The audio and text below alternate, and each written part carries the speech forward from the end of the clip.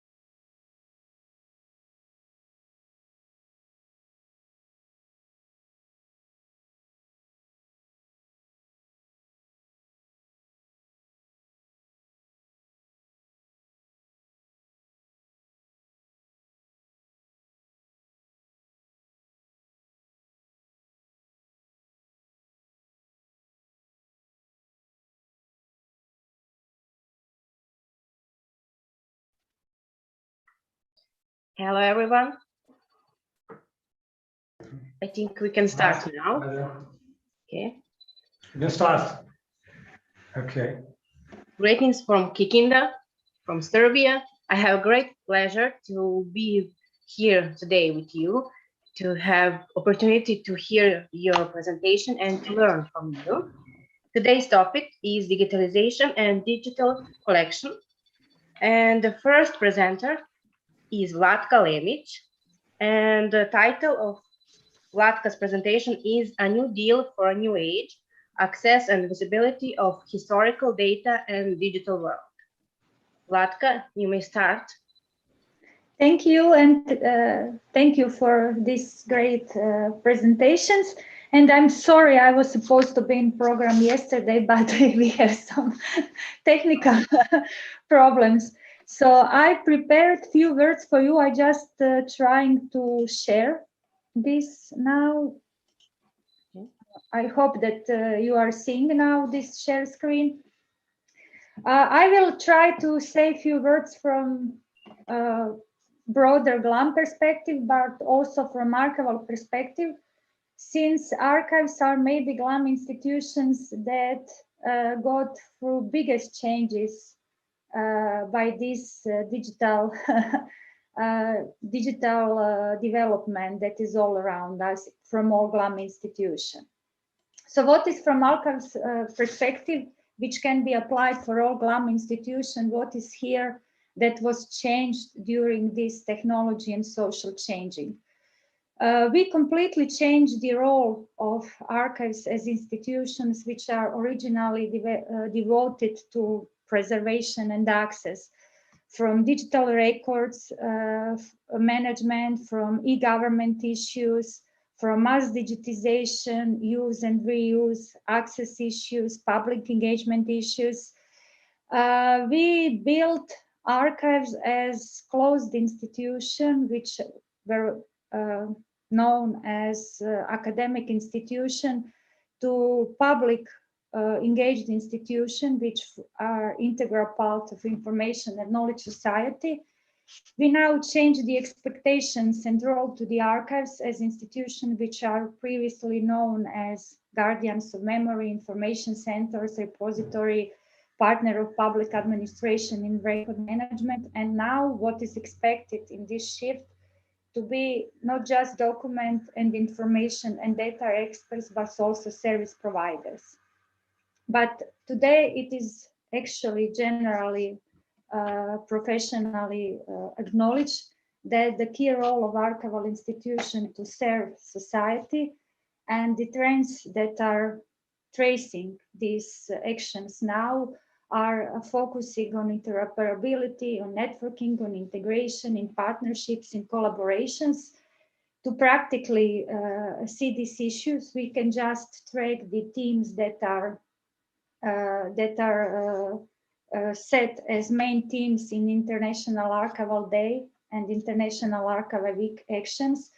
This is themes including accessibility of archives, empowering knowledge society, gender issues, community issues, engagement issues, multicultural issues.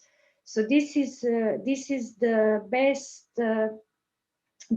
best example of how trends and how shifts in this institution from professional issues and themes toward public engagement and social issues are changed. What is here in digital era that set this transformation? Access to archives, which is always main purpose, not just of archival institution, but GLAM institution as a whole, changed. That is not just for academic use, as I said, but now it is going toward huge public groups, community engagement, diversity of archives in all parts of human activities, multiplicity of formats, memory functions, area of various area of exploitation of archival information.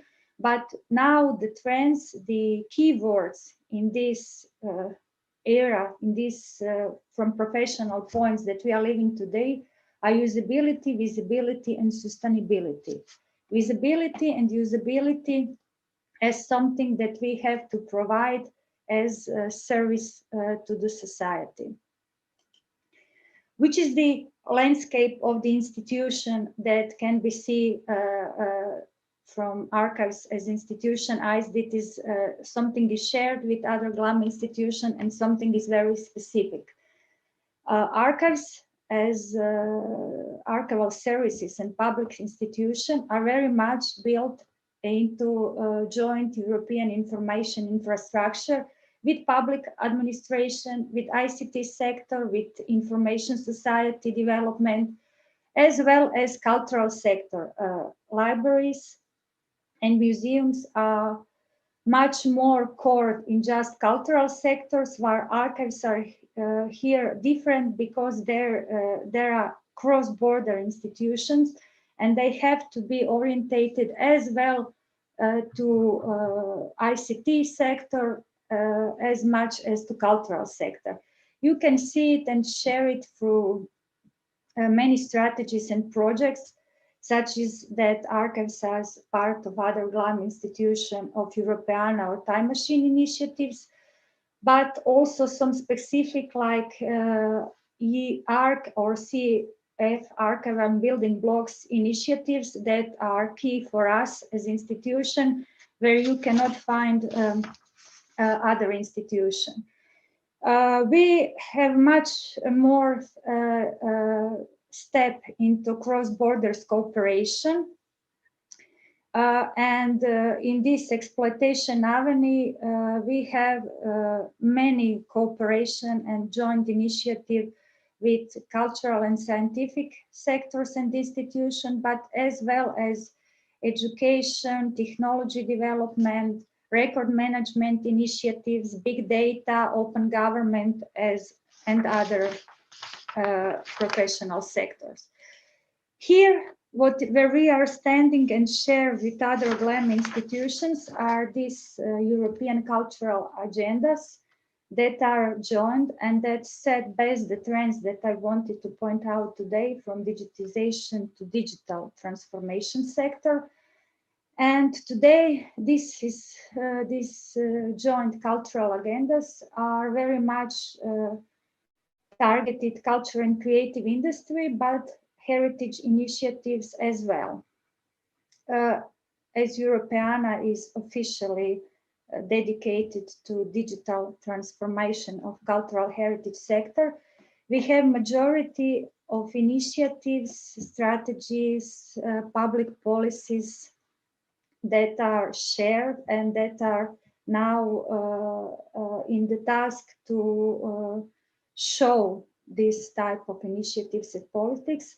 I here put just few of these for some new, for recommendation of the digitalization. One of the first was 10 years ago, to newest initiative like this declaration of cooperation of advancing digitization of cultural heritage sector that is now in action, or last year European Heritage Alliance Manifesto.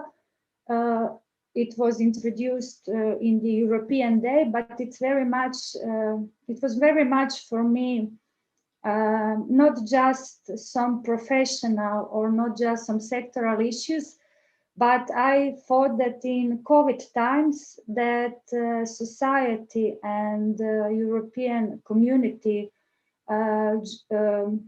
choose cultural heritage as sector or as theme that can be catalyst for the future of the Europe and which can be driver of future changes and shift in societal and economic way. It was, for me, very strong message for all society.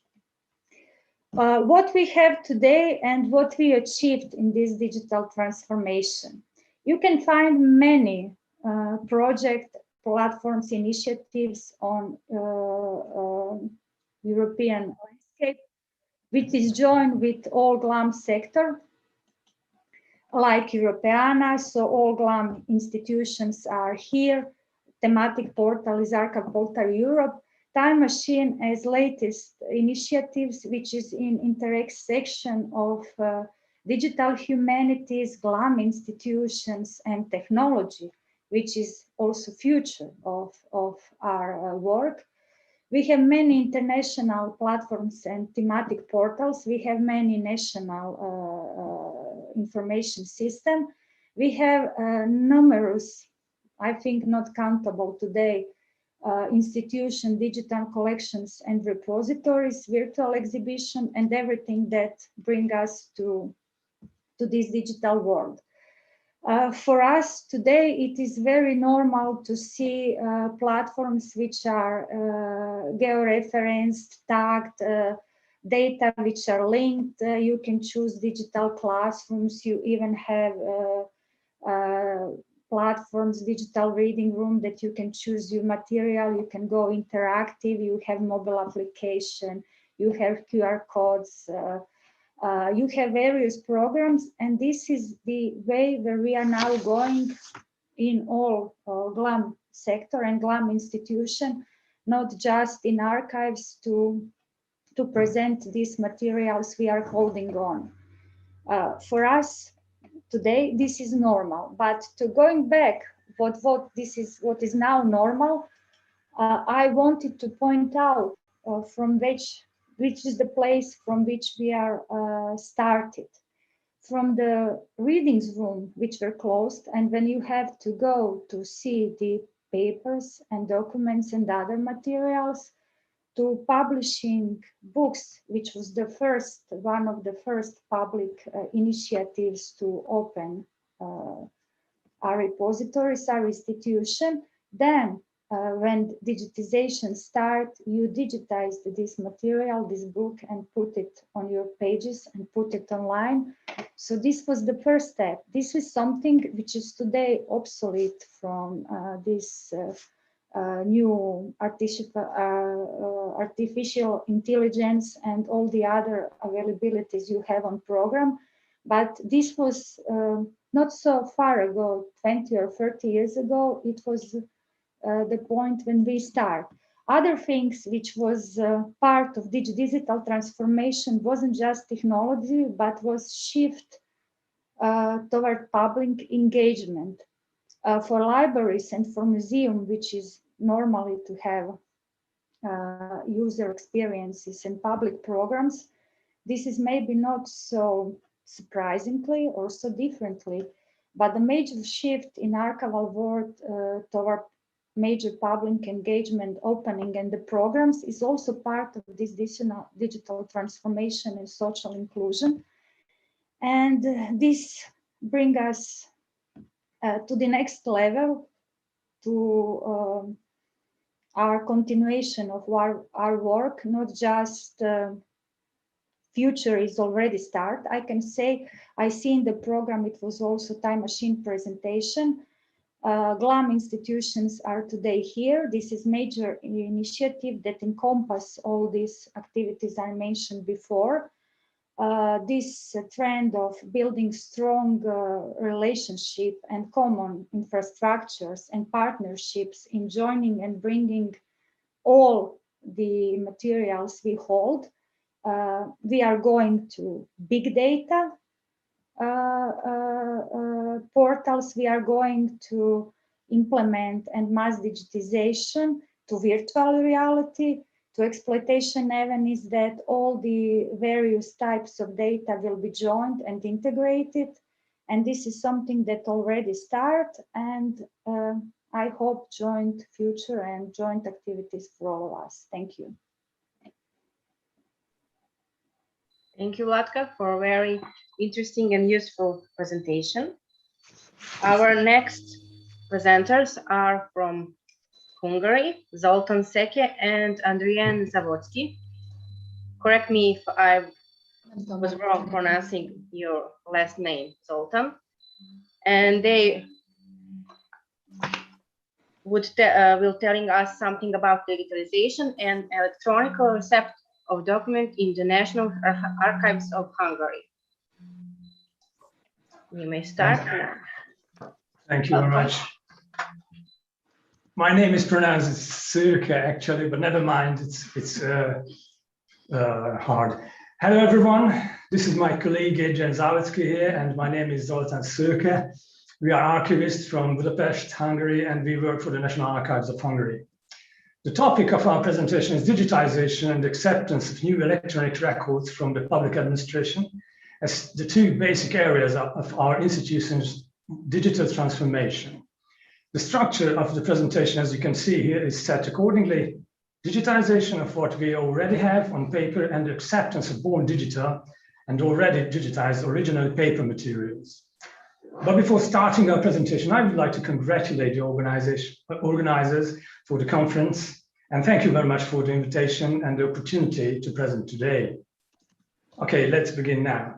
The digital transformation of the National Archives of Hungary takes place in three different but interconnected areas. The first and most obvious area is the mass digitization of the physical, mostly paper-based records being already in our custody, which is an ever ongoing process. The second area that started in 2019 is the acceptance and ingest of electronic records transfers of public administration. And the third latest area is the implementation of e-services, including the connection to e-government processes and the introduction of an ISO 9001 compliant quality management system. The National Archives holds nearly 300 linear kilometers of paper records created from the 1st century to the 2000s. As the development of information society accelerated and user requirements changed in the 21st century, to which the pandemic now largely contributes, the archives had to face new challenges. The assessment and mass digitization of the most demanded records began in the early 2000s, followed by the organization into databases and their online publication. The National Archives has more than 50 different databases now, the most visited of which are directly available on the archives websites. All records are registered in the Scope Archive archival information system in accordance with the International Archival Standard ISEG. Once a record is registered, it immediately appears on the public searchable interface of the Scope Archive as well. The actual records are stored in Preservica, the long-term electronic preservation system of the archives. Preservica is an OS-based system and a world leader in digital preservation technology. In the National Archives, the public interface of Preservica is the databases online, as you can see here. As an example, I inserted here a small part of a high-resolution digitized map from Adrian's doctoral research on Hungarian-Italian economic relations that clearly demonstrates the high quality of digitized documents available on our public surfaces. The second area of the digital transformation of the archives is the acceptance and long-term preservation of born digital and digitized public records created by the government agencies and other public institutions. The actors of central administrations, mainly ministries, in Hungary are now able to manage their affairs entirely electronically, or to convert their documents previously kept on paper into a certified electronic copy and transfer them to the archives. This accomplishment is the result of more than a decade of e-government research and development carried out mostly by EU funding. In 2016, the government also developed the legal and IT framework of the creation, management, and archival transfer of electronic records. And at the same time, the archives developed the so-called Electronic Archives Service that made possible the acceptance of transfers on the archive site. Following a test period, the first live electronic transfer took place in 2019. The archives took over electronic records created by various departments of the Ministry of the Interior between 1993 and 2010. The documents received electronically were originally paper-based, then digitized and converted into an officially recognized copy by the ministry's own certified software. A total of 179.7 linear meters of paper-based documents were converted into 114 gigabytes of electronic documents. The transfer was loaded from physical media, CDs and DVDs, into the long-term preservation system, the previously mentioned Preservica. The whole process took 3 hours. The archives received a transfer in OIS compliant SIP, submission information packages, receipt package, the IT requirements of which are set out in a format regulation of the central government. But what does an electronic handover look like? The archival ingest is generally a rather complex process, with the files first undergoing a security check, which means an automatic virus scan of the files as they arrive. The files were then quarantined for a period of 1 month, according to the protocol. That is, placed to a temporary repository, virtually and/or physically separated from the archive's IT system in order to prevent any undetected malicious code from infecting the entire system. The next step was the structural check of SIP files. For the time being, manual methods are available for this purpose. In the first round, a visual inspection took place. That is, the IT staff checked the files to see if they had the required directory structure, header, content, etc., as well as whether the file has the required metadata and whether this metadata is in the appropriate structure. Once everything was found in order, the upload itself could start, which is essentially a conversion synchronization process, during which a so-called AIP or archival information package file is created. This process includes the creation of a corresponding description unit in the scope archive system, which is also reflected in the preserve ecosystem. After the time limits of public access were set, the freely accessible part of the transferred electronic records could be published immediately. And this is what the XML structure of an uploaded SIP package looks like. It's not a very interesting one, but this is what it looks like. Okay. Some words about our future plans and development directions. We are currently working on how to perform the security check of the XML schema, which you could see right now, automatically instead of a manual check. One solution seems to be a software robot. We are trying to find out how we can teach the robot to perform the check without human intervention. So this is what we're working now on. And now a brief summary,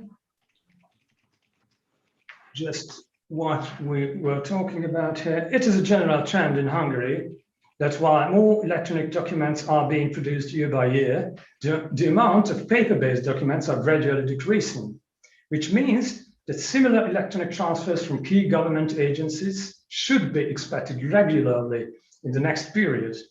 The goal of the Hungarian government is to achieve a paperless public administration, to which, taking into account the international trends, Hungarian legislation and IT development will also be adjusted. In any case, as you have seen, the National Archives of Hungary is already able to receive and ensure the use of electronic records even today. But we have to remain proactive with our own developments as well. So that's it. Thank you very much for your attention. Thank you so much. And goodbye. Thank you for really interesting presentation. And sorry once again for my mistake. No problem. In Serbian, we pronounce your last name like Seke. Yes. It's an O with 2 accents above it. Yes. It's pronounced as O, like O. Yes, I know. Okay. If anyone has any questions about for Zoltan or Adrian or Vatka, you can write in chat. Thank you once again, Zoltan and Adrian. Thank you so much. Thank you very much. Next presenters are coming from Slavonia, Croatia. Marina Vinaj, Ivana Knežević-Križić, Tihomir Engler, Kristijan Crnković.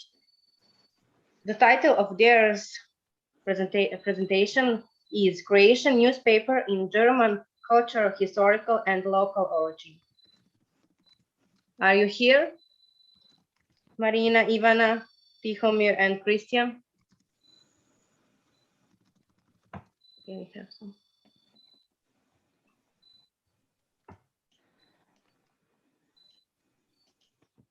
That's it. Once again, Marina, Ivana,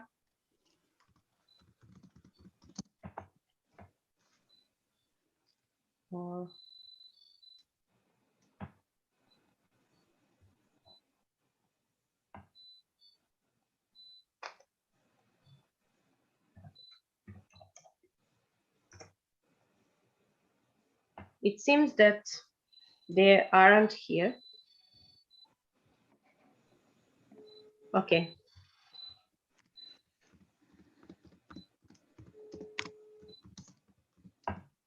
We can, I don't know where is the problem, but to track our schedule, is there, Andrew, are you here? Yes, good morning. Good morning. Our next presenter are Andrew J.M. Smith from Emporia State University, USA. And, okay, Andrew, you may start now. Perfect, thank you. Good morning, everybody. I'm feeling a little inadequate amongst these wonderful archivists, but I'm looking very much from a public library perspective to some extent. And really the title of my presentation, Designed to Confound, I'm concerned about limitations on use and access in digital materials. And so I wanted to look just a little bit at digital materials in context. I wanted to look a little bit about difficulties, particularly for public libraries in cost, licensing, and access, and then also to consider accessibility, which is a huge problem for libraries and archives here in the United States, simply because of the legislation that now exists about accessibility, as in the machine readableness of materials to give access to people with disabilities. And then I have a few practical suggestions that I hope may be of use. We all know that digital materials can offer us equitable access pathways. They open up opportunities for people to access materials. We also are aware of the fact that we have access without geographical restrictions. We have instant access. There is the ability to make materials manipulable for adaptive applications, to enable people to use screen readers, to enable the use of different technology to allow access for people with disabilities. And then there are also the preservation benefits. And whatever we think about that particular archival argument, there is no doubt that digital use limits the need to handle actual materials. And so we can certainly agree on the preservation aspects there. But really what spurred this in me was thinking back to the very first ebooks. And I'm not sure if any of you experienced this, but the very first ebooks that I had access to, which is admittedly 20 years ago, there was a very small viewing screen within your computer window. 6 short lines of text were displayed. And the whole idea was that it was designed to prevent copying, printing, and other forms of use that users wanted. So it was a very limiting thing. On the one hand, it was giving access. On the other hand, it was taking away a lot of the things we wanted to do. But my thought with current digital materials, how helpful are they? How much are they still designed to limit and control use? And are they providing the ease of access that we need? Now, certainly for libraries and archives, one of the most difficult problems with digitization is the cost. If we're dealing with purchasing or leasing the created digital materials, the cost may be equal to or greater than print. So the savings that are incurred over print production, over warehousing, over distribution are not always evident to the purchaser. We have the cost of infrastructure to provide and maintain access to digital materials. So often we know that people who tell us simply to digitize our materials and everything will be lovely do not understand the tremendous cost that is required to store and give access to those materials. Certainly here in the United States, the whole problem of purchasing materials versus leasing access is a big difficulty, and particularly when we think of the length of the contract access. And if I stop a contract, do I automatically lose all access, not just to future materials, but to all the past materials as well? And then the rapidly increasing costs, and the United States, this is characterized by what we call the journals crisis, where the cost of subscriptions to electronic journal databases is increasing at a far greater rate than the actual rate of inflation. When we're looking at digitizing our own print materials, we of course have the costs of digitization equipment and software. We have the cost of staff time. We have the cost again of the distribution infrastructure and the cost of storage, which, as we know, as our archives grow or our collections grow, the cost of storage becomes a factor as well. We very much here in the United States have difficulties with licensing. We have problems with library embargoes. So libraries are not allowed to purchase or lend immediately upon publication. There is a delay before libraries are allowed to buy materials. We have limited use licensing, where some publishers will only allow us to check out a book 26 times before we have to buy a new copy. So we are only buying a 26 checkout copy. There's now a higher cost than print, so that we are being charged more for electronic materials than for print. There is no interlibrary loan. We're not allowed to use our traditional library access strategies. And then there are geographical restrictions. So something that may be available in the United States is not available, for example, in Serbia.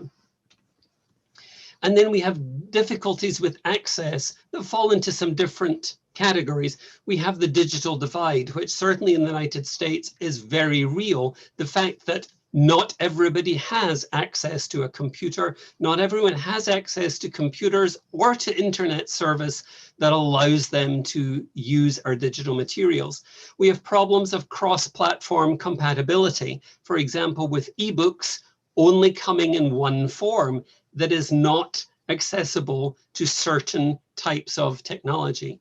We of course have user preference, and it's worth remembering not everybody prefers digital materials. I have been studying with a colleague graduate students' use of digital materials in an educational setting, and there is a very solid 30%, 33% of people, of our students, who will buy a print edition even if a digital edition is provided at no cost.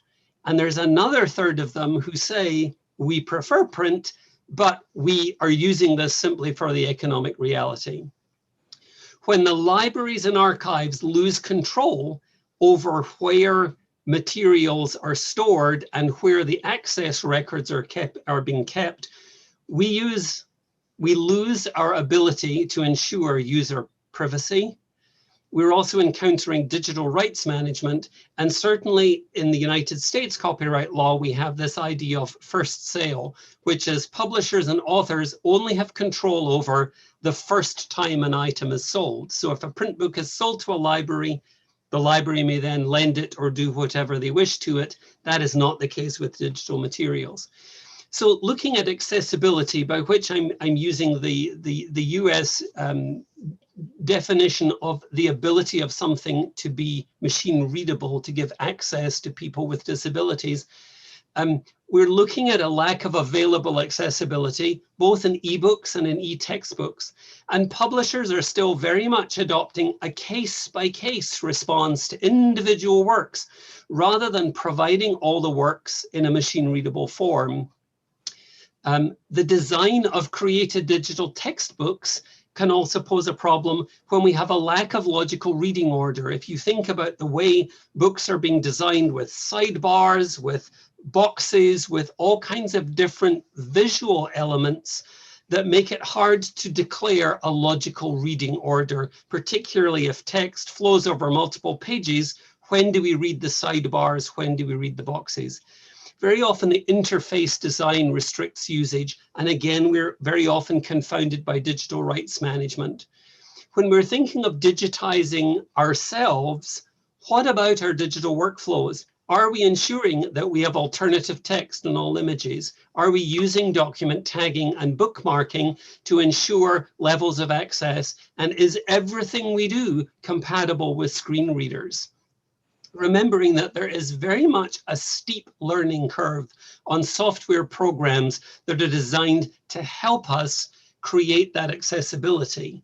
And also, there's a lack of understanding of accessibility needs. So here are some very brief practical suggestions. We very much need to understand our end users, their needs and their preferences. I think we also need to work on differentiating materials. Not everything needs the same kind of presentation. Not everything needs the same levels of usability.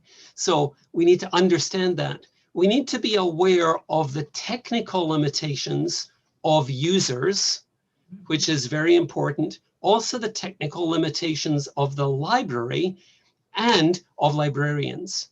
We need to collaborate as much as we can to develop appropriate skills training to allow us not just to digitize, but to digitize for use. We need to be collaborating when we're purchasing to require materials that be accessible. So just in case, accessibility, not just in time. We need to consider how we're licensing our materials where appropriate to ensure the maximum open access. And then we need to be working together to create digital resources that enhance our libraries and archives rather than make them redundant. And so this has already been referred to in our first presentation today. When we're talking about using our local collection knowledge, we're providing enhanced finding aids, and we're creating interpretive and educational materials that are enabling us to move our digital collections into a new realm of usefulness. Thank you very much. Thank you, Andrew, for really great presentation and useful too. Our next presenter comes from Czech Republic, Eva Novotná, and the title of Eva Novotná's presentation or recording video is Treasure or Trouble, or digitized Czech map collection. Our host, we will. Good morning. Good morning, Eva. Good morning. Thank you for invitation for this excellent conference. And we can share my video presentation, and I am staying here for next questions or feedbacks. Thank you.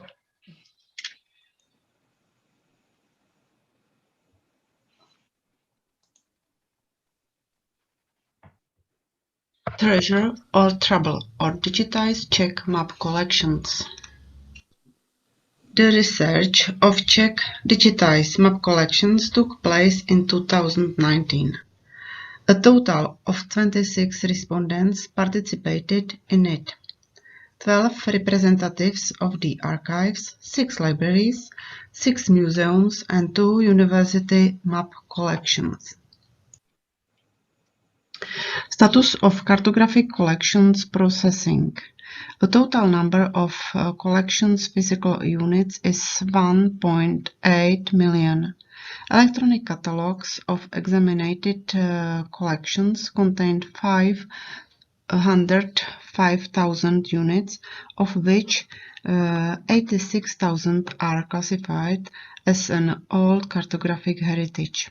The research shows that the collections hold definitely the large number of old maps together with manuscript maps in second place. Status of digitalization and publication.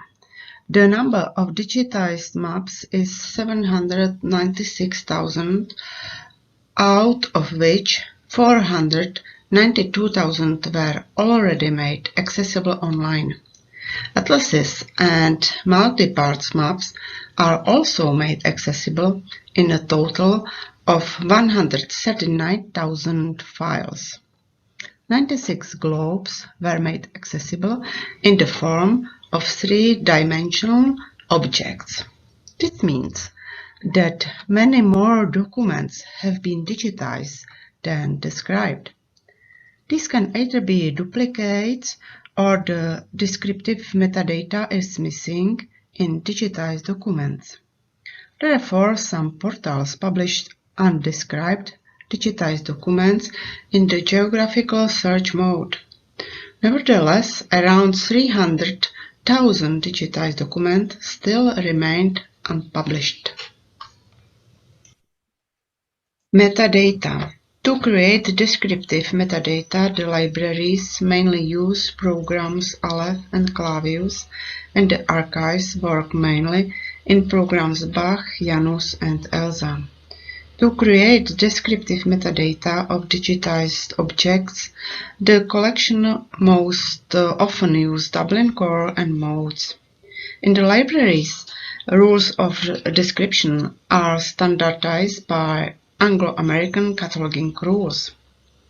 The archives mainly follow Bonner's rules of description. Geographic name headings and subject headings are mainly applied to the subject description of documents. Services. In the field of public services, digitization of map on demand is certainly the most frequent. Researchers are also provided with support by selecting sheets from the graphic index or the possibilities to georeferencing of maps. The most important service, which is the free download of the digitized document and its free use, is currently offered by only 3 collections. Other services are consulting, bibliographic services, workshops, publishing maps, or identification of unknown works. Data usage. Digitizing data is mostly used by both professional and lay public, and also by universities and memory institutions. Between 50 to 60% of data are used by employees of Academy of Sciences and scientific institutes. About 40% are book publishers. The lowest level of cooperation is with primary schools. Learning and promotional materials are prepared only in 15% of institutions. In particular, they are leaflets, calendars, mousepads, mugs, or reprints of old maps. Accessibility and aggregation. 13 Czech map collections export their data to 18 different map or universal portals. Of the nation ones, a leadership belongs to the portal staremapy.cz, which serves the public to georeferencing of old maps. The second most frequently used one is the portal Manuscriptorium. Of the foreign aggregators, it was the map portal oldmapsonline.org and the European Digital Library Europeana. Conclusion. The cataloging needs to be completed and the remaining 300,000 digitized maps published. This is often related also to the financial situation of map collections. The level of digitization as well as the quality of the description of documents and digital objects is very good. It would be appropriate to expand the number of collections that provide digitized maps for free use for users as much as possible. The data usage should more focus on secondary and primary schools, but also on the media. Little attention is paid to the promotion of map collections. In the future, it would be beneficial to create an union catalog for cartographic documents at the national and international level, as well as one map portal for digitized documents. Thank you for your attention. Thank you, Eva, and for your great exposure and very useful. If you have some question for Eva or Andrew, you can write in chat. And next presenter comes from Ecuador, is Jorge Poveda Yanes. Jorge. Yes, good morning. Good morning. Thank you. So I'm gonna try to just share my screen now, and I should be good to go. Thank you very much for the space and for allowing me this time to share some ideas that I've been preparing over the last year. So I have prepared for you this presentation entitled Digitizing Indigenous Intangible Cultural Heritage, Motion Capture, Intellectual Property, and Misappropriation. And for starters, I wanted to bring your attention to all the content that is circulating, has been circulating even before the pandemics, but with even more intensely during the times that we have been socially distancing.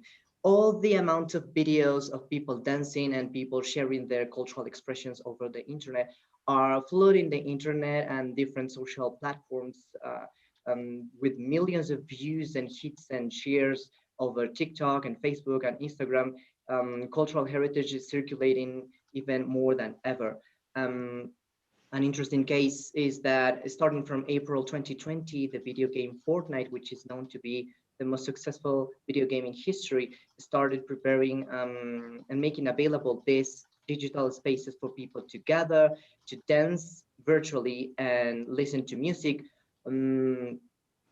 Very popular DJs and pop artists were providing music in these spaces. And what is interesting for me is that users and customers were able to employ digital avatars to perform small capsules of movement. And so the video game is providing these emotes for customers to engage with one another, express their creativity while dancing. Dances that range from popular culture to folk and etc. And so, of course, you can imagine that this has already bring some problems for the circulating of cultural practices. And indeed, 4 different dancers in the United States have sued the company that is responsible for the creation of this video game for using without authorization their dances in this software and also profiting from it. For instance, in the month of March of last year, this video game had the revenues of $300 million, but of course, none of the practitioners or the creators of these dances were retributed in any way.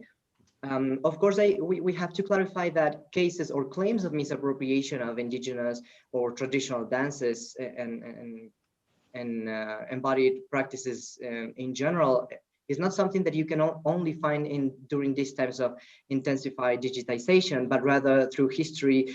You can take the case of Maori traditional dancers complaining that their ka mate haka dance has been used without authorization by the New Zealand rugby team, or even by the Italian car manufacturer Fiat.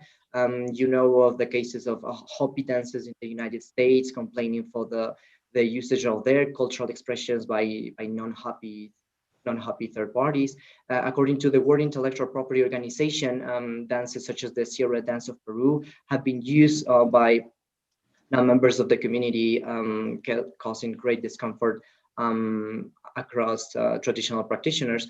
And more recently, the Cahuelta yell, which is a dance traditionally performed by the Mapuche people in Argentina and Chile, was used by the Hungarian choreographer Esther Solomon across European contemporary dance festivals without authorization, causing great discomfort. But what I want to highlight in this particular case is that the dance was used thanks to digitization, or better said, it was misused thanks to the pervasiveness of YouTube and the availability of a lot of cultural practices across the digital spaces. But you could ask, how come that all these cases are happening, and what are the legal regimes or the government's doing about this. And the truth is that for any cultural practice to be protected, it has to comply with the national laws regarding intellectual property. And so even though it varies from one country to the other, there are very similar elements that are included in this type of laws. For example, individual authorship, the requirement of the product being innovative and being tangibilized over a medium. However, when you take the case of traditional dances, they usually are not individually owned, but rather collectively practiced, and they tend to be incrementally innovative across generations, which makes it difficult for some practitioners or some communities to prove that indeed their product is innovative. And as you might well know, traditional communities tend to transmit their knowledge through oral medium instead of tangibilizing, which makes it a little bit more difficult for them to have it rendered over a tangible medium. So with all of these ideas, I decided to start an internship at the Ritmo Center, which is an interdisciplinary research center in rhythm, time, and motion of the University of Oslo. And basically what I wanted to do here is to experiment with different ways in which a dance or a human movement practice could be rendered digitally or available to be seen through computers. And during this internship, we use quantity of motion reports, motion grams, motion capture, history of movement reports as the ones that you can see here. And of course, we started comparing them side by side, the different recordings that we were able to produce. All of this in the context of the movement similarity project that I work with along with Benedict Wallace and the professor Christian Nimon.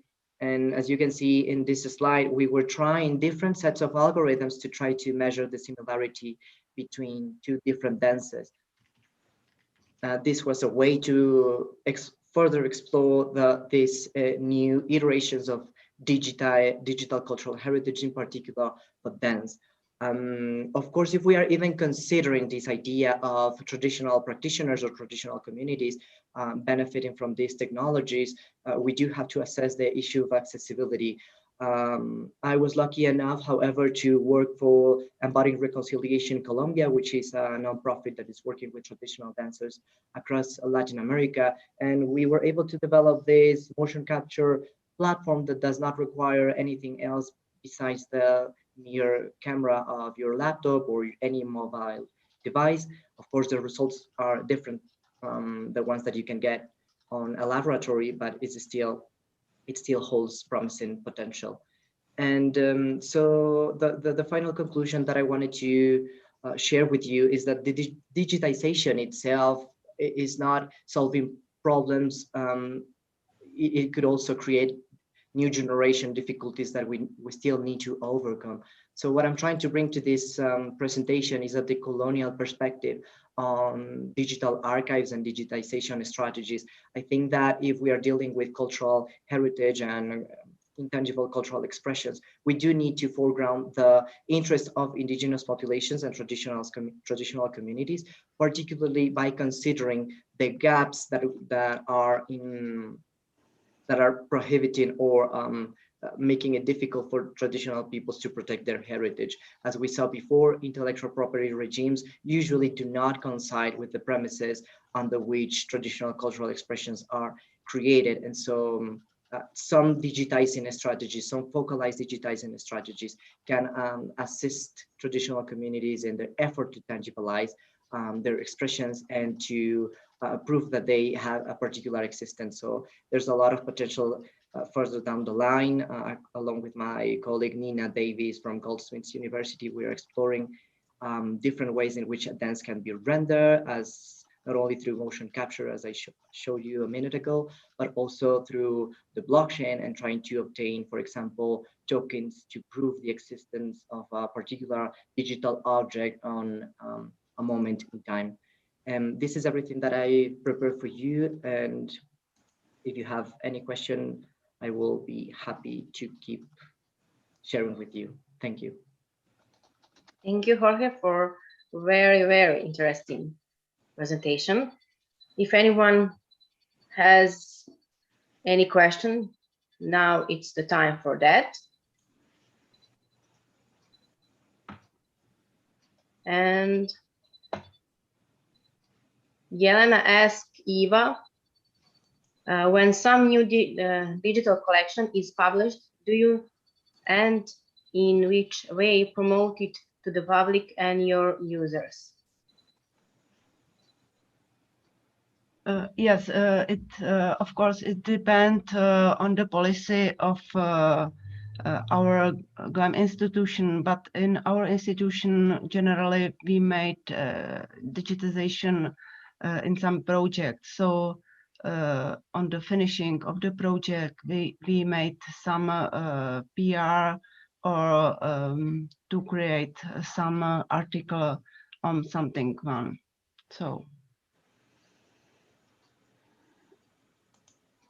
Okay, thank you, Eva.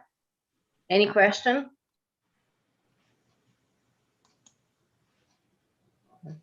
Don't be shy. The presentation was really, really interesting, and I learned so much. Thank you for that. Dunja, I asked in chat, but I'd like to ask it in the question personally. Hello, I'm the other Jelena from organizing committee. Nice to meet you all.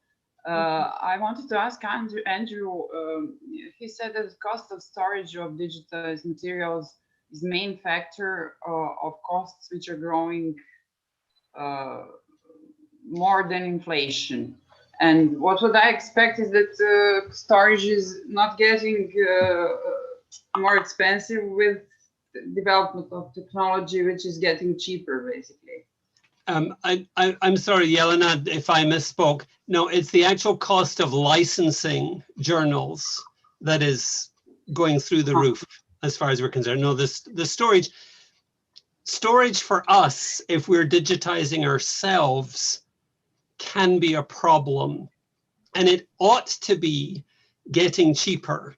But when we start looking at the quality of the digital images we're producing, and then the speed of access that we need to provide instant access to materials of that quality, we need better connections, we need more storage. But in fact, for the journals, it's the actual cost of licensing the journals.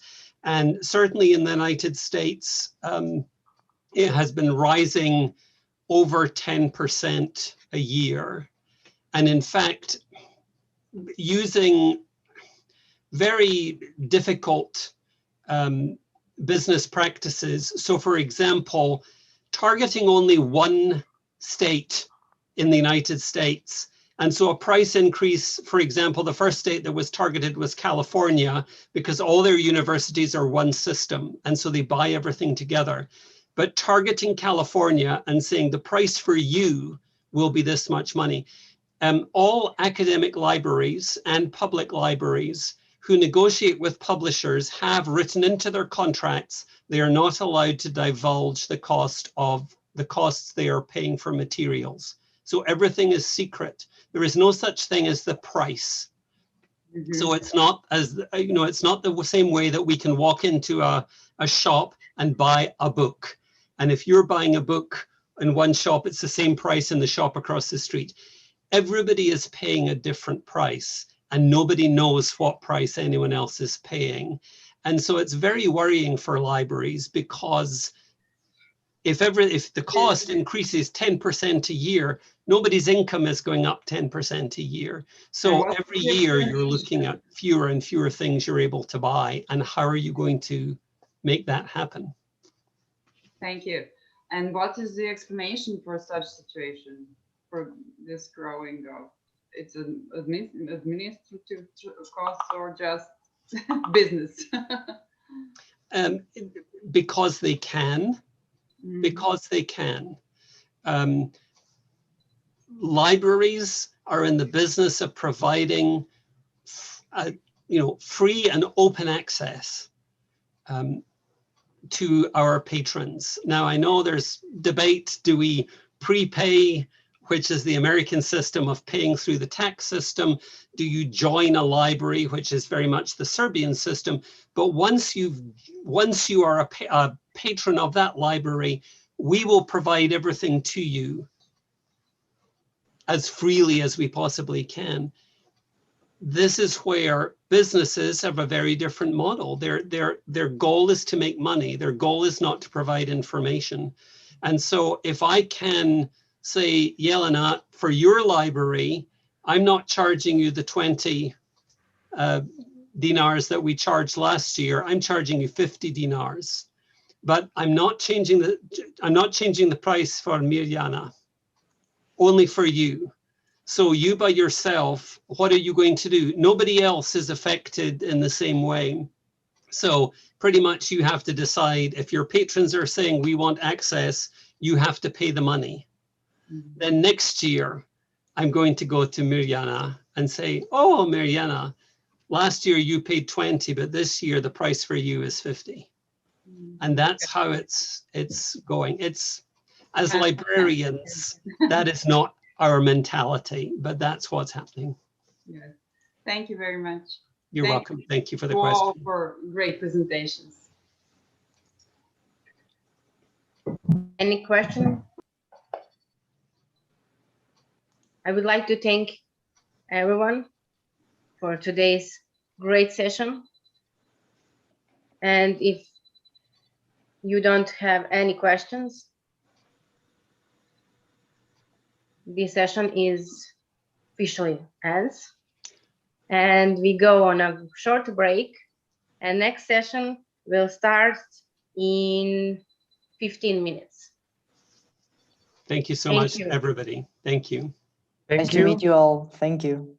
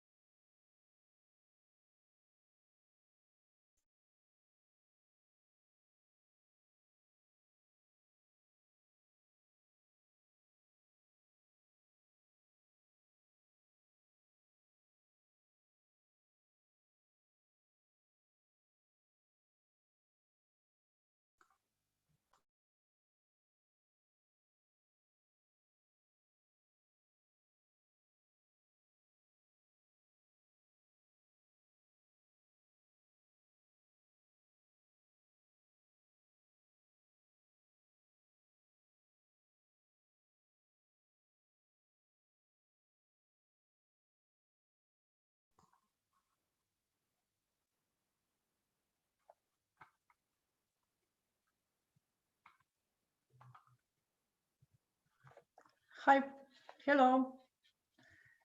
Do we hear each other? And see, of course. So, dear people, hello everyone on this digitally transformed conference. I hope you're fine, healthy, and ready for more great presentations. I'm Mirjana Nešić, passionate librarian about digital technologies and a member of Serbian Library Association. I will be the chair of this session. Digital transformation involves many different aspects and it consists of many different activities. Digitalization of our collections is very important and huge step on digital transformation.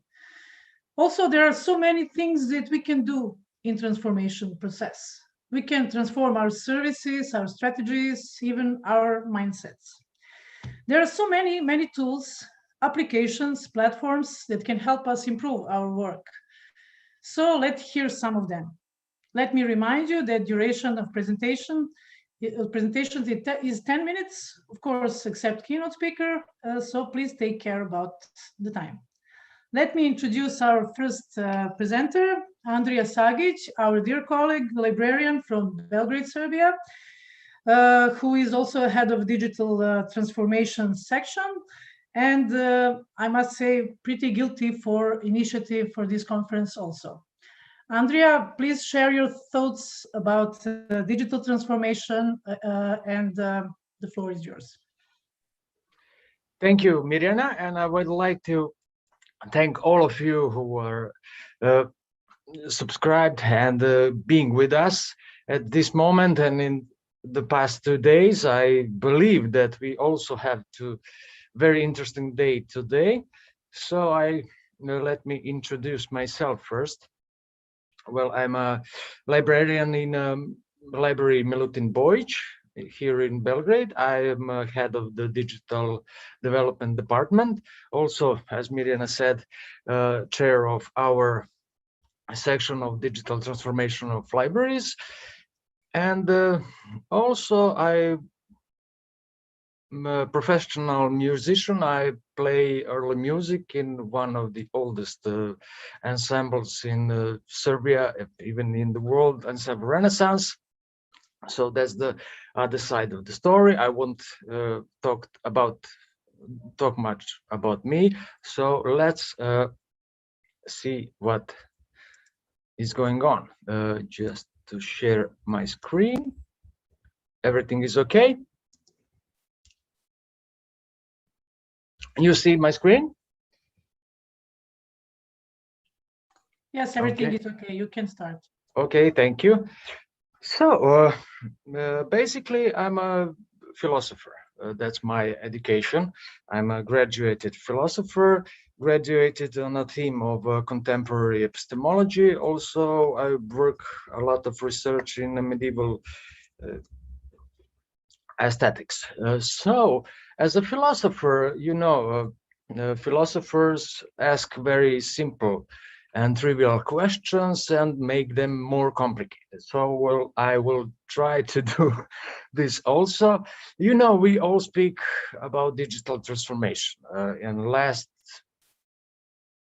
decade, especially last year, the digital transformation became the first issue that this society have to handle, and how is the best way to handle with it. But no one actually don't ask what is actually digital transformation. So I would like to try to answer on that question, asking some trivial questions. So let's see. Okay, let's see, what is a transformation actually? This is transferring one format to another. You know, we have books, we have manuscripts, we have maps, everything what we hear, documents, audio, video material, tapes, and we all that actually put in another format. This is digital format actually, and we transform that original material to some digital format. We will see what is digital format. Okay, let's see actually what we can transform in libraries, and archives, theaters, museums and galleries, concert halls, and of course, educational institutions. When we gather all and try to make some specification of everything, we get only these three types what we can transform into digital format. What it is? This is content, this is services, and this is our internal organization. Let's see what is content in all those institutions. Let's see. In libraries, we have books, manuscripts, maps, photographs, and etc. In theaters, we have performances recorded. Yeah. In museums and galleries, we have paintings, sculptures, artifacts, old. In concert halls, we have concerts we can record. And in education, it's lectures, and this is the books for those lectures and some practical materials. Okay, that would be content. When we digitize actually that content, we get only 4 types of files we can get from all the diverse content. What it is? It's textual file, it's an audio file, it's a video file, it's an image file. Only that 4 type of files are covered all the content we have. But what's the digital in this? Of course, when we make a file, make a scan from a text or a manuscript, I put it on scanner read it and put an image file to our computer. This image file is stored as a bunch of zeros and one. You know, that's the way how the computer store its content. And that's the way how computer work actually. What we see is the upper layer. On the layer on the computer, machine reading, that's only zeros and one. Let's see, what about services?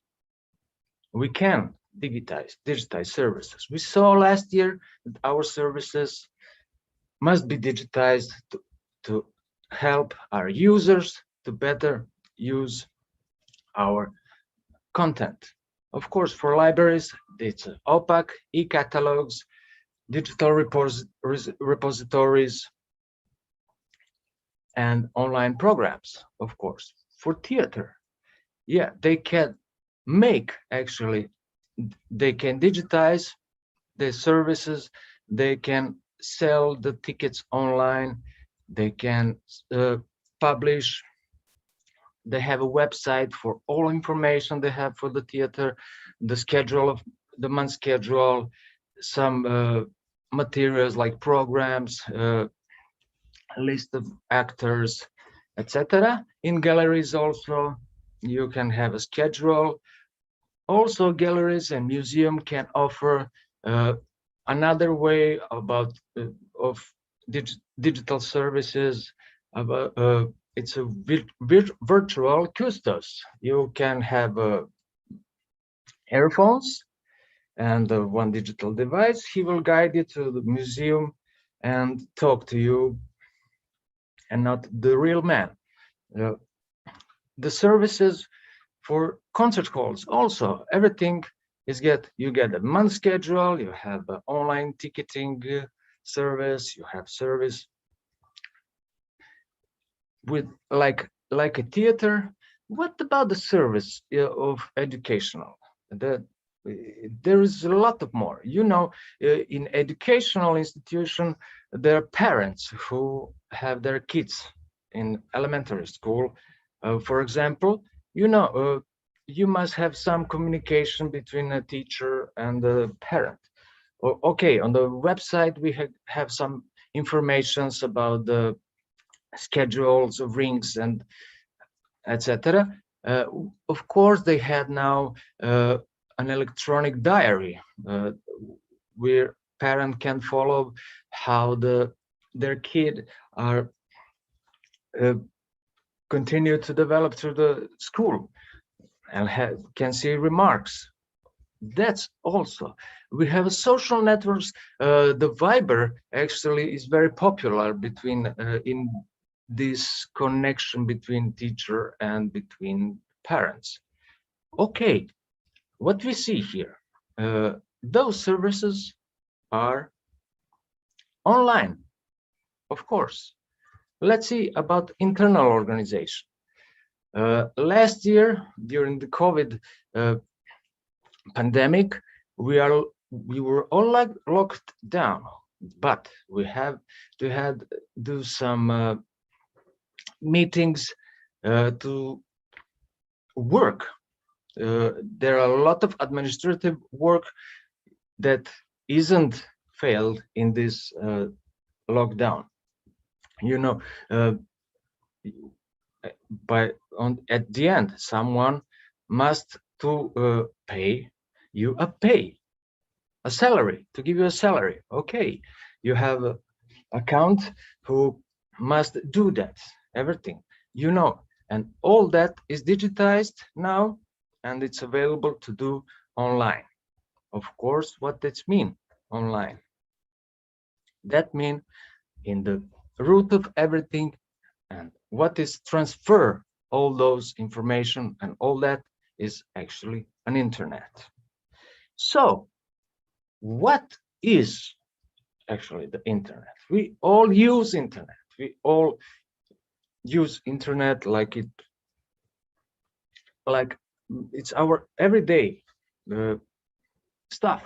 We don't think about that. We don't think about how it's worked. It worked. Okay, I need some information. I type on a browser, I don't get. Okay, let's see how this transfer is work. Actually, internet. For example, I type the digital bds.rs. This is a web address I type in my browser. My browser sends this information through the internet to the domain name server. What is the function of the domain name server? The domain name server actually look exact address of that web address. What is exact address?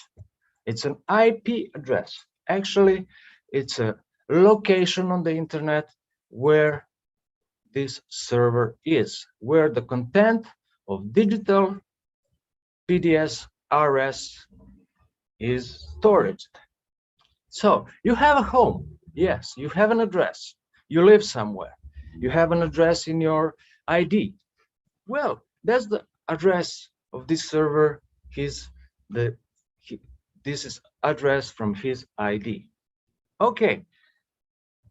What we store in this server with this IP address, we can store all the content and all the online services and all our internal organization. Everything is stored in servers and is transferred by the internet. How we're gonna organize that? That's another question. We question this very simple question. How this everything work? Well, here how it's work. Through the internet and through the communication between servers and all digital devices like computers, mobile phone, tablets, laptops. And actually that's it. So let's ask another question. What are the main senses men have? It's a sight, it's hear, it's touch, it's a smell and taste. Why is this important? Let's see. in digital world, we use only sight, hear, and touch. Touch we use only for controlling our touch screen, controlling our mouse, and typing on a keyboard. We use only sight and hear. So, are we actually transfer the human during the digital transformation to mostly use those three senses? Think about that. Okay, we transform a man through the internet for using only those three senses, mostly in his life. Okay, let's ask ourselves, are we made a digital man? Yeah, all the content from libraries, archives, theaters, museums, galleries, concert halls, and education are available through internet and storage through the eye, the sight, and hear in our brain. That's one point. The second point, what I would like to say, the last year we all locked down. We were in our houses. Of course, in our houses, we had libraries in our houses, archives. We have a theater also in our houses. We have galleries and museum in our houses through the internet. We were on concerts. There were live concerts over YouTube or other platforms for live streaming. And of course, the most important thing, the whole educational process was online. So we, as a parents, we were a teacher. Beside the regular teacher, online teacher, etc. We work. Think about that. How we see the world. Last year, we saw the world from our house. We were banned to get out. And what was frightening to me was the adoption, and very easily we adopted the social distance, which means that humans must be distanced between them. Okay, how we look the world now through the screen? I would like to ask you to remember something. If you go somewhere as a tourist on a sea or to see some old city, go somewhere, travel everywhere, what you see? Do you see a bunch of people watching the world through the screen? They photograph everything. They actually don't see the world as is. They see the world through the screen. This is my opinion. We can discuss about that. That's why I'm here to discuss, to see. And are we, during the digital transformation, transform us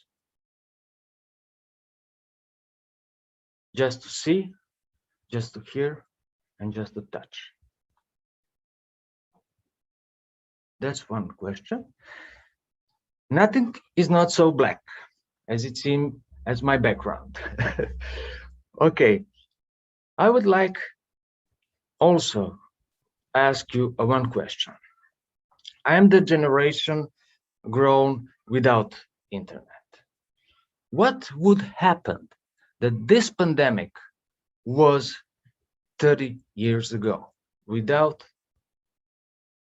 all the possibilities we have? What would happen? maybe we would stay home alone. Thank you.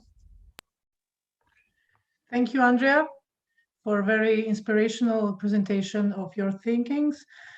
I must add one thing about talking about senses. You know, I heard somewhere the Japanese invented some kind of artificial lips with sensors, so you can feel, I mean, kissing on the distance. So maybe one more sense we can add here. Yeah, but you still need to be wired in your brain. You must actually feel the sense. Yeah, this was more or less a joke. I would invite our participants to give some questions, if anyone have something.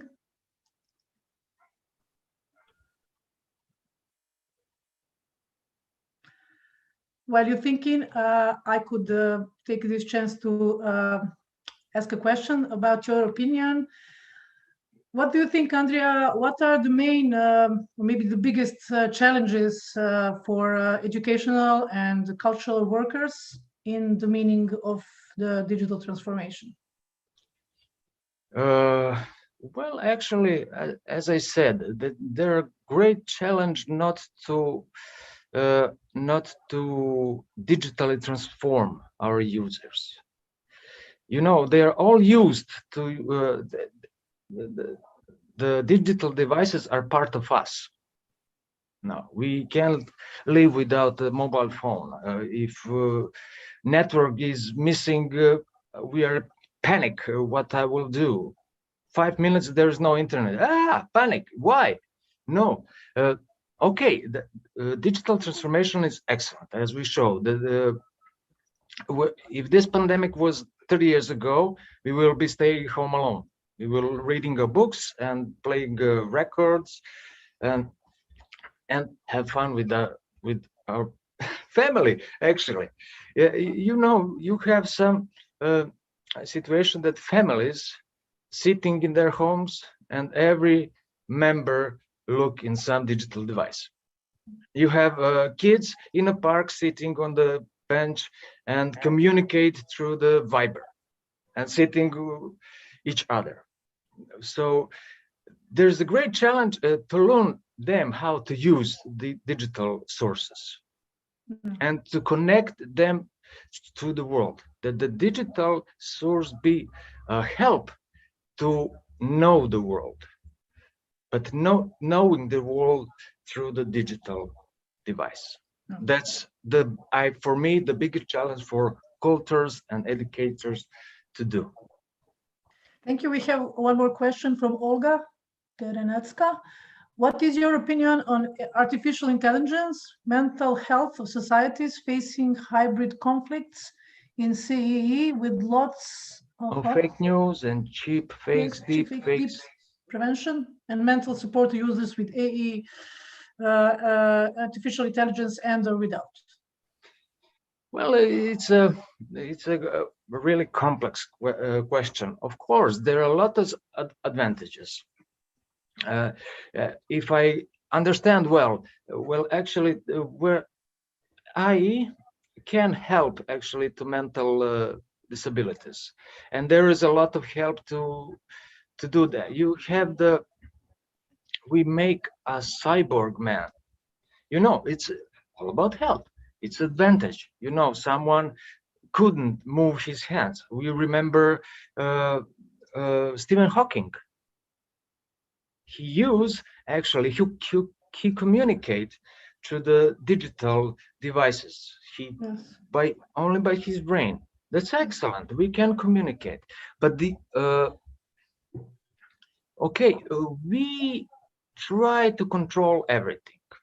We think if we made some artificial intelligence that it will do by the logarithms what we want. And of course, I remember Terminator.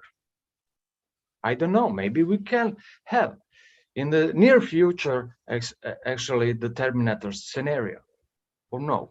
We don't know, actually. We are in the space. We actually don't know what's going to happen in the next year. No, in the next 10 years. So that's, I don't know really what's going to happen. Yeah, we have to be smart when we use technologies. And of course, I mean, technologies are important, but they supposed not to be the leading someone or something. But the people should lead technologies. If you understand, yeah. Yes, yes, yes. Of course, I must cite just one thing from Harari. I'm not maybe paraphrasing Noah Harari. You'll know Harari. He said, I want that Google use data about me, not only to sell me products, but to take care about me, to take care about my health, of my well-being, and so on. So I think smart usage. Excellent, excellent. There's during the pandemic, the Apple and Google seems they developed actually the applications about alarming who have COVID. And there was a great discussion about the privacy, or the data they use. They cursed Facebook. We don't use actually the privacy data. We don't know who you are. Yes. We just follow you where you go. Yeah, but how you don't know who am I? Yes. So digital ethics. I think it's one very important topic. Maybe we should talk about that more some other time more. Yes. The security, the safety about data and everything. So yeah. Thank you very much. Is there any more questions? I mean, we could talk more about it, but I think we are running out of time. Yes. Thank you, Andrija. No, thank you. Yes, let me, if anyone has some other question, please, you can put it in the chat. I'll be in chat, later, of course. Maybe later, yes, if we have time. And maybe let me invite our next presenter. She's coming from Russia, from Irkutsk Regional Children's Library, Khodina Elena Yurevna. And she will tell us, the title of her work is The School of Library Fundraising on Educational Platforms. Khodina, do we hear each other? Are you here? Khodina Elena Yurevna.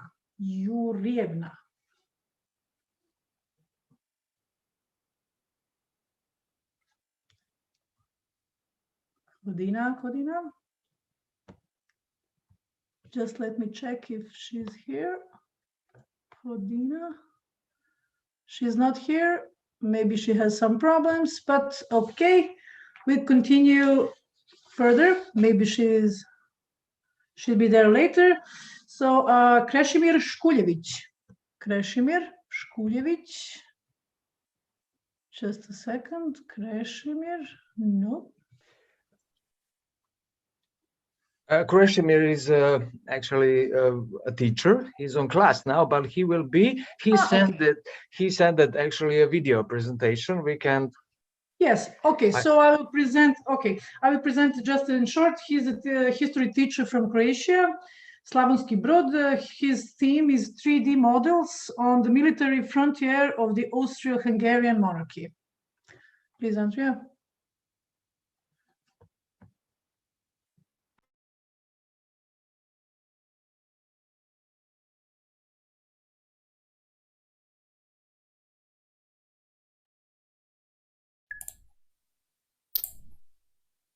Austro-Hungarian monarchy military frontiers. The purpose of the research is to define the characteristics of the digitization of the educational system through the use of archival material specifically related to the military frontiers during the 19th century in the Austro-Hungarian monarchy. In 2021, teacher Vladimir Nazar Elementary School, Slavonski Brod participates with students in the realization, which has several developmental phases. We explored real estate, buildings, furniture, based on the original designs. That's what we've accomplished authenticity with. The second stage was to collect as much published literature as possible. Later, we approached the creation in the SketchUp digital space. Our goal was to create a collection that we will shape in a format that represents the largest warehouse of 3D models in the world, Sketchfab.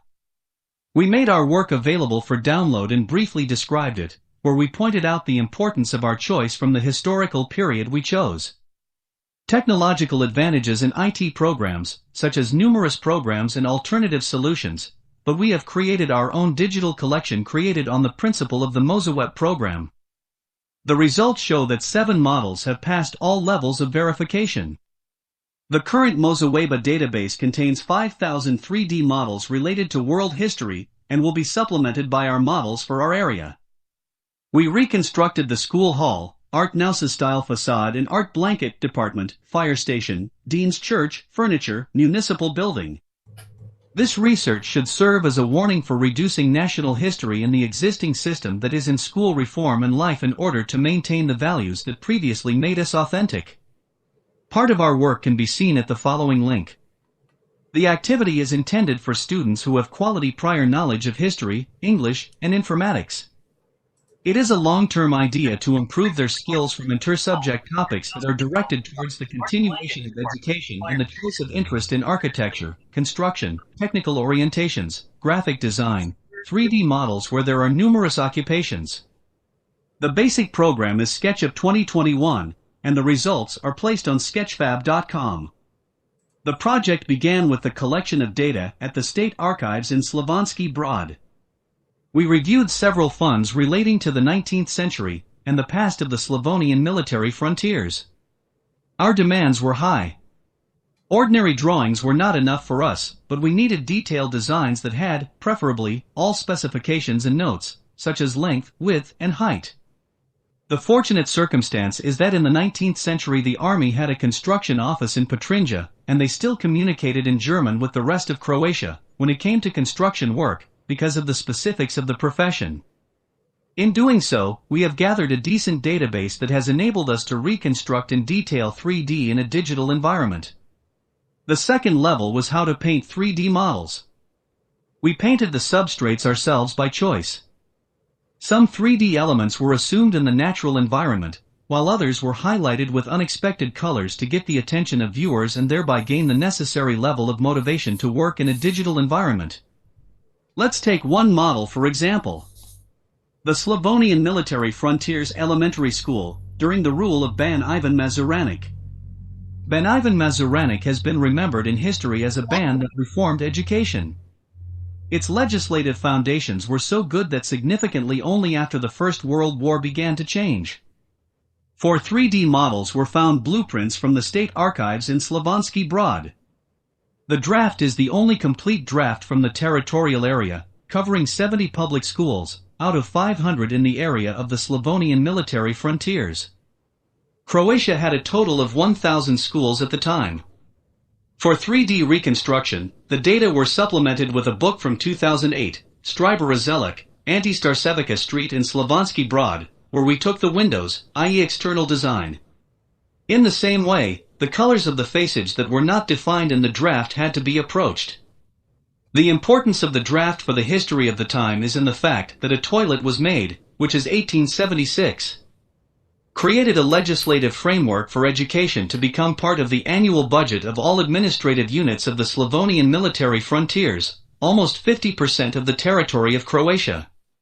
The budgets of local administration, administrative municipalities, sub-county, say that the opinion of teachers in improving the material conditions of schools from health as a fundamental determinant to other elements in accordance with the philosophy of the school as an institution, towards other material and infrastructure expenditures such as school gardens, playgrounds, physical and health culture, school apiary, school library for teachers and other teaching resources and aids was increasingly respected.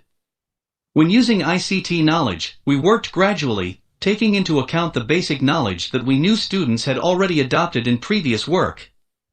Based on my experience, I can say that these were exemplary and hardworking students who had experience in project tasks.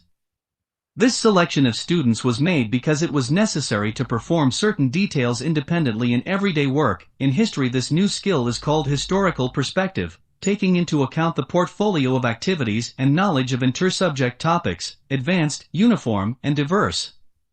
The Methodical Manual of the School of Life, p. 28, Domain D offers a way in which we will achieve the aforementioned outcomes of the work.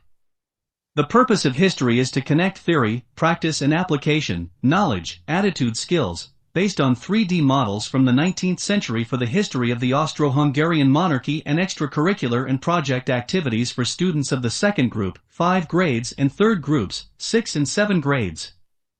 For example, it singles out examples of simple problems and lists its proposals to address them through digital technology. According to the available options, it designs and applies solutions to simple problems through available digital technology. It questions different solutions to simple problems through available digital technology.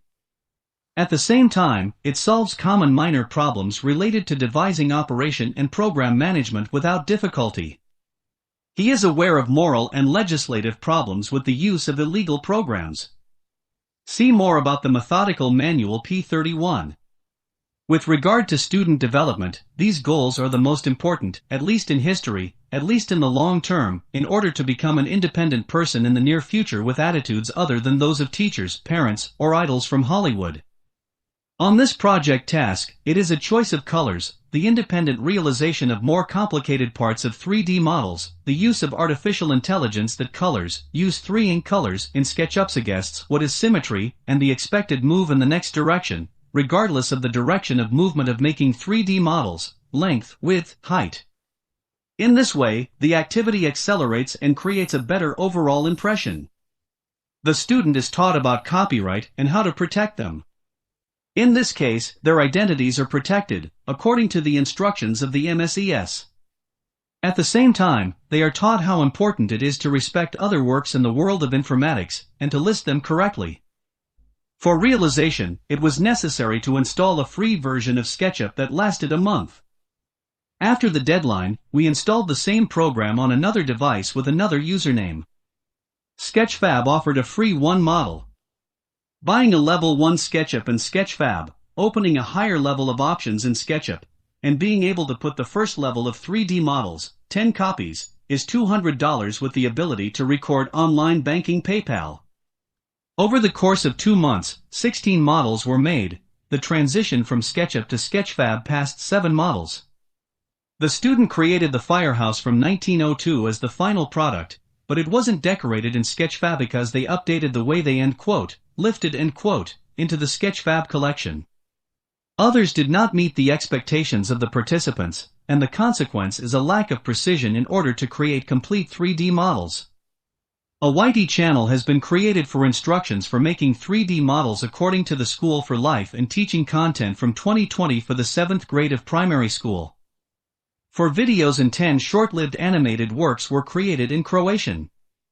As a pattern is downloaded Model 3D Scene, Mosaic Web. The videos were made in Bandicoot, Canva, Bandicam program. The content is available for educational use and completes descriptions of individual 3D models on the Sketchfab digital archive. As a basic literature, we used the work of Zvonimir Toldi from 2009 and Stryber Zelic from 2008, and the Methodical Manual for Information and Communication Technology from 2019.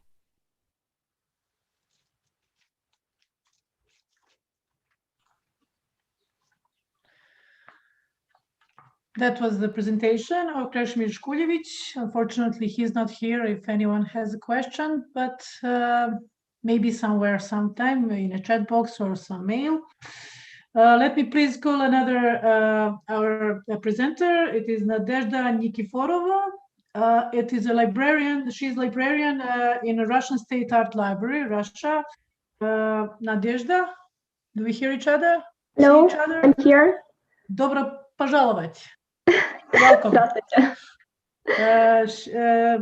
Nadezhda will talk about Japanese Hikifuda handbills in Russian State Art Library. The iconography department of the Russian State Art Library has a unique engraving collection of Japanese prints. So they are presenting, if I'm right, the artifact platform, augmented reality guide for Russian museums. And please, Nadezhda. Thank you. My topic sounds a bit strange in the main theme of the conference, but please don't worry. I will tell you some information about Russian digital technologies. But let me introduce myself. Well, my name is Nadezhda. I'm 22 years old, and I'm a young librarian. So I'm working in the library about a year, and I have a bachelor degree. And this summer I'm going to get my master degree in the Oriental Studies. So I specialize in Japan. That is why such a topic. Well, I want you to see how I'm going to use Russian digital technologies in my scientific research. So they are practical use. Let me share my screen.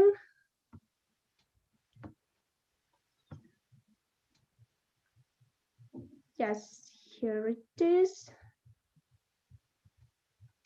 Well, some words about our collection. The Japanese Hikifuda handbills collection in the iconography department stock of Russian State Art Library has 94 units. They are landscape or portrait format oriented. They are 22.5 to 33.8 centimeter list with colorful images and black frames. Hikifuda, what is it? Hikifuda are woodcut or lithograph prints that retailers and wholesalers, mercantile agencies, and other organizations in Japan of Meiji era used as advertising material. With brightly illustrated woodcut leaflets began a new stage in Japanese advertising development. So, according to the specialist, for the first time, they used handbills as an advertising method in the Echigoya Mitsui shop as early as 1683. Japanese etymologizes the word hikifuda as tickets to attract visitors or handouts, as it comes from the word hiku, to pull, to attract. They made the most of the hikifuda in the following way. The main printing workshop in Osaka printed the pictorial parts on about 2/3 of the sheet, and small workshops entered various information on the same sheets at the request of the customer. They placed all the structural elements in predetermined positions. Different stores could use a leaflet with the same image, and even in different cities. They printed their early hikifuda from wooden boards in 1 or 2 colors, but later they became multicolored. In the conditions of the active growth of commercial activity during the modernization of Japan in 19th and 20th century, it was necessary to increase their circulation and reduce the cost of the production of advertising leaflets and other similar printed materials, which ensured the development of Japanese lithography. The hikifuda handbills began a new stage in the Japanese advertising industry and developed means of communication.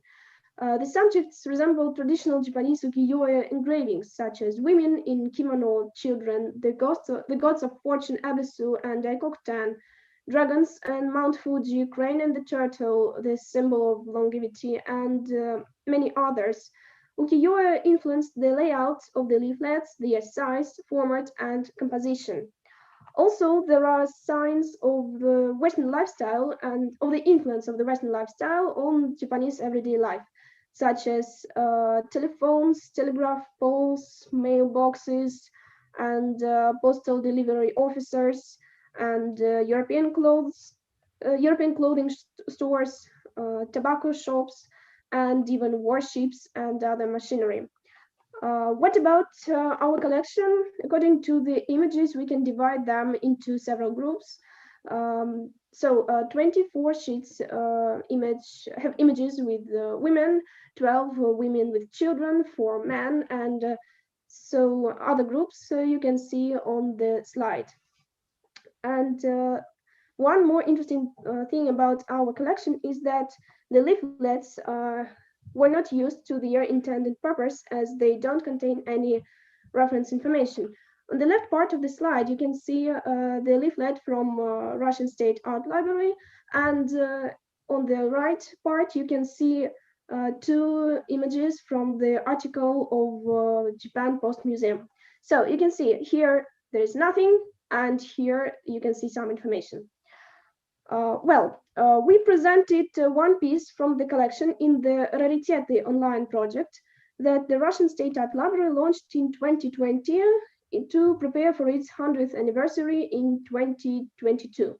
The unique items from the library's treasury, such as books, engravings, magazines, albums, photographs, postcards, sketches, and archival documents, are being introduced there. Moreover, we are going to introduce the Hikifuda collection to the Artifact platform this year. Well, Artifact platform is a special platform with the interactive guides, which is based on augmented reality technologies developed by the Ministry of Culture of the Russian Federation. Every national cultural institution may join this platform free. Artifact makes museum space more interactive and more informative. Some features of this platform are points of interest here, here, and here. They describe interesting facts or show details. Augmented reality helps to see the exhibition through the screen of the phone and discover initial sketches and items conditioned before restoration. Block editor provides quotes, galleries, 3D rotations, and other interactive features, and articles written by museum professionals and become an art expert. And the platform supports English, French, German, Italian, Spanish, Japanese, and Chinese. Voiceover audio guides produced by professional voice actors also give you the full impression of the collection of the exhibition and so on. Sorry. At the ultimate stage of the research, we will include the Hikifuda collection in the visual materials database, which has been complicated since 2007 in opaque format. The day before yesterday, my colleague Yulia told a lot about it, so I won't stop for a long time, just some words. The database contains the description of the sheet pictorial materials such as engraving, postcards, photographs, and so on. Sorry. And to date, it has 25,874 records and images. The goal of the project is to increase the ability to access the unique information stored in the Russian State Art Library using modern web technology. Readers of the Russian State Art Library pay attention especially on images and other visual material, its variety and quality.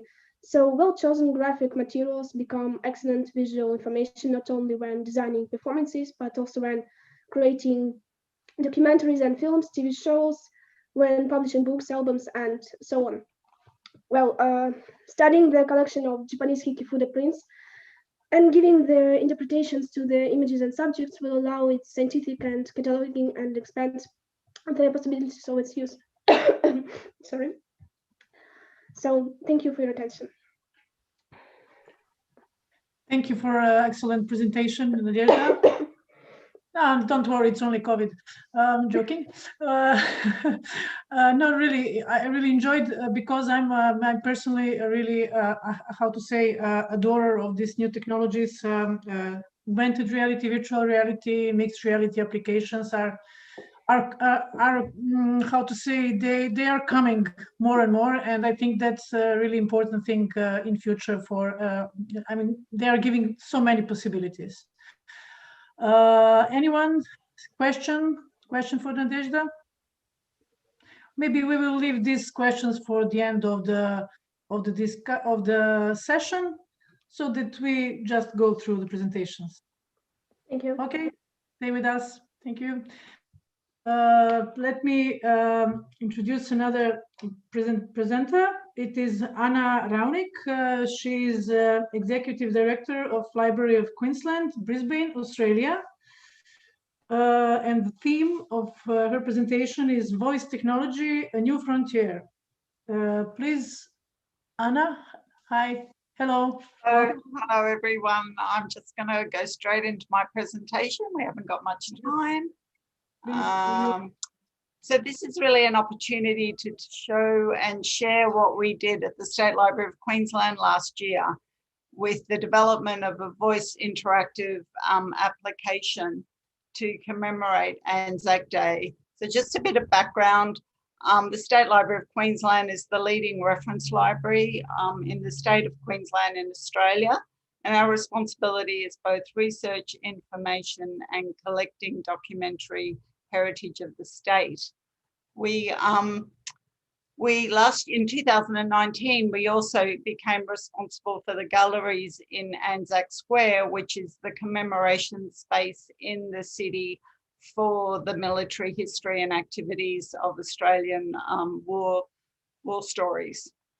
The gallery has 3 different spaces. One commemorates World War I, one commemorates World War II, and the third space looks at post-World War II and peacekeeping activities. As you can see, it's a mixture of both plaques, very old-fashioned ways of doing exhibitions and displays, but also the new contemporary digital technologies. So the space, we took over the space in July 2019 and started to build visitation, particularly with schools and with groups and with veterans and war videos. And we also are responsible for the website for Anzac Square to ensure that there's both online activities as well as the physical activities. And then, of course, in March 23rd, 2020, we went into lockdown. The whole state was shut down and everyone had to close our buildings and start working from home. So while we were working and organising ourselves at home and making sure staff were safe and had things to do, we also had to start thinking about Anzac Day. So Anzac Day in Australia is the major commemoration date for our military history and for our servicemen and women. So we realised that we had 23 days to somehow turn what was very much a physical activity of dawn services and parades into an online activity. And we developed this new program called Commemorate Differently, which meant really commemorating from home or commemorating online. And we started thinking about how can we commemorate differently online by using voice application technologies where you can talk to your smart device, ask a question, and get a response back that tells the story of Anzac Day and the military oral histories that we have in our collections. So we decided very quickly that we wanted to build this application in a 3-week time frame. What we wanted was an innovative online opportunity to engage with communities. And the idea is, as I said, is that you can launch Anzac Stories from your smartphone device, from your Alexa or your Google Home while you're in the car. And I'm just going to see if it works now, because I'm going to try seeing if I can give you a snapshot of what it sounds like. Hey Google, talk to Anzac Stories.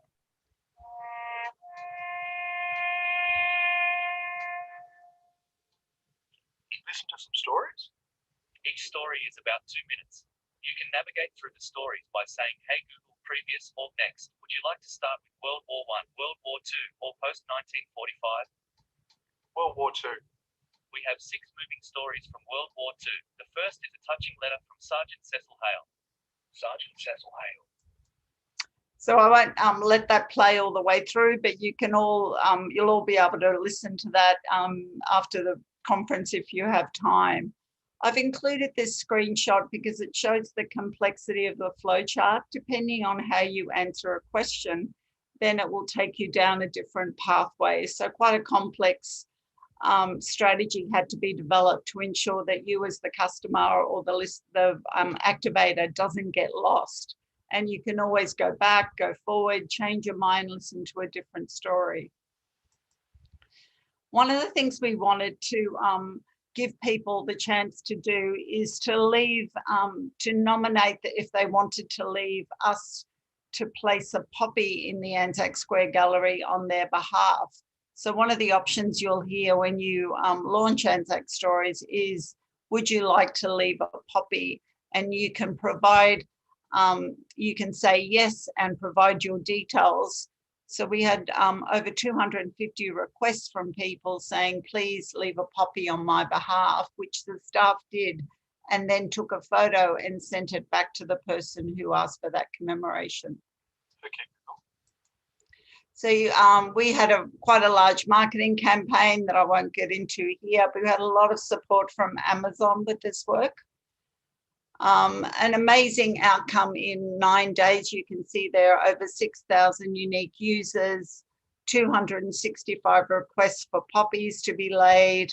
We had people from all around Australia, as well as the US, New Zealand and UK, requesting for poppies to be lent.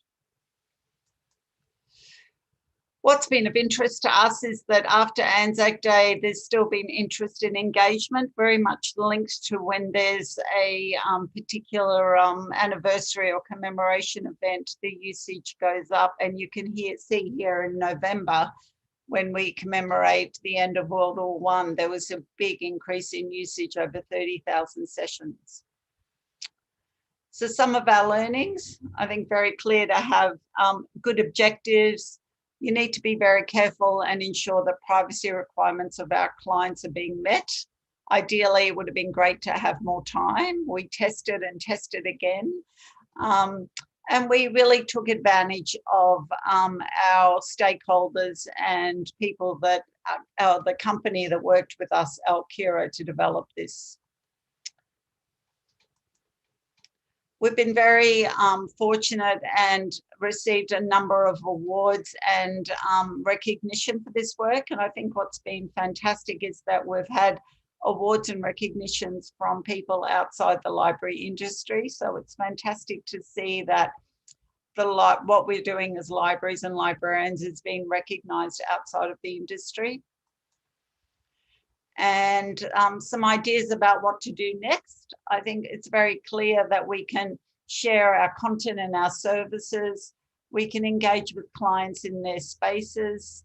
I'm keen to explore how we can use voice as a way to do authentication and make that easy for our clients. You may not be aware, but there's a great similar product that Simon & Schuster have put up for Stephen King. So if you ask Alexa, open the Stephen King library, it will ask you some questions about what your interest is and what your favorite novel is, and then suggest the next Stephen King book for you to read. Some of the challenges, I think it is to, how do we work with our library management system vendors and our website to make this more intuitive? How do we understand and support our clients?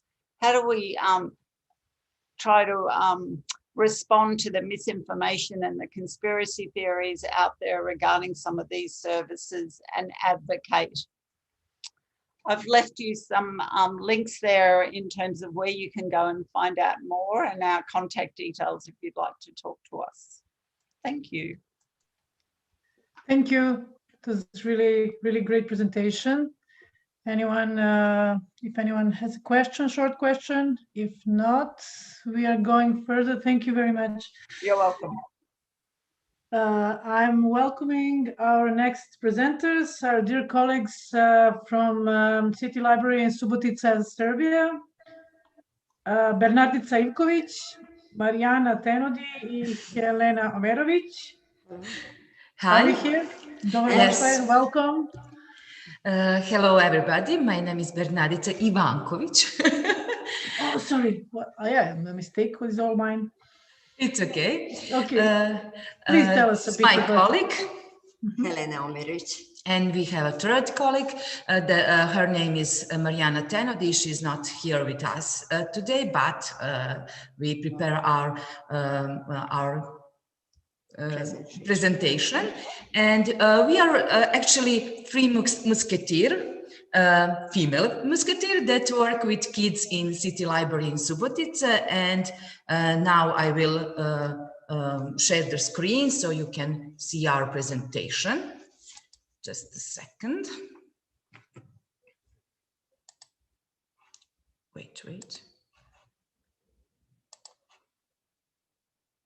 Do you see? Not not yet, just now. Wait. Okay. Okay. Yeah, Now that's it. Just for the beginning. Now. The topic of our presentation is digital information of the quiz, I Read and Wonder, and we shall start. The City Library of Subotica, library from which we come, is the oldest cultural institution in Subotica and the only library in Serbia that operates in 3 different official languages: Serbian, Hungarian, and Croatian. It was established in 1819, and during its existence, it was driving force for many cultural processes in the city. Special attention is given to working with youngsters, and we goal to popularize books and reading in general. However, life changes that we are witnessing practically every day demand continuous search of new approaches and ways to achieve this goal, taking into account the local needs as well as experiences of other libraries. The City Library of Subotica in 2008 founded special program for elementary school kids as a quiz for encouragement to read called I Read and Wonder. The main goal was to introduce and bring closer books to our younger generations and to give our library different approaches adopted to younger generation of readers. They interested and rapid changes in our society. In order to save and to popularize this brand, not only in local circles, but much wider, for past 13 years of existence, a quiz, I Read and Wonder underwent few transformations. Following mental development of children for which quiz is attended, taking into account modern social, economic and digital aspect, format and contents of quiz was changed several times. At first, quiz was done in person, or we can say in paper, but today quiz broadened its format to online platform using official library internet page, which is among other advantages very useful due to current pandemic. Content of quiz was also changed, improved and widened from very beginning, when all of content was based on books and publications found in Subotica library inventory, to inclusion of new material and verified online content. The goal remained the same, attracting children to read, to encourage them to read actively in present and future, and to help them become active learners. Observing in that way, our mission stayed the same: help children to again acquire habit of reading, to develop language culture, to nurture their imaginations and creativity, and to evolve their intelligence with new approach of reading. Some would ask how to quiz that exists for several years in digital format online underwent digital transformation. What could have been changed? World is rapidly changing together with digital technologies that transformed every aspect of our lives. In this way, digital transformation of quiz that followed its development was not an option, but necessity. This doesn't include only use of modern digital technologies that was used before, but mainly to change the way of thinking, flexibility of adopting, and to create new ways of working, communications, and reaching younger users that continually experience drastic changes in their lives, having different needs, interests, and in years of pandemic, even lifestyle. When we defined the needs of our younger readers, we worked on finding new possibilities, our education, and new digital marketing for promoting of reading. First, we chose the topic. This year was the wood in all its aspects, including literature, life processes, trivia, everyday objects, ecology, examples from our library, etc. Our approach was to be up to date and then to be comprehensive and interesting. We found numerous different texts about wood and trees, reliable sources and online content, videos, links. For every topic, we prepared enough materials for children to choose what to read, watch, listen, and make. One of the most important prerequisites to attract young users in quiz accessibility. In that regards, we recorded online instructions and video presentation of quiz in all 3 languages, Serbian, Hungarian, and Croatian. And we posted these recordings on all possible and available platforms of our library's official internet page, including YouTube channels, emails, and Google Classrooms, social networks, and different medias, written, electronic, multimedia. Children had easy access to content in different formats and locations that was available for 60 days, which is a duration of the quiz. Although, due to the pandemic and compliance with epidemiological measures, we could not be physically present in school as we used to be in the past.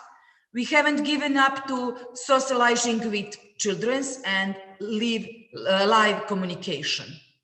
We chose to implement principle of online class that was familiar for us and the children. In that regard, we communicated and collaborated with school teachers so we can integrate with their classes. In other words, during chosen class period or of native language or other subjects, we virtually entered their homes and introduced our quiz via Google Meet, sharing online questionnaire from our screen, and together we worked through quiz material. We provide time for questions, comments, and ideas, so we got feedback information that sometimes this virtual world lacks.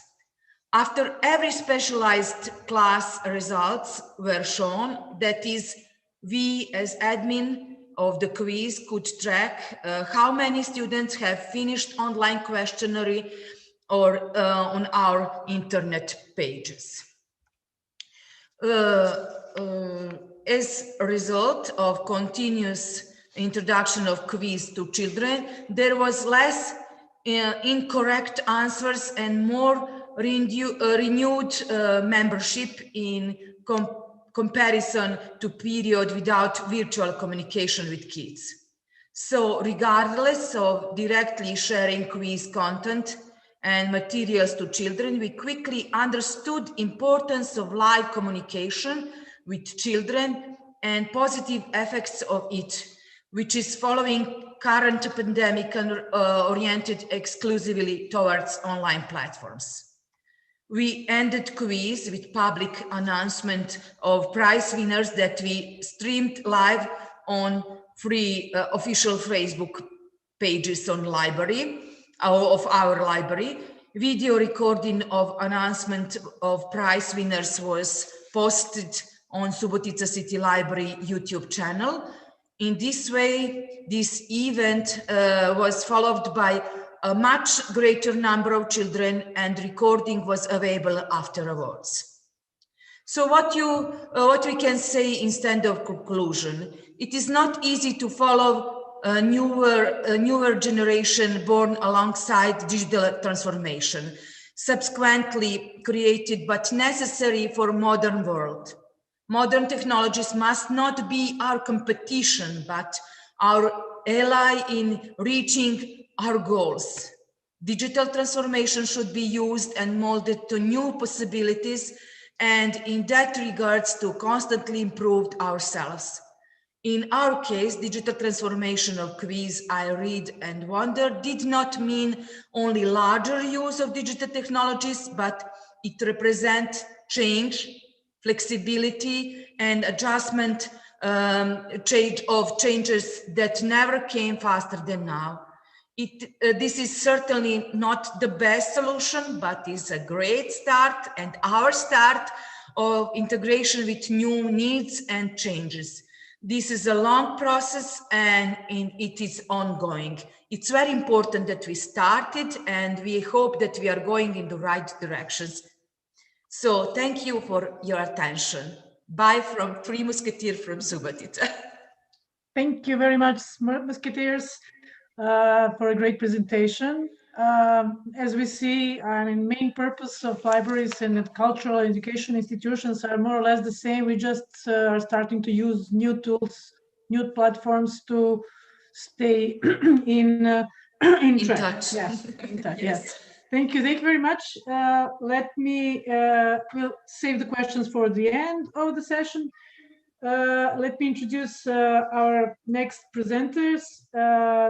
They're coming from Italy, University of Bologna, Isabella Baldini and Giulia Marsilli. Are we here? Yeah, I'm here.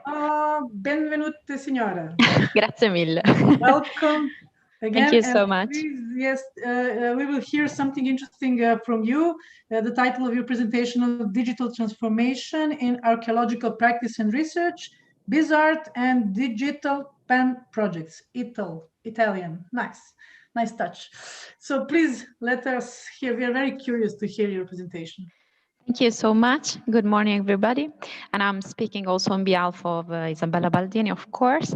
And we would like to thank you for this opportunity. I will share my screen in a sec. Okay. Could you see my presentation? Yes. Okay, perfect. You may begin. I will try to open up. Okay. The development of information technology and digital humanities has brought numerous and significant changes to the cultural heritage domain.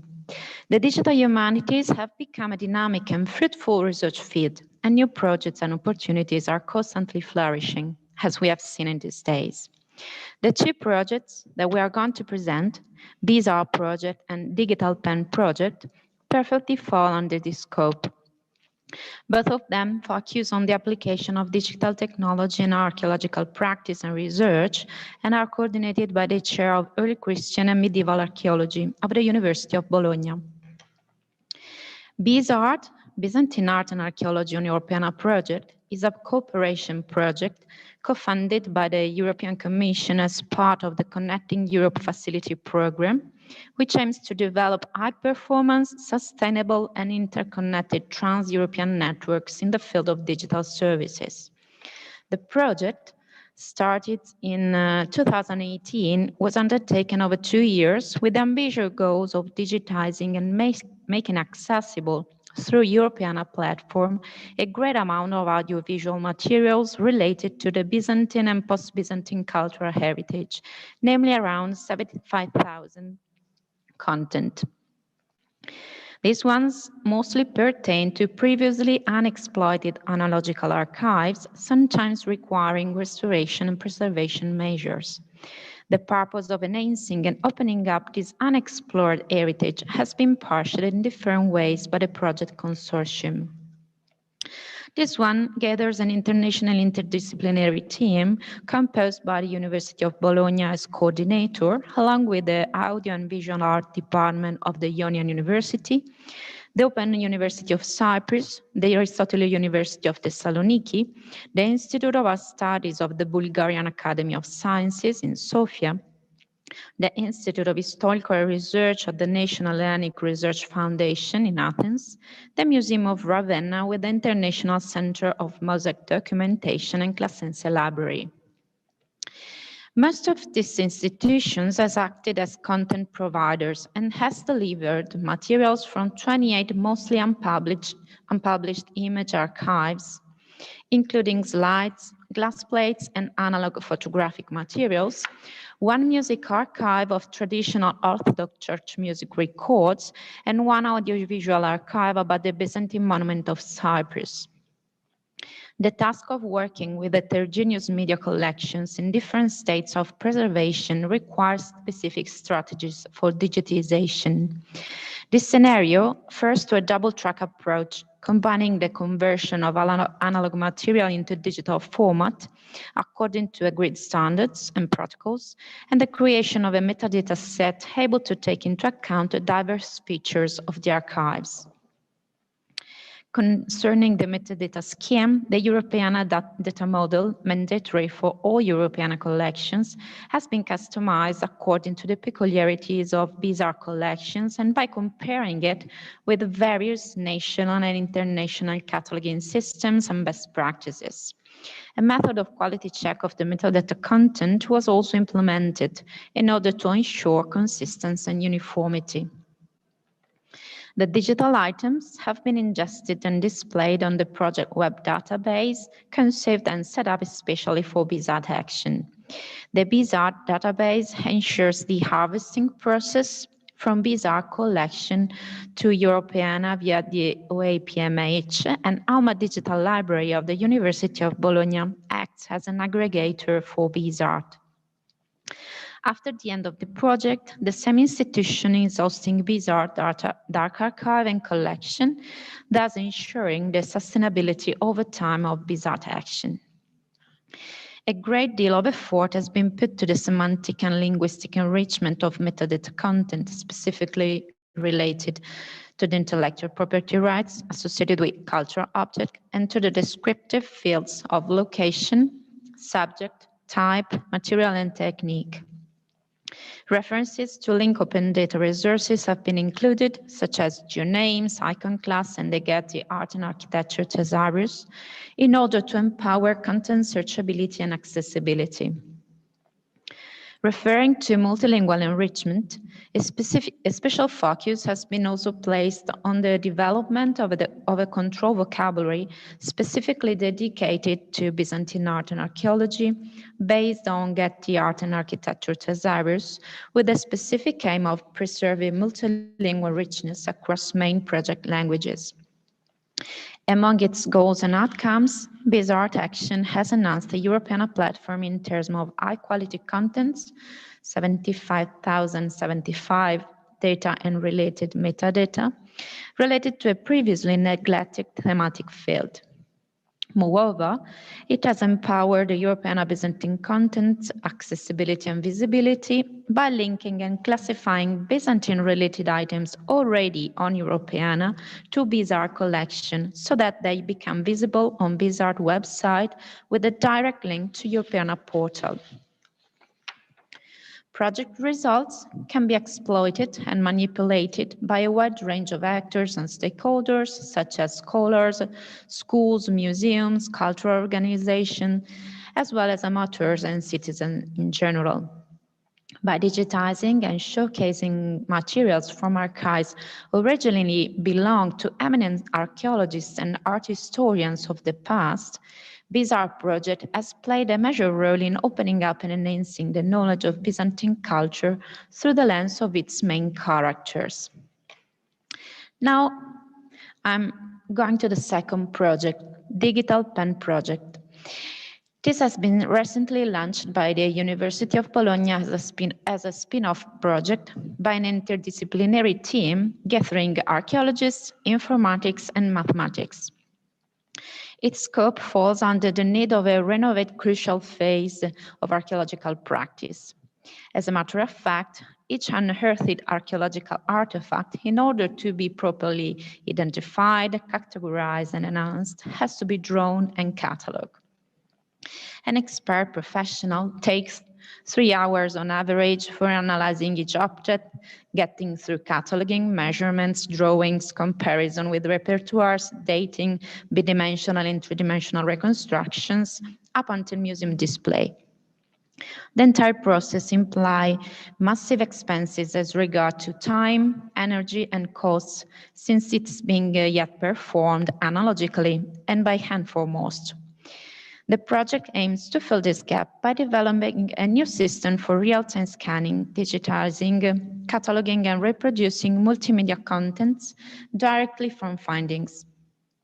The scan design technology foresees an hardware and software component that allows a quick and interactive reproduction of bidimensional and three-dimensional profiles, volumes, areas, and length of interest through the use of a three-dimensional network of curves.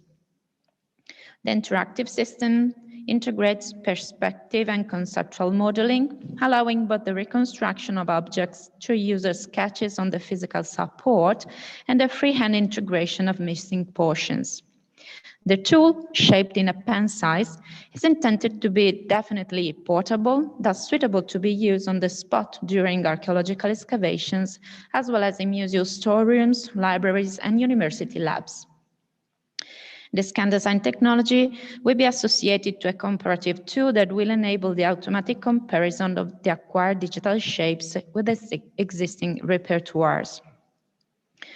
According to its vision, the project intends to take up the challenge of creating new cutting-edge technology to digitalize cultural heritage from the very early stage of unearthing archaeological findings up until the museum display, with multiple effects on the preservation, enhancement, and restoration domain.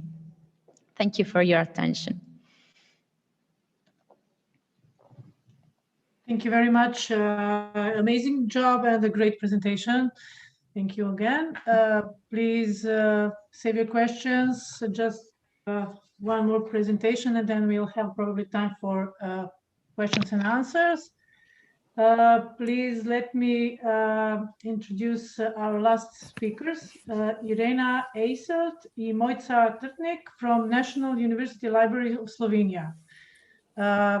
Do we hear each other? Yes. Irena? Yeah, hello. Julia. We will hear about your title of your work is Building a Model for Presentation on Written Cultural Heritage for Educational Purposes. I cannot wait to hear some learning tools that you are talking about. So please start. We have a video that we sent. Is it possible? Yes. Sorry, Andrija should put the presentation on. Okay. It goes right now.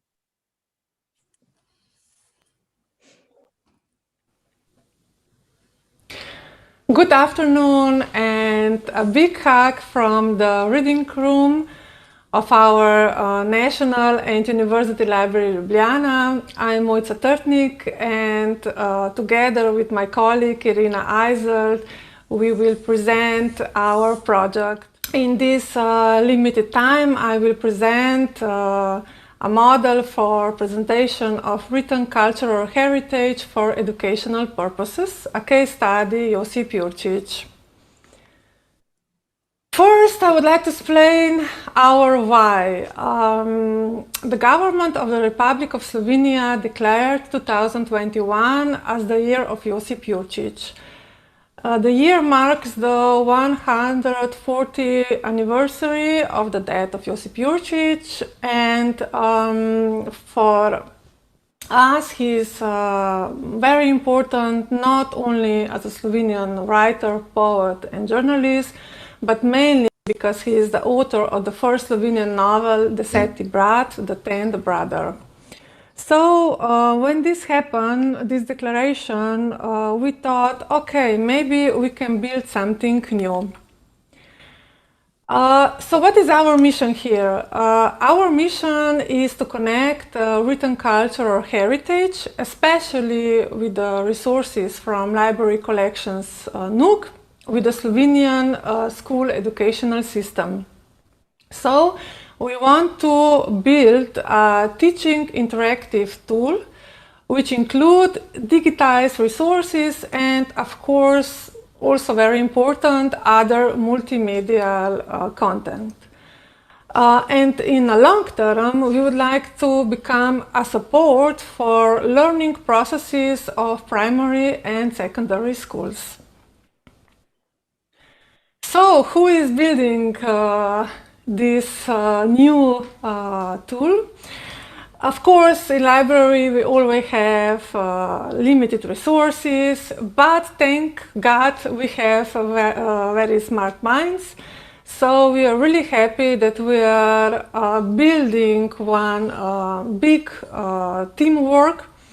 So we will collaborate with colleagues from library collections, from colleagues from digital resources department, colleagues from preservation and conservation department, colleagues from National Bibliographic Center, and colleagues from event and public relations. So as you see, we are really managing different fields.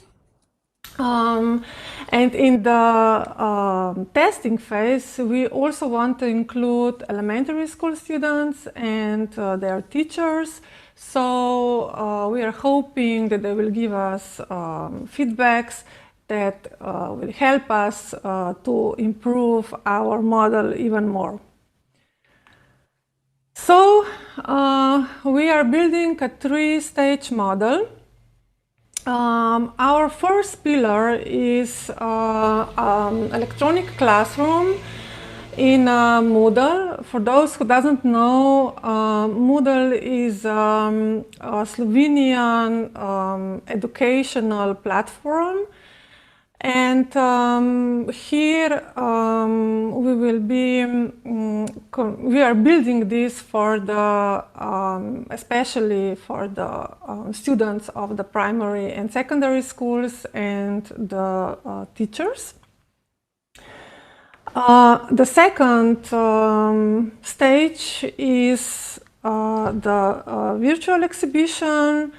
Virtual exhibition we are building for everyone who are interested in this kind of topic. And this is not something new for us. We already did virtual exhibitions also in previous years. And the third pillar is digital collections that will be published in the Digital Library of Slovenia. And here our target is especially and mainly the researchers. And for all of three, our goal is that we will do it until the end of October this year.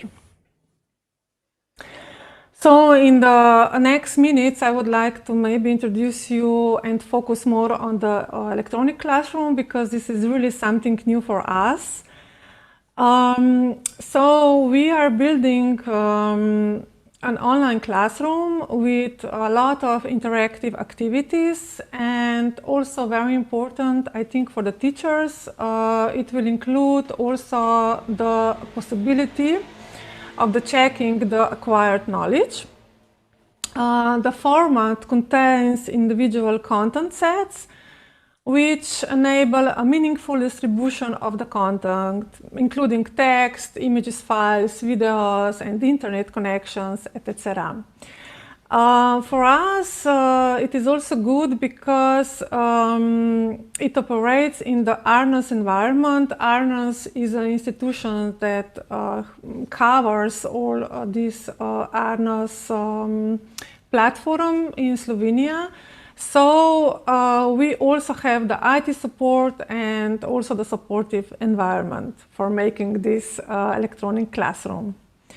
So maybe now I can show you just a little of quick look of what we already did.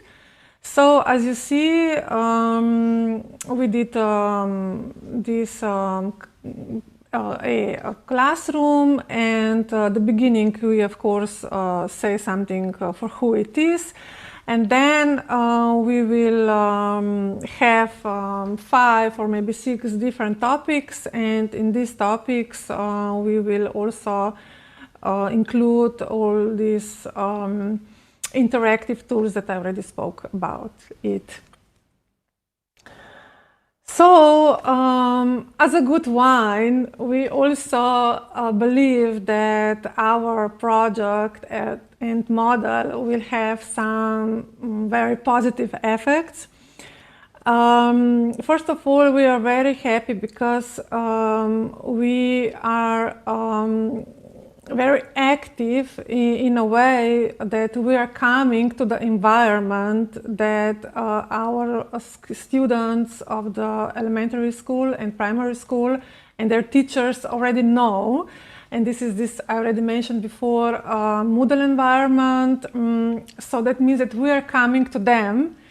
And of course, for us, this is something new, but we are happy that we will learn some new skills and that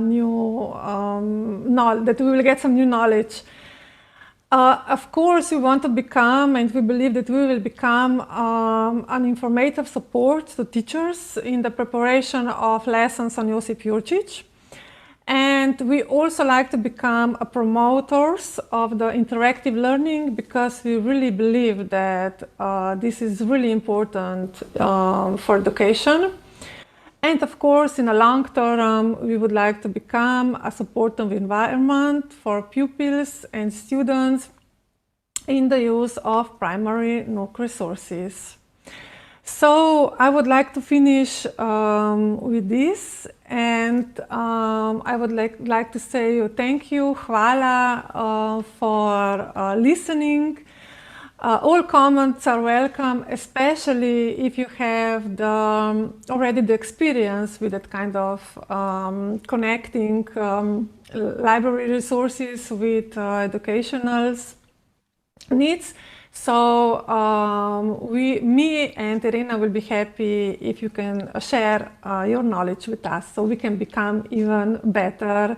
Thank you again, and goodbye. Thank you very much. It was really nice presentation, beautiful. I would also add that, yes, of course, interactivity and multimedia, they are very important in the learning process, and they are helping with the faster learning, and they're helping to remember longer. So yes, thank you all for this wonderful session. I think that we are in time, which is awesome. And we have some time for questions and answers. Please, you can use the ability of chat question. If anyone wants, you can use your audio video possibility. So please, questions.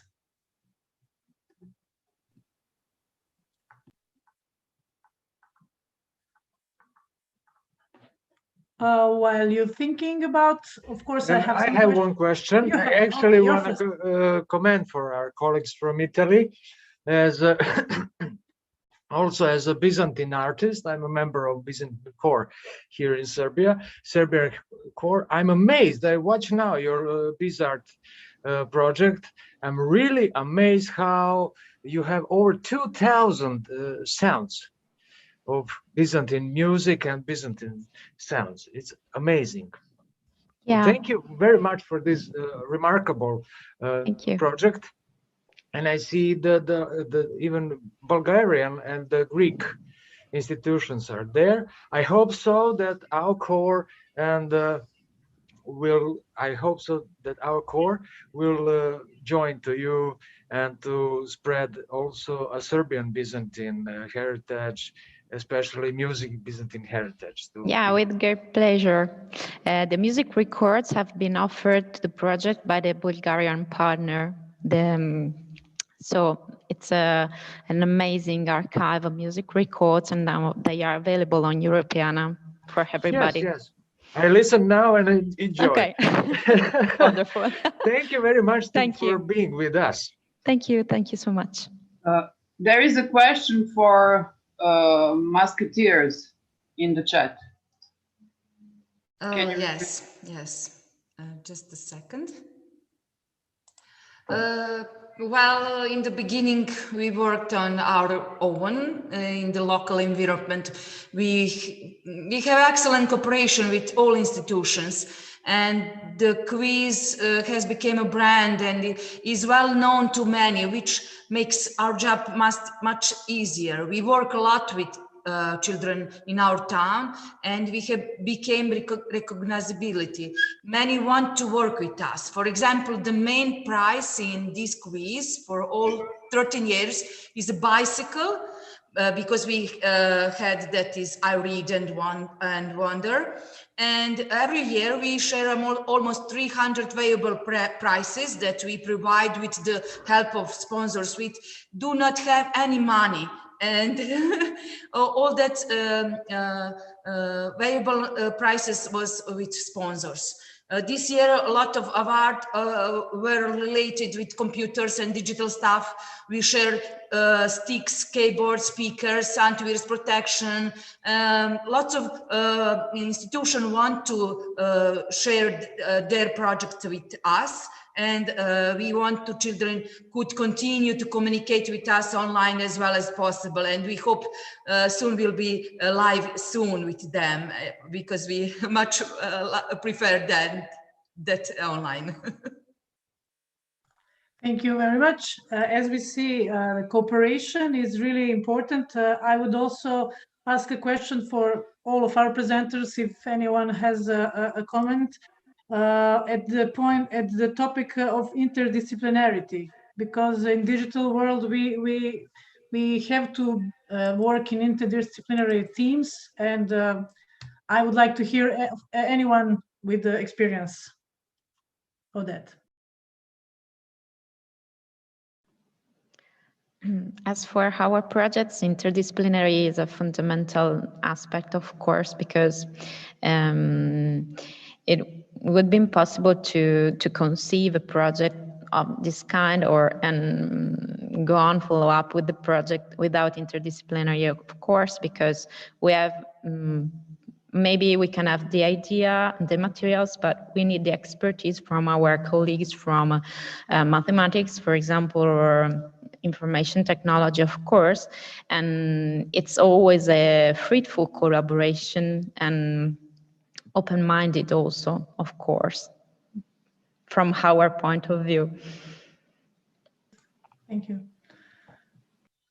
Anybody else on this topic?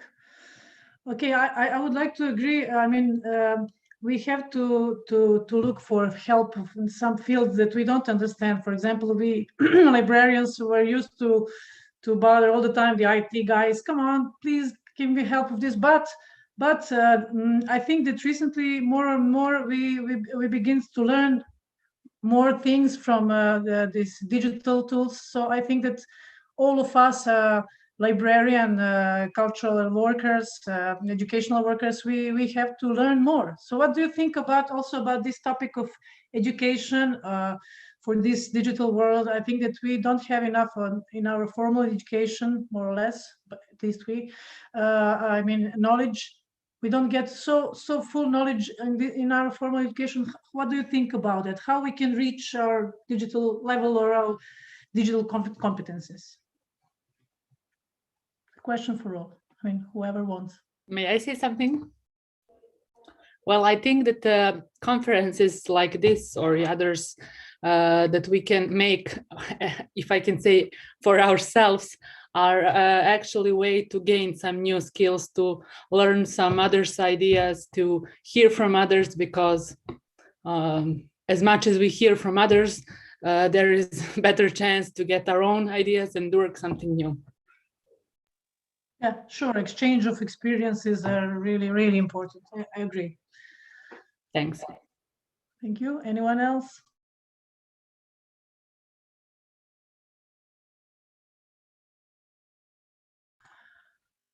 Okay, one more thing I would ask, when we are talking about digital transformation, I think that, as we said a couple of times during this conference, users are the very important thing in digital transformation, everything, users are something that moves this transformation to happen. So on one hand, we have digital users like our consumers, and on the other side, we have librarians, teachers, and cultural workers. Also, we have to change strategies in our work. So we, at some point, we need complete digital transformation. I mean, digital transformation in all aspects of work, not only digitize our collections, not only strategies, but yeah, so many different things that we can also do. Okay, I have also one question for Nadezhda, if she's here. Is the Artifact platform open, or is it just for Russian? It's open for all Russians, I can say for sure, but for foreigners, you can check it if you write down the address, maybe in Google, and maybe you can put the address on the chat. Yeah, okay, just a moment, I can find it. And I know that Artifact has an English page, so you can check the languages from Russian to English. That's why I think it's available. Just a minute, I'll send the address in the chat. Thank you. Thank you very much. I also would like, why I'm coming back to the education of our cultural and educational workers, because I think that we don't learn enough. I mean, we should learn not only informal, but in the individual way. And a lot of people I meet, some of my colleagues, they just are not so into learning new things. They think that if they finished their formal education and some exams, they just stop learning. They have this bridge. Okay, I finished that, I learned that, and that's it. But I mean, lifelong learning is not it's not a choice. It's not a choice anymore. I mean, I think that it is a must in a way. I must paraphrase Harari one more time. I think that the most important thing for the future is how we deal with changes, to learn new content and to keep mental balance, which of course is not so easy. But if you agree with me, I think that this openness for new learning, for new things, it is really something really, really important for also digital transformation. If anyone has something more, any question more? So that's it, I think, for this session. May I say something? Yes, please. Yes, Mirjana, you are right. Our quiz was already digital. And when pandemic start, we ask what we can do more, because that's not enough. We have that quiz for 10 years on our site, internet, but we have do something more to reach that our kids, because they are not here in the library, they are not in the streets, they are not in school, and we have to approach new way. And that's the way, the new changes, our minds and our thoughts, everything is changing, and every day is changing, and tomorrow, who knows what will be. Exactly, thank you. Yes, exactly. So one more thing I would like to add for the end, talking about digital ethics, which I also find very interesting topic, maybe for some further topics, for some further conferences, like digital ethics. I heard somebody said once that digital ethics is knowing the difference between what you have a right to do and what is the right thing to do. So maybe we should also think about these topics in the future. Thank you very much for very constructive and inspirational session. See you soon on the next session. Bye.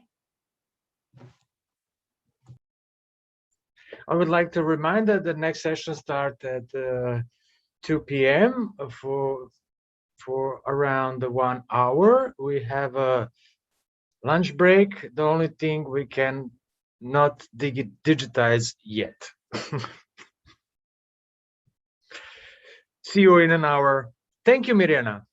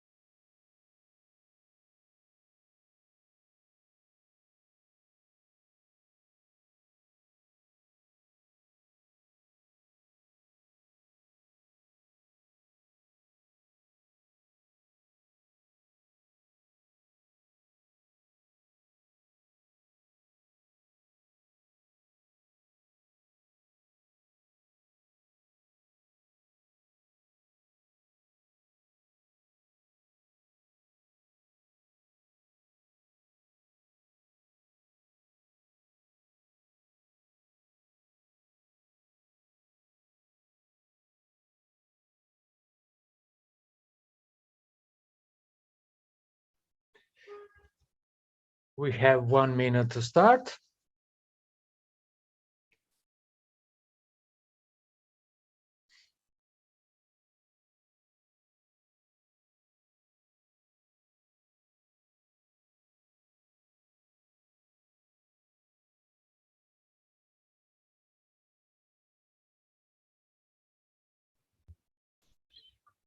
Welcome. Now it's exactly 2 p.m. here in Belgrade, and I wish warm welcome to our guests today, our keynotes, and to our presenters. I want to say hello to all the people who watching us over the YouTube stream, and I hope that I'm actually sure that we have a very exciting session today. The first guest I would like to introduce as a keynote speaker, Mr. Josh Hadro. Josh Hadro is coming us from just a second from IIIF community. Josh is the main managing director of the International Image Interoperability Framework Consortium, worldly known as IIIF. In this role, Josh coordinates the growing activities of IIIF, manages the business affairs of the IIIF Consortium, and cultivates a broader, stronger, and more diverse network of IIIF contributors and beneficiaries. Previously, Hadro worked at the New York Public Library, where he served as Associate Director for Digital Policy and as Deputy Director of New York Public Library Labs. Before that, where he managed a staff of 21 and helped oversee their operations from digitization to innovative dissemination of digital assets. And now he's a Managing Director of one of the, at my opinion, most important community in digital world today, IIIF. Josh, welcome. The screen is yours. Hi, great. Thank you for having me. Let me see if I can, I don't think I can share my screen yet. If you can turn that on. Perfect. Thank you very much. Thank you, Andrea. Let me share this. Hopefully, let me make this full screen and hopefully you can give me a thumbs up if that all worked okay. Great. So yeah, thank you. As I said, I'm really happy to be here. Thank you for those nice words. I also think that the IIIF community is one of the most important, is a place where a lot of important work is happening. But yeah, that's really what I'm here to talk about. I think I have just about maybe 15 or 20 minutes with some questions. So I'm going to give you a basic introduction to what IIIF is, but there's a lot more here. So hopefully this gives you a sense of what the community does and what the technology does, and then prompts you to kind of explore further and ask further questions. But I'll dive right into it. So my name is there, my position, and my email in case that's useful to you for questions after this. There we go. So let's start at the top. At the most basic level, what is IIIF? You hear people say that, you heard Andrea say that.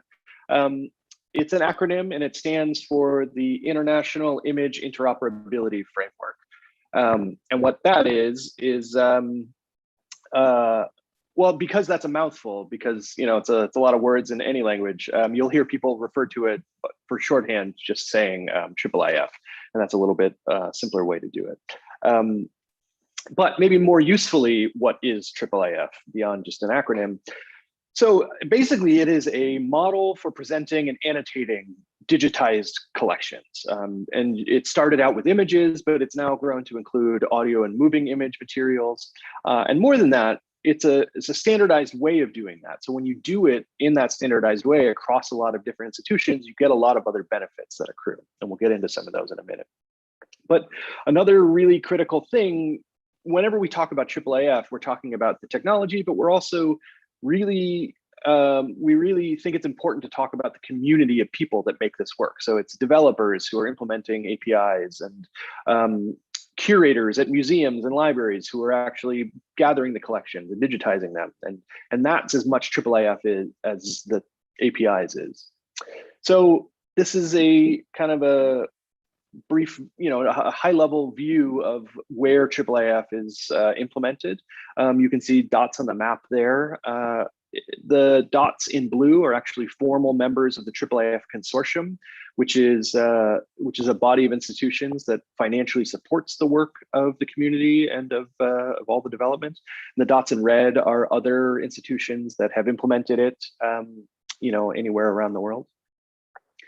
And just to give you a sense of, what this looks like, it started out at national libraries and very large scale universities and research institutions. So you can see a lot of these listed there: Cambridge, Cornell, Harvard, state libraries, national libraries like the Library in Austria, British Library, the Library of Congress in the US, and Qatar. But we're increasingly spreading and expanding to a lot of different areas. So museums is a really big growth area for us. Content aggregators like Europeana and others are taking the work that other institutions are doing and putting them together at a high level. And so maybe coming to some of the point here, so why do we need something like AAAF? Well, the most basic way I think we talk about this is, and probably you would all agree, if you're at a conference like this, you probably have an intuitive understanding of the reason that we digitize materials, the reason that images and digitized assets are such fundamental carriers of information. They're so good at being able to create representations of our culture, and for us to be able to put those online and share them, so that we can look back at pieces of our own culture and pieces of the cultures of people that we know and surround us. They're just such fundamental ways of expressing those kind of artifacts. And once you've done the work of digitizing, being able to disseminate those. So there's this wonderful, rich history over the last couple generations, maybe generation and a half, of digitizing massive. Sorry. I would like to ask to turn off your microphone, please, so we don't make some noise here. I can see who have the open microphone. Please mute your microphone, all.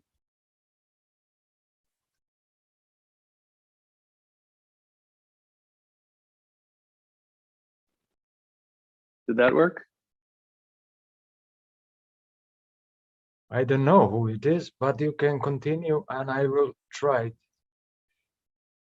Okay, no problem. Let me know if you want me to pause again.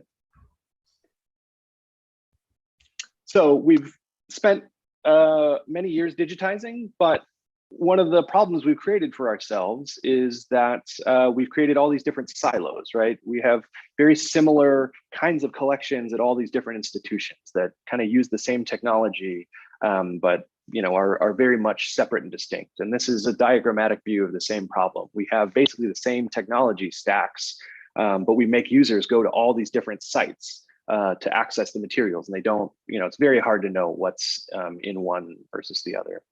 So that's where AAAF comes in. It provides a solution to that. It's really just a relatively simple and straightforward way of doing a lot of the same work that we're doing at all these different institutions.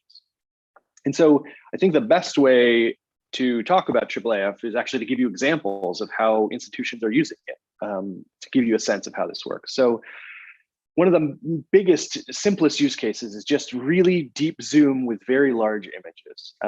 We've got really high quality digitization happening, and we want to be able to give users, like a really rich image without having to make them download a gigabyte of data. So this is an example that comes from Stanford University. This is a Japanese tax map, and you're meant to actually stand in the center of it, be able to read the writing around you. And you can see the photographer is right there next to the map. And that photographer is 2 meters tall. So this map is, I think, something like 4 meters tall by 6 meters wide. It's just an enormous map. And you can compare images. So this is an example of what's called multispectral imaging, right? So this is from the Library of Congress. And if you have 2 different kinds of images, you can align them and do that same deep zoom across those 2 different, say, X-ray and reflected light. But then you can do more interesting things like connecting images across different sites. So this is a very interesting example in the IIIF world. This is an illuminated manuscript that actually had the illustrations literally cut out of the manuscript and sold separately to different collectors. And they're both located in Paris, the page image and the illustration or the illumination. But as digital objects, these might as well be in different dimensions, right? There's no great way, easy way for users to connect those again. So using something like IIIF, because they were both digitized and made available, this organization, Biblissima, was able to create this really compelling demo and being able to reunify those materials and then allow them to be seen as they were originally meant to be seen when they were drawn and created. And along with the deep zoom and all of that with IIIF, you can also do really useful things with text. So if you have translations or transcriptions of a page image, the search API lets you search within that material and then go right to the section and the coordinates on the page. And along with that, annotation is a really core part of how IIIF works. It just means being able to select or designate a region on an image, but anywhere in that whole deep zoom. So this example comes from a Harvard education course in cell biology. And what they've done is used a really high resolution IIIF image. And then they've used these annotations to show students what all the different pieces of the cell are doing at the actual resolution, at the actual scale of the different components. And with annotation, you can do really interesting things like crowdsourcing. So this is from the National Library of Wales, where they ask local residents to kind of comment on historical photographs of the local area. And so they do things like annotating faces and adding names or adding dates or adding locations. All of those sorts of things are possible as annotations. And this is something we're seeing out of the museum side of the community, but this idea of being able to use IIIF to do guided storytelling. So this is one example of many. This is an app called Stories from CogApp. And basically you load in a IIIF manifest and you're able to take users on a guided tour of particular sections of interest, but then they can kind of explore the image on their own and see what they want to see and then hop back onto the guided tour.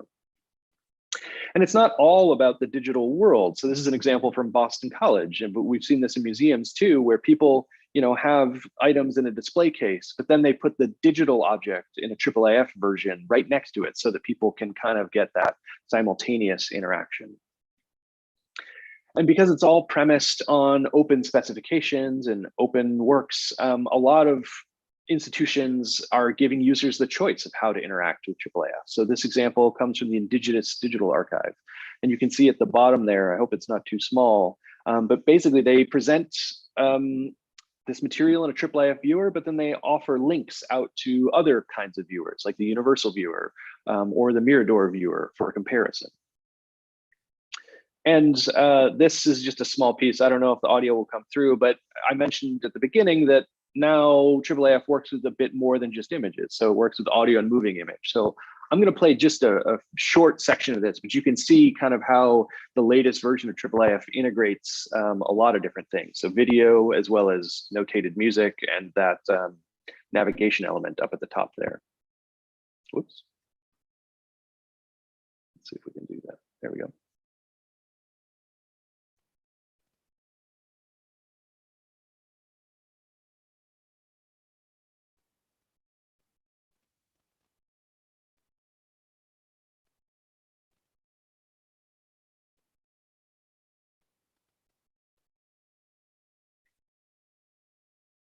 The audio is fairly quiet. I don't know if that came through, but I think you get the sense of being able to align video just as you can integrate images into other materials.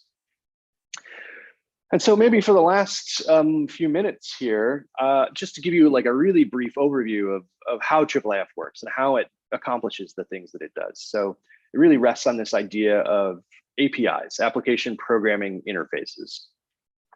And what that is a structured way of connecting two systems. It's a contract about the way information will go from one part of a system to another part of a system. And when you have that agreement on how data will work and be exchanged, you can do really interesting things like swapping out, maybe say the front end of a system while leaving the other components intact, or you could swap out the back end and leave the front end intact. And as long as that contract holds, you can end up eventually over time changing out all the different parts of the system. And as long as the data transformation is the same, you can start adding on new pieces and doing interesting things. So this is kind of what that looks like. It's that layer in the middle of AAAF that really normalizes that interaction. But in the context of multiple institutions is really where this comes to become something really powerful. So you can see that, once a bunch of institutions are using this, you can bring in materials from one institution and then bring in annotations and transcriptions from another and do all of this kind of cross-institutional collaboration, or even more simply, just making use of the tools that are created by other institutions, AAAF viewers and annotation tools, and things like that. So just to give you a little bit more detail, there's basically two core components of AAAF. There are 4 APIs right now. The 2 core ones are the image API, which delivers the pixels of the asset, and the presentation API, which basically delivers structure and a little bit of metadata about the asset. So the image API here, you can see that kind of meta discussion there. It's a way of describing different aspects or different qualities of the image, all using just a URL. Different ways of maybe slicing and dicing the image or transforming it in certain ways. You can see example there of what a AAAF image API URL looks like. So it has the region, the size, the rotation, things like that. And then the presentation API takes that information and then puts it together with a structure. So if you have, say, a book, it talks about the order of the pages, or if it's a mixtape on on an old cassette tape, it talks about the regions and which songs go where. So it provides that structure and that little bit of data. And so this is a way maybe to illustrate what I'm talking about. This is an actual Mirador viewer in use at the Art Institute of Chicago. And you can see in blue there on the right, that's the pixels delivered by the image API. And then everything else here in red, so the order of the pages of the sketchbook and the metadata over there on the left, all of that is delivered by the presentation API. So that gives you a sense of how these two things work together. And I mentioned there are 2 other APIs that are also used. The search API is what lets you search in full text if you have, say, OCR transcriptions or translations of materials, just like a PDF search works. That's what the search API does. And then the authentication API is used if, for example, maybe only staff should be able to see certain images, or if there are content warnings on images, you can use the authentication API to put some restrictions on those. I skipped, oh, there we go. And so maybe in just the last minute here, and then maybe there's time for questions. Just real briefly to touch on how to get started. So generally people find the best way to do it is to watch some presentations about how AAAF works, and that's great. You're kind of right in the right place to do that. And there's other ways to connect to the AAAF community. So signing up we have an email list that answers technical questions, or we have a newsletter that comes out once a month. We have a really useful Slack channel where people also ask questions. We have a new resource called the AAAF Cookbook, which is basically a gathering of ways that people all over the world have solved common problems using AAAF, and so that those can be reused in lots of different ways. And lastly, just at the institutional level, we kind of suggest a couple of different ways of working on AAAF. So exposing your collections by AAAF, using different AAAF compatible software like viewers. A lot of times that means working with your vendors or software suppliers about how to become AAAF compliant. And then finally, if this is useful and you do believe in the mission of kind of open technology and open APIs, we ask you to consider joining the AAAF consortium. That's actually how we are able to fund the work of doing these things and putting on events like the AAAF conference coming up in a few months. So I think that's basically what I have to say. This is just to give you a couple of logos. This is just a handful of the companies and organizations that make AAAF a core part of what they do, but there's many more than this, and feel free to get in touch if we can be of help. So yeah, we'll leave you with that. This just a tremendous opportunity. We hope you'll become part of the way that AAAF works and expands around the world. So thank you very much. Yeah, and Andrea, you can tell me if there's time for questions or if we should hold off for a minute. Thank you, Josh. I can ask, is there any question, comment, or something?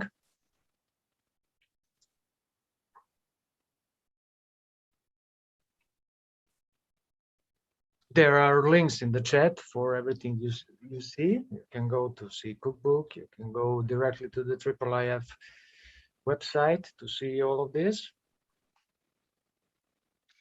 I see one comment in the chat of just about workshops. That's something that we have a free we have a couple free seats at some training that we do every month, and we have some paid training. We have a bunch of different options. So if that's of interest, I can definitely pass along some links.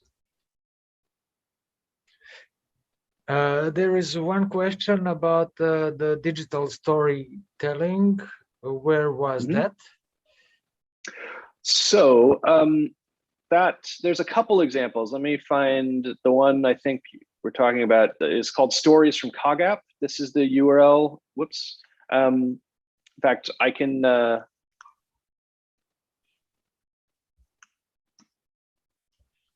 believe that's the URL. Yeah, I'll put this in the chat so folks can see it. I will mention another one. It's called Exhibit, I think, exhibit.so. Yeah, this is a very similar tool. So I really encourage you, if you're interested in that storytelling, both of these are kind of really interesting ways of using AAAF to take users kind of on a guided tour of different materials. Thank you. Okay, I'll stop sharing now. Well, great. Thanks for having me. Yeah, and you have my email. I'll put it in the chat as well. By all means, feel free to reach out. Also, you can continue chatting if there is something more. I would like to present you a very important guy for Serbian the digitization project. Actually, Mr. John Cernovski is the director of the Rescarta Foundation. He has over 30 years of experience in building digital collection. He was responsible for creating millions of digital objects for learned societies, libraries, and major corporations as the director of imaging products at Northern Micrographics. Project includes the making of America, JSTOR, and historic Pittsburgh. He's currently the director of the non-for-profit Rescarta Foundation. Dear John, warmly welcome. And if I just want to— What's your name? My name is Andrija Sagić. Okay. John, you here? Yes, I'm here. And I would just want to mention, if you would like to have your IIIF working, use Rescarta, as we did. Mr. John, the screen is yours. All right, thank you. Thank you for the shameless plug. I wasn't going to push a lot about Rescarta, but we'll take off here for a second. Let me share my screen. Going to get over here and start a little slideshow here. Whoop. Always fun doing Zoom. Here we got it. Hopefully. Okay. Everything's okay. All right, we're looking good. Okay, today I was going to go back in time a little bit, and I've been having a great time the last couple of days, getting up early in the morning here and seeing some of the wonderful collections that people have presented. And much has been said about, you know, digital transformation or digital transition, as Raja put it yesterday. And there's a lot to be excited about. But for the next couple of minutes, I'd like to take you back a few decades, back when digital dinosaurs roamed the world, back when I was responsible for the transformation of analog materials to digital at a large American service bureau. Back in 1998, I just completed the scanning of millions of images for the Making America project, which was the first major digital transformation projects for the universities of Michigan and Cornell. And this was kind of a test for those universities to getting into digital. And after that, I made a presentation at the Internet Librarian Conference in Monterey, California, which I entitled "Why Digital Will Fail and What We Can Do About It." So this is a little bit of a drawback. I mean, everybody's been having very colorful presentations. This is going to be going back to the 90s when this is what they looked like. Anyway, in that talk, I explained technical realities of different kinds of media and what the failure rates were for hard drives and optical platters and CD-ROM disks, and why no matter what media we use to store our digital information, that it will fail. I mean, every major manufacturer will give you the meantime failure rates of their equipment. So equipment failures are rare, but you know, they are certainty. And in 1998, we were shipping large amounts of data across the United States on CD-ROMs and tapes, and we needed a method to verify the integrity of those shipments so that, you know, the quality that was shipped from our site, whether it was going to the West Coast or East Coast or across the pond to Europe, that those files that we sent were the same that we knew we had produced. So in the Making America, I was digitized on a whopping 4 gigabyte spinning disk. That's the entire storage we had at that time. And it was written not on CD-ROMs at 640 megabytes each. So there were hundreds of CD-ROMs that were produced and duplicated and shipped across the country. And the shipments were split between Michigan and Cornell, so that Michigan got their data and Cornell got their data. Neither of the two of them had a complete data set. And we knew that, you know, the hard drives are going to fail and CD-ROMs are fragile. So, you know, at some point, that means that, you know, the data would fail. So in 1998, I decided to go out and create checksums for everything we created. Every file that was created, whether it was for a small institution or a large institution, learned society, would carry a checksum with it. So what are checksums and why should I care? A checksum is a unique ID that can be created using an algorithm or a program, and it gives you a unique ID for a digital object. And that resulting ID can be stored with the object so that when you create a checksum, the day you create the object, you can run that algorithm over a regular time period and compare it to the original to see how things are going. It'll tell you if any bits at all have changed. And so the checksums, if we use them, will tell us if our digital objects may be failing. And what good is that for us? Again, for those of us who are just getting into this, you may not be thinking of the underpinnings of technology. You know, you're really concerned with the display and the search engines and those kinds of things. You know, typical highlight sitting on top, but what good is it to know that I've got a bit error happening down here, unless there's some way to bring them back to life? So one of the other things that we really need to talk about as we run checksum validation on a regular basis, but the way to cure that is to, when you create your digital collections, is to go out and clone it. So if you make a digital object today, you know, whether it's a page of a book or an audio transformation from a vinyl platter to a digital file, you want to make that checksum and place it with that file. As an old timer working in the world of converting analog objects to digital, I've spent 30 years of my work life producing millions and millions of bit streams for research libraries, learning societies, archives, historical societies. I've seen a lot of digital projects being born, and sadly, I've seen quite a few that have actually died. So, what can we do about it? In the case of Making America, I urged at the end of that project to make a complete memo-weight duplicate. So we take the data that we ship to Cornell and the data we ship to Michigan, that we pull it all back together into another location and make at least one copy, a complete copy of that project. But that didn't happen due to budget constraints. And again, they were saying, well, this is just a test and it's not really that important, which has shown over the years that Making America is still viable. But several years after, we made that proposal, I got a call from my contact at Cornell asking if I had copies of certain CD-ROMs, CD-ROM 36, CD-ROM 315, do I get the redo of 318? And I was wondering why they were asking for these CD-ROMs, and found out that their servers had crashed, their spinning servers had crashed, and they needed to reload them from original materials. And some of them, the original CD-ROMs, were kind of like artifacts of this new spinning website.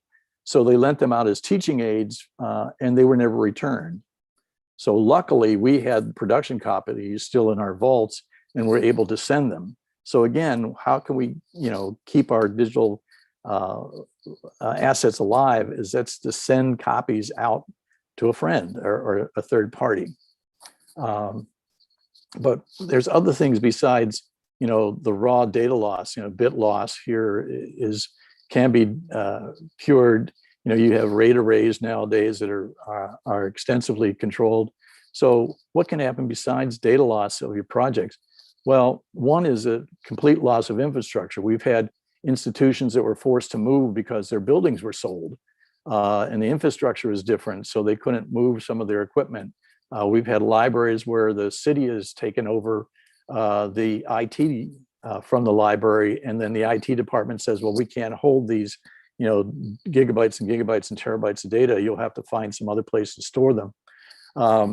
We have, everything's out in the cloud now, and people are saying, well, you can store it with these companies. You'll have access to your collections anytime, anywhere.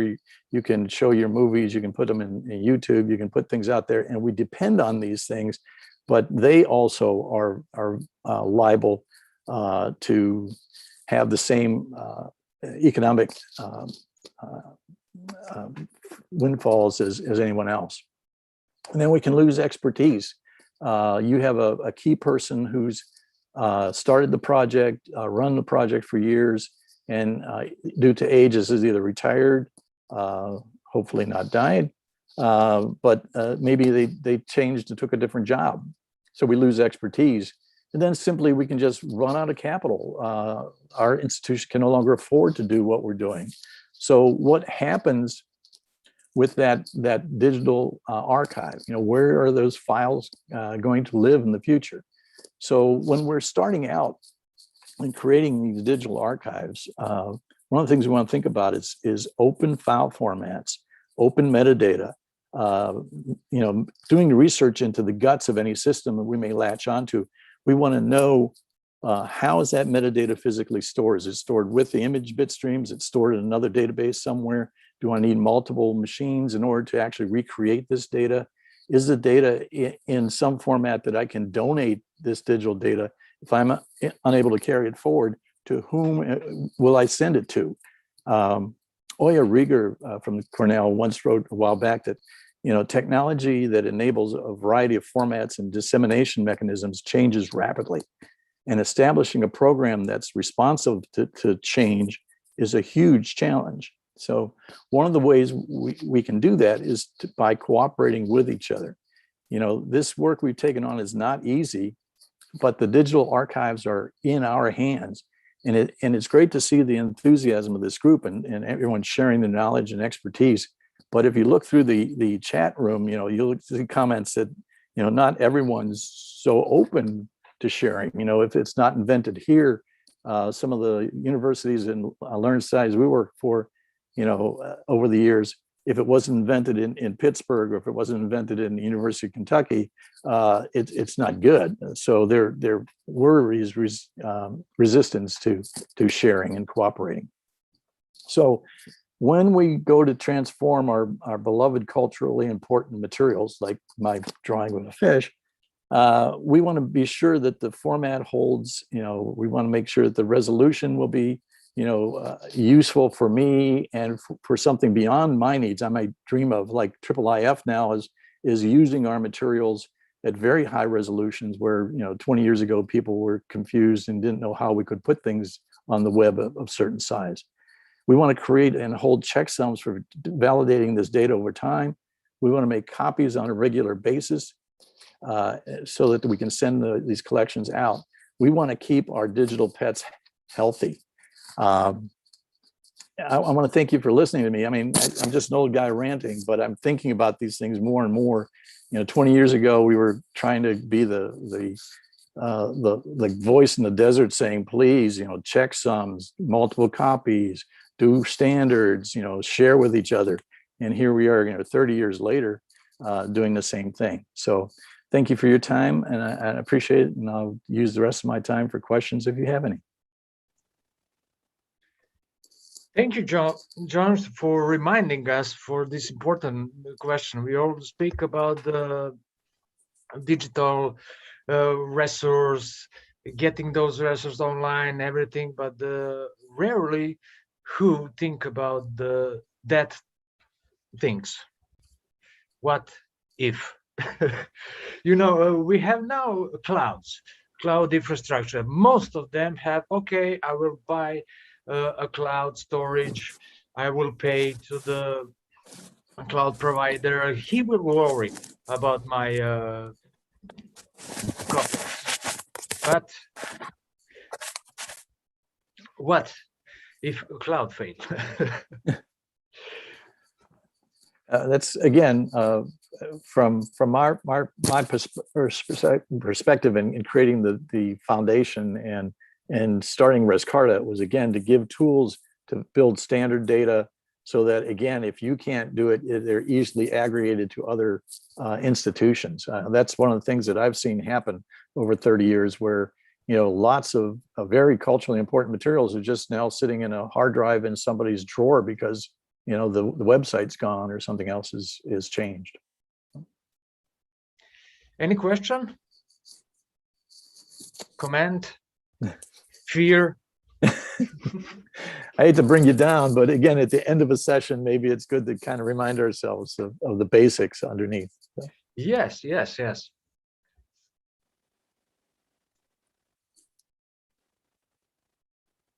You okay?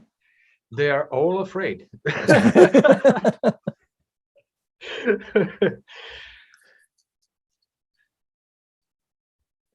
Yeah. Well, Thanks, I would Josh. like to ask you something about Rescarta. Yes, Sure. you talk about this important thing, but also for me, and I think for the others, is also important to say something about Rescarta, this great tool, actually. Well, again, Rescarta is open source. It's based on again, standard formats for imagery, standard formats for audio. We use AudioMD, standard video formats. All the metadata is done the Library of Congress standards, where Library of Congress kind of fails on video. We took another open standard and standardized on that, so it's all XML based. IIIF is supported. If you name a library system that's out there, a standard for interchange or exchange of information or metadata, we support that. A lot of our systems are being harvested by DPLA Europeana because we support OAI PMH. There's some way that we can do to program the assistance so that you think about digitization, you think about the quality of your representative digital artifact, you think about what's culturally important in your society, and we'll help you store that in an archive. The speed at which you can put large systems up, we've been doing that for 30 years, or actually 22 years now. So these are things that technically we're all technicians, and we're not the cultural controllers. We're the people who just sit there and make code and help it happen. So. Yeah, excellent point about the importance of the connection of programmers and technical people and cultural professionals. Yeah, it's very important. We work with a lot of small institutions where, they know what they want to get out to the public. They know what they want to preserve. But again, how to do it is always the question. And do they, can they afford to buy, a for-profit company's software, with ongoing costs of that, or, we can provide them with free tools in order to do it. And they can save their money and do more digitization, more storage, those kinds of things.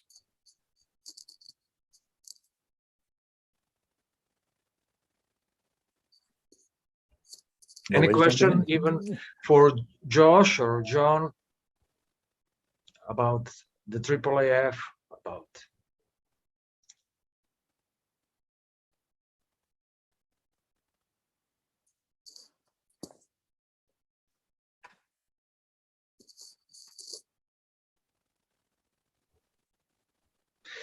Josh, are you with us? Oh, thank you. I would like to ask something about this kind of cooperation which John mentioned about the cultural sector and the technical sector. As a member of the community at AAAF, I see it's an excellent place for cooperation exactly for these two type of professionals. Yeah, so I will say I've been involved, I've been doing library stuff for what, I don't know, 15 years, something like that. And I agree, I'm biased, but I think it's one of the more vibrant and kind of well-rounded communities that I'm aware of. I will say, I guess the way I think about it is that it's sort of a sign of where AAAF is in its maturity as a technology. I think you can think of, it's not quite a startup and it's not quite a company, but a lot of times you have that initial, the initial kind of bleeding edge work, and that was really just a handful of people in a room, just kind of hacking on computers and writing stuff into specifications. But a lot of communities and organizations don't necessarily make the transition to more, better operations, more mature operations. And I think AAAF did. And maybe it was luck, maybe it was, just a thoughtful approach from the beginning. But I guess what I'm getting to is that we're lucky now because we managed to keep the developers interested. We managed to make it useful for, just real software minded people, but we have user experience people, we have designers, we have, people who just work with curatorial things, tools like I showed, Exhibit and Stories. You don't really need to do much with code to be able to work with AAAF. And so that's a lovely thing that there's something there for everyone. Basically, even high school teachers and middle school teachers have used AAAF. They incorporate it into their lesson plans. And so it's really, I guess I'd just say I think we're very lucky to have that, and it's something I'm very aware of, and we're trying to be very careful to cultivate that so that we maintain, that really broad community, because I think everybody benefits from that, if that makes sense. Well, again, if I can jump in a little bit, there's AAAF and Europeana, and in the United States there's DPLA. All these institutions sit on top of these existing digital. I mean, if the digital collections aren't there, if the people in the libraries and the institutions aren't creating these digital assets, there's nothing for AAAF to do. There's nothing for Europeana to do. So, at the core, where Riscard is coming from is we're trying to say, when you create data, you have to think of these things. You have to think about making copies. You have to think about maintaining that core so that they can be harvested by Europeana, they can be, used by AAAF. It still sits on your shoulders, the creators, to think about long-term, because we don't want to be starting a classroom and saying, okay, we're going to do this today, boys and girls, and we're going to go to, Paris, and we're going to go to San Francisco, and we're going to go to Poughkeepsie, and we're going to pull all these things up with AAAF, and then suddenly this piece of the data is gone, or it's no longer available. So long-term preservation, and it's funny, You know, when I said digital preservation in 1998, Ann Kenny from Cornell told me, you can't use that term, John. There's no such thing as digital preservation. But today we can get a degree in digital preservation from Cornell.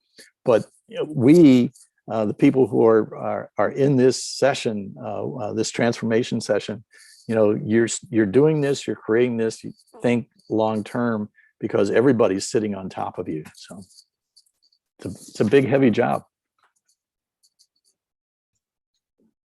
Yeah, and send a copy to your friends. Excellent, yes. Excellent sentence. Yeah.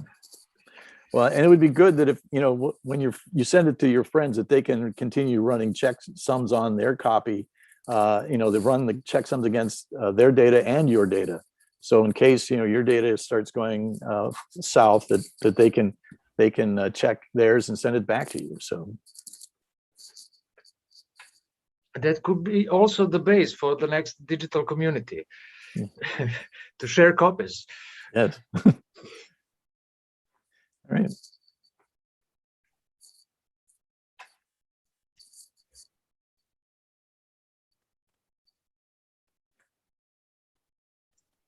Some comments, please. You don't have to be fear. We don't bite. Yeah. Either we looked terrific with those bears.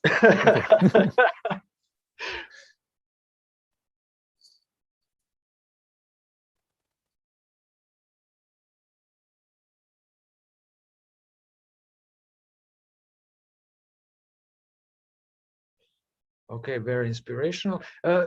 Josh, what do you think about that problem of digital preservation and the problem of possibility of just to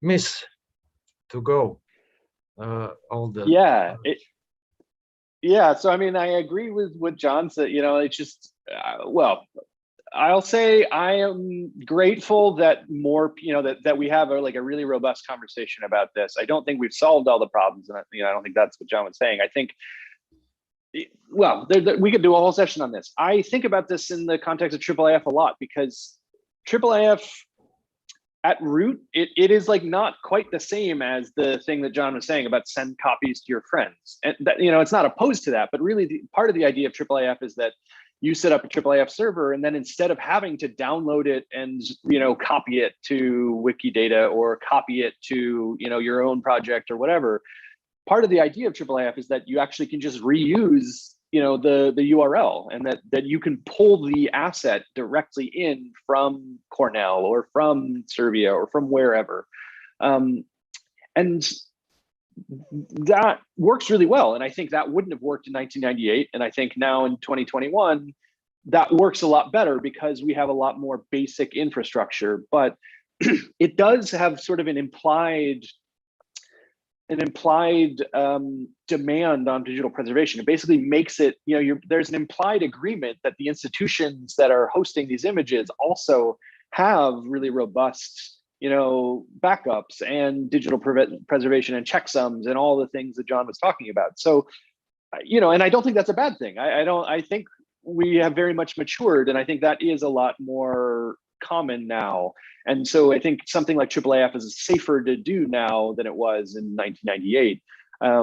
But it's interesting, you know, I don't think we should forget that, you know, as John was saying, that we're sitting on top of like a lot of implied infrastructure, and that, you know, AAAF benefits from all of that. But I think we just need to be very careful to, you know, to acknowledge it and make sure that we keep paying attention to it. We can't, you know, I mean, I love focusing on AAAF, but we can't take all the energy away from all the work that goes into making it persist over time. Yeah, if I could jump in there, that's one of the things, you know, we have a lot of small institutions that are in DPLA, and some of them are not able to get grants because of, you know, DPLA is sucking up some of the wind up above, you know, regurgitating the metadata because they're pulling, you know, Dublin core metadata instead of robust metadata. Then they have to try to spend a lot of money to try to make it universal. That's why at the core level, at the actual creation level, we're saying we want to have robust metadata. You want to have something like METs, mods down below, and not depending on Dublin core. So that long-term reuse of that data, because that's where IIIF comes in. What you're thinking that you might have a photograph in Poughkeepsie somewhere in a little town in northern Wisconsin or someplace, but that particular image is very important. The metadata they put on that, they know the local people know the metadata better than the nationals would. So you want to go back and get that metadata from the source, which is what IIIF does. But again, the source has to have that stored in a format, an open format, a known format, so it can be readable. So that's what Rescard is trying to do is talk to people about using true quality images, quality metadata at the source level, and maintaining your source. So that's where we're coming from.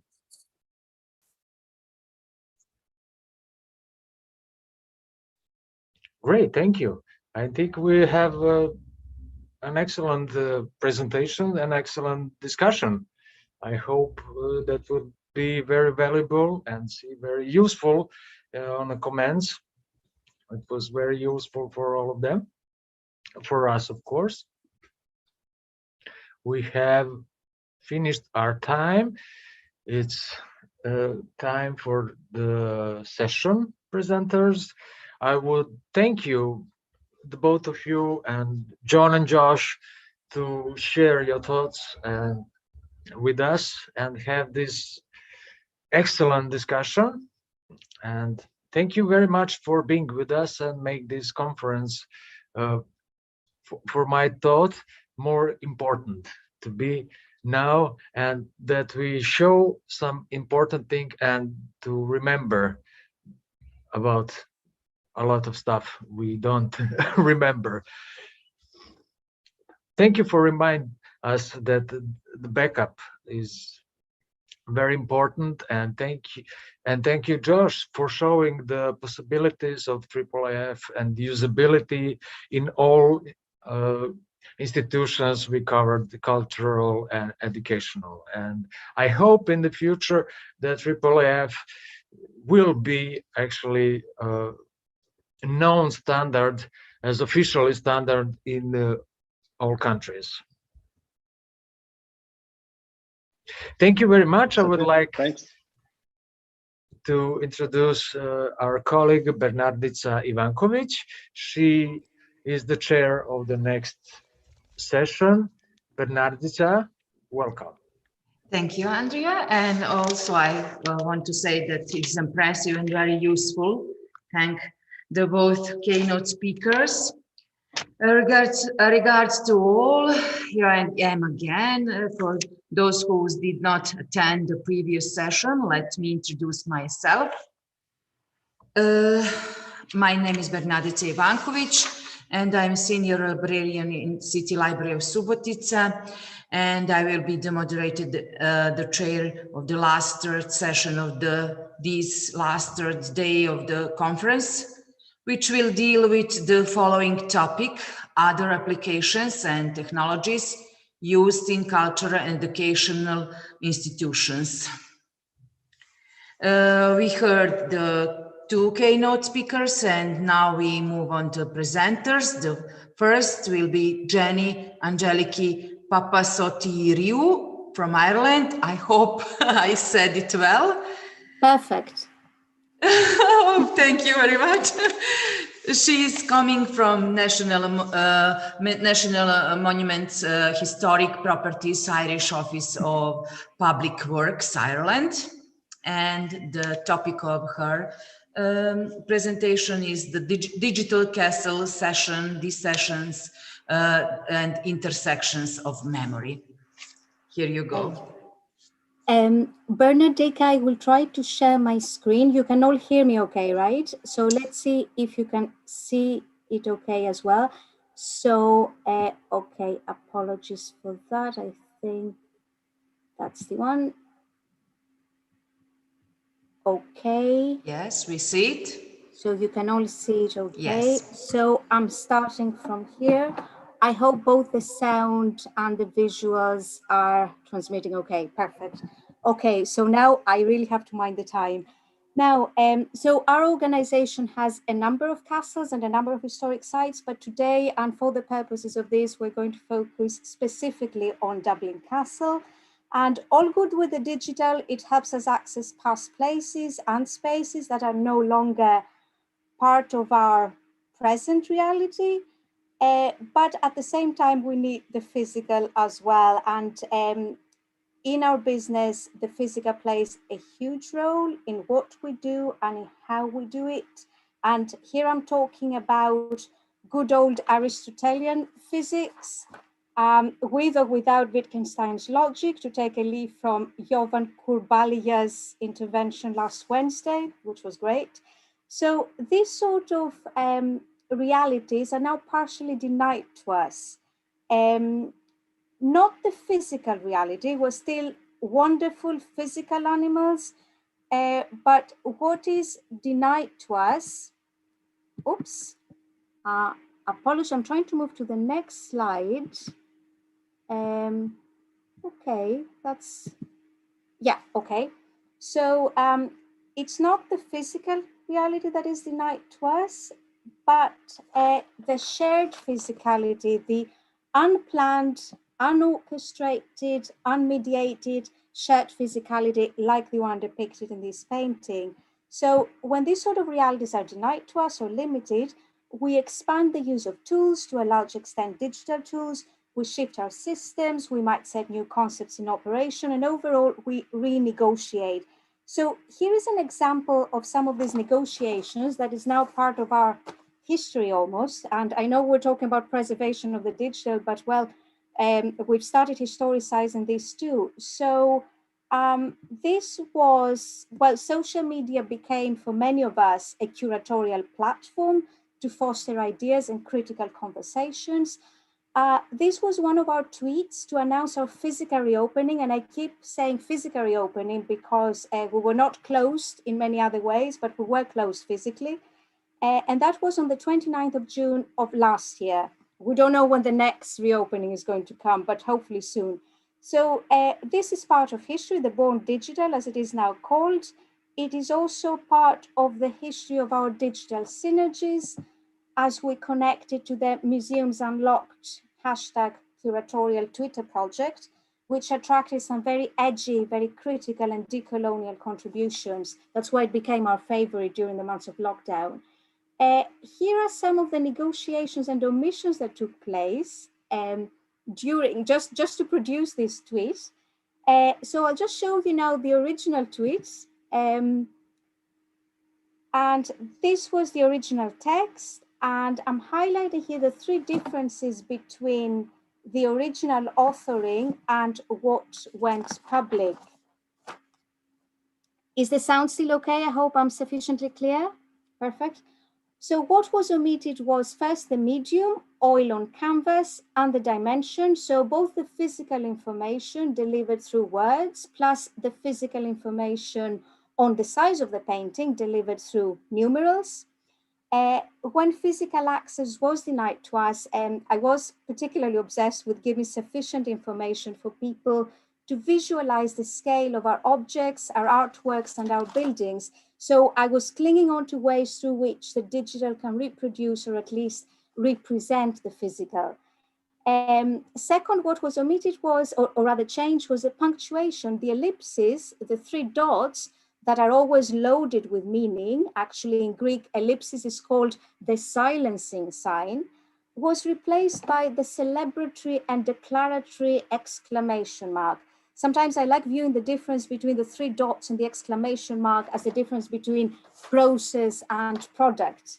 And third, finally, the third omission, touching each other. And this is actually at the core of our business, addressing silenced histories and touching people and people's lives by building communities, which is a term that interestingly has come up a lot in this conference by most of the speakers, and by creating safe, discursive spaces.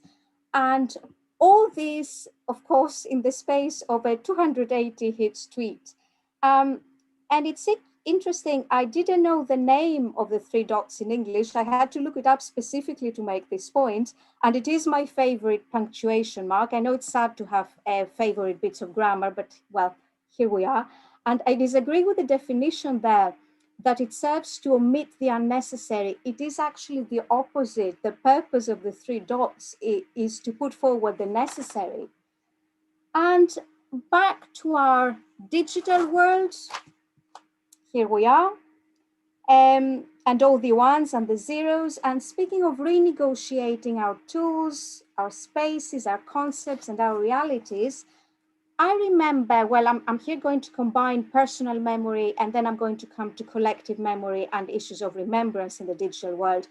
I remember when a 5.5-year-old asked me, when I asked the 5.5-year-old, how much is 5 minus 6? He thought of it, and he first answered, or rather asked, 0. And when I said, no, keep looking, he replied with a bit more confidence, 1.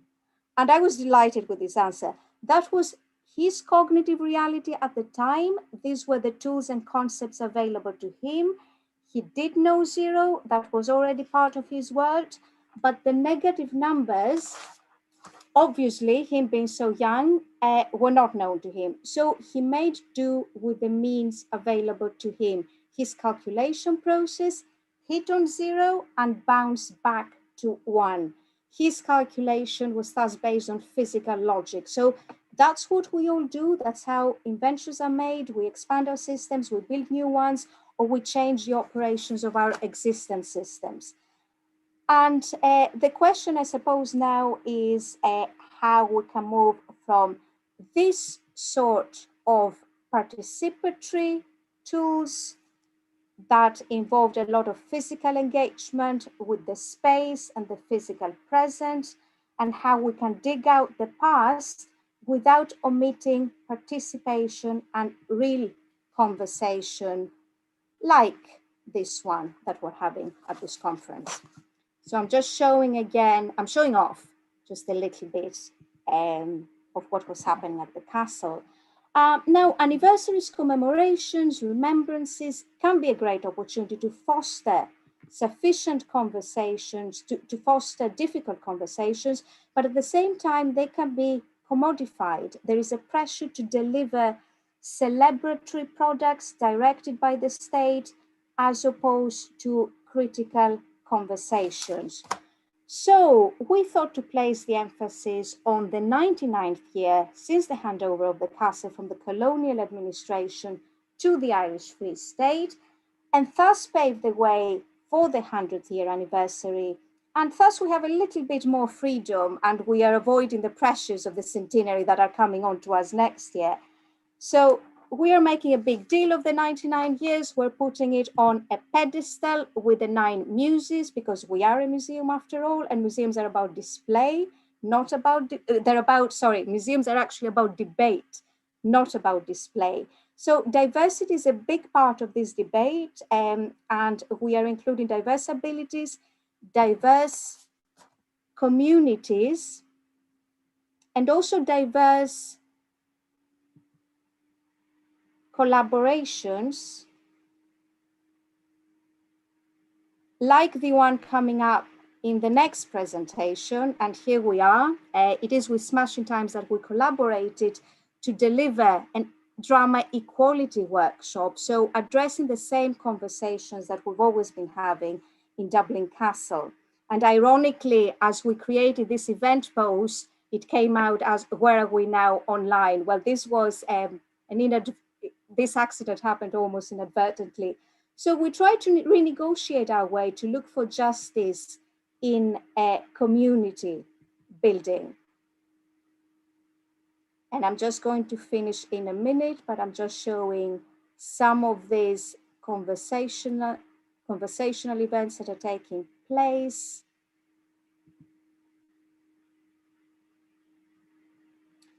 And I have started with people touching each other, and I'm finishing with people touching each other again. And I hope I hope you can all see, can you see the whole slide? I might just change. Yeah, I hope you can see the whole slide. And I'm really looking forward to listening to Smashing Times that we collaborated with back on the 8th of March 2020, and we keep collaborating with. So thank you very much to all. My closing message is delivered through some of the languages that are relevant to our current collaborations. Thank you.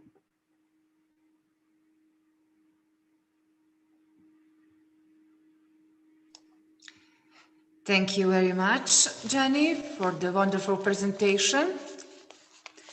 I want to remind everybody, if you want to ask something, Jenny, or other presenters, you can do it in the chat. Please write there. We have to go on. And after the end, we will have a time for question and answer for all presenters. Our next presenters is also from Ireland. Her name is Mary Moynihan. She's coming from Conservatory of Music and Drama, TU Dublin. And Smashing Times in Digital Transformation is the topic.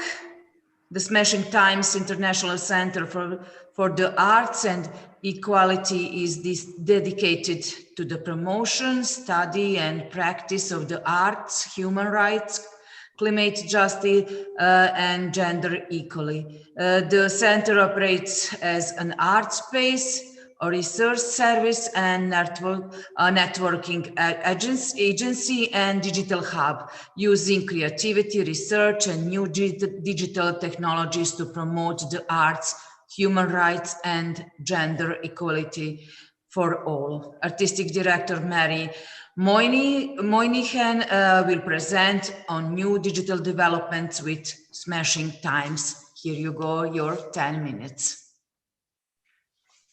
Mary, are you here? I am here. Thank you very much for that introduction, and I'm delighted to be here today to speak at this conference, and I'd like to extend a special thanks to the organisers of the conference, and thank you very much for inviting me to speak today. And my name is Mary Moynihan, and I'm a writer, theatre and filmmaker and artistic director of the Smashing Times International Centre for the Arts and Equality. And as an artist, my job is to tell stories. And I believe storytelling is worthwhile when it shares our values and beliefs and what we stand for. And in Smashing Times, which was set up in 1991, we're a professional arts organisation using the arts to promote equality, human rights and diversity. And from the beginning, storytelling has been a key part of that process. So we use storytelling and theatre workshops, theatre performances, films, panel discussions, books, art exhibitions, and engagement with local communities to tell stories that promote human rights. And I believe theatre and film, for example, are often the places we go to on a voluntary basis to hear someone else's story. So we give ourselves permission to step into someone else's shoes, and through the arts, we can tell stories that can inspire new visions for the future. So in my own work as an artist, I have a particular interest in historical memory as a form of storytelling. So for example, Smashing Times have worked in Northern Ireland since before the ceasefires, using the arts to promote conflict resolution and to bring diverse communities together. And we've worked in Northern Ireland since the ceasefires in a post-conflict environment after peace was established, all the time telling hidden or denied stories arising out of conflict, and in a way, finding ways to create a more diverse narrative in society. And because of our work in Northern Ireland, we were invited to work across Europe, working with different organisations, looking at issues such as the refugee crisis, and engaging with communities to look at issues that are affecting them on a local way and to explore those issues through the arts and through a storytelling process. And we have developed a number of projects with partners across Europe. For example, a project called Women, War and Peace, which had partners from Spain, Germany and Poland. And I'll describe this project briefly to give an example of the type of work we do. So Women, War and Peace uses theatre and film to explore women's stories from World War II. And we gather stories about women from the different countries who were involved in World War II and who stood up against totalitarianism and stood up for the rights of others. Those stories form the basis of plays and films, which are then shown to communities and then used as a way to generate discussion around issues of what equality and human rights, democracy and diversity mean today. And we've done a lot of work around World War II, but also as part of our European work, we did a project called EU 1979, a People's Parliament. Now, this project is one that brought us further into the use of digital technologies. So up to this point, we as a company are used to working with audiovisual, we work in film, so we are used to working with technology. But when it came to this project, EU 79, excuse my dog. When it came to this project, we were working with visual artists. And because of COVID-19 and the pandemic, we were unable to display our visual arts work in spaces on site. And so we decided to build an online virtual art exhibition space. And the idea of EU 79 as an exhibition was to look at the stories of the 67 powerful women MEPs who were elected to the first European Parliament in 1979. That was the first parliament held by universal suffrage. And our exhibition features the names and the biographies of all 67 women who were elected at that time. And we see these women as role models to inspire future generations. So we created an online exhibition space, like a two-dimensional online gallery. And this was our first time to work with web developers. And initially, when we were creating this virtual art exhibition space, we were told that we would possibly have to link in with, for example, Google Arts or to create our own gallery, we need to link in with large technological company systems that were already there. But we were very interested in the idea of building our own independent space. And through a lot of research and time, we were able to work with an independent developer to create what is basically our own platform. So at the moment, we have an online exhibition space, which is hosting 2 exhibitions. And we found it very exciting to be able to create this space that is our own, and then as a way to share our work, not just with audiences in Ireland, but audiences internationally. And then based on that, the company went on then to build a platform for hosting our annual festival. So Smashing Times hold an annual Arts and Human Rights Festival, and we built an online platform to host that festival for our bookings, to view the events, a space where artists could come together. And that was very successful. And that, in a way, for me, was one of the important points about using digital technologies, was that we were able to reach a much wider audience than we've normally reached. So it's paradoxical, if you like, that in a time of lockdown and moving online, we have limited access to engagement with each other on the ground, and we are apart, but yet we're able to reach out to so many people in different ways. So I think that's an exciting element of digital transformation. I would encourage people to go and have a look at our online exhibition, EU 1979, and to see the stories and the images that are hosted online, and to see the artworks that accompany the stories. And again, it's great to be able to bring artists, the work of artists, into an online space that could be shared with the wider community. And a new development for the company is that we have received a digital capacity grant from the Arts Council of Ireland, and we are now going to build a digital hub or platform for the arts and human rights. So our company has a network of artists and organisations that has members from across Europe, and we want to create an online space to bring artists, citizens and communities together to enable them to meet and talk and share ideas around how we can use the arts to promote human rights into the future. And I think, today young people get their news on social media, Instagram, Snapchat, TikTok. We need to find ways, I believe, to tell stories of human rights defenders online, to counter hate speech and intolerance, which is on the rise, and to promote stories of human rights online and through digital technology so that we can reach a wider audience. I do have to say that I believe there's obviously people, you know, this has been talked about, the idea of the dark side to digital technology, you know, looking at the idea of profit versus privacy, open access versus exclusion, and the idea of who has access to digital technology itself, because there's a cost involved and there's skills required, and there's also access to working with people who actually work as web developers that can build the type of structures we need. So I think there's a lot of areas still to be explored around asking, how do we build open access to digital transformation into the future? And I think for me, the arts are about creative expression, they're about freedom of expression, and they're about the ability to live with paradoxes. And I think paradoxes are very important, because what that means is the arts are about both revealing and concealing. They're about being vulnerable, yet challenging. They're about being a risk taker, but yet doing that within a safe space. And the arts can be elusive, they are open, they are free, and they are, you know, in a way, what I enjoy about the arts is that sometimes they are difficult to define, because it's really up to individuals to find a way to be yourself and to express yourself within the arts. And I think it's going to be interesting to see how that type of paradoxical freedom of expression can still be maintained if we as artists are going to work online through digital transformations.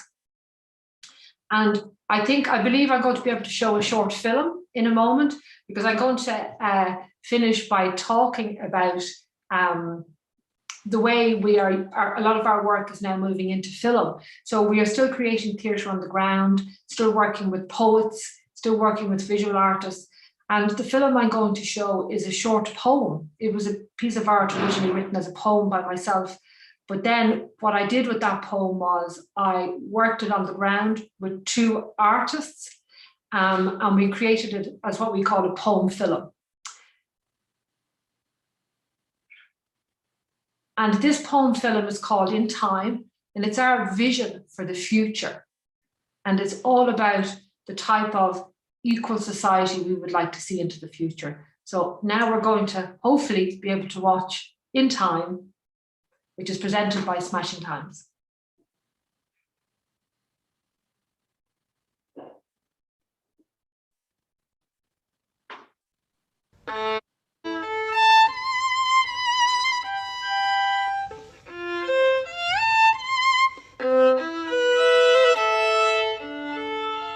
In time. In time, we will recover. In time, there will be a vaccine, and we will be able to go outside. To work, to the park, to the mountains. To meet family and friends. To travel to the ends of the earth if we wish. In time, we will rebuild our world. We will create an equal society where people count.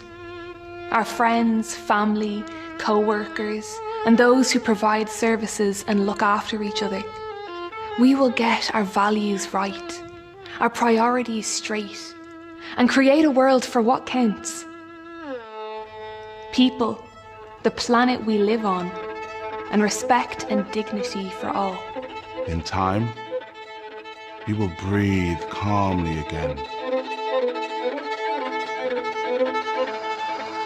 In time, we will meet each other in the darkness of a theater space and know again the magic of a connection that is invisible, yet truly felt.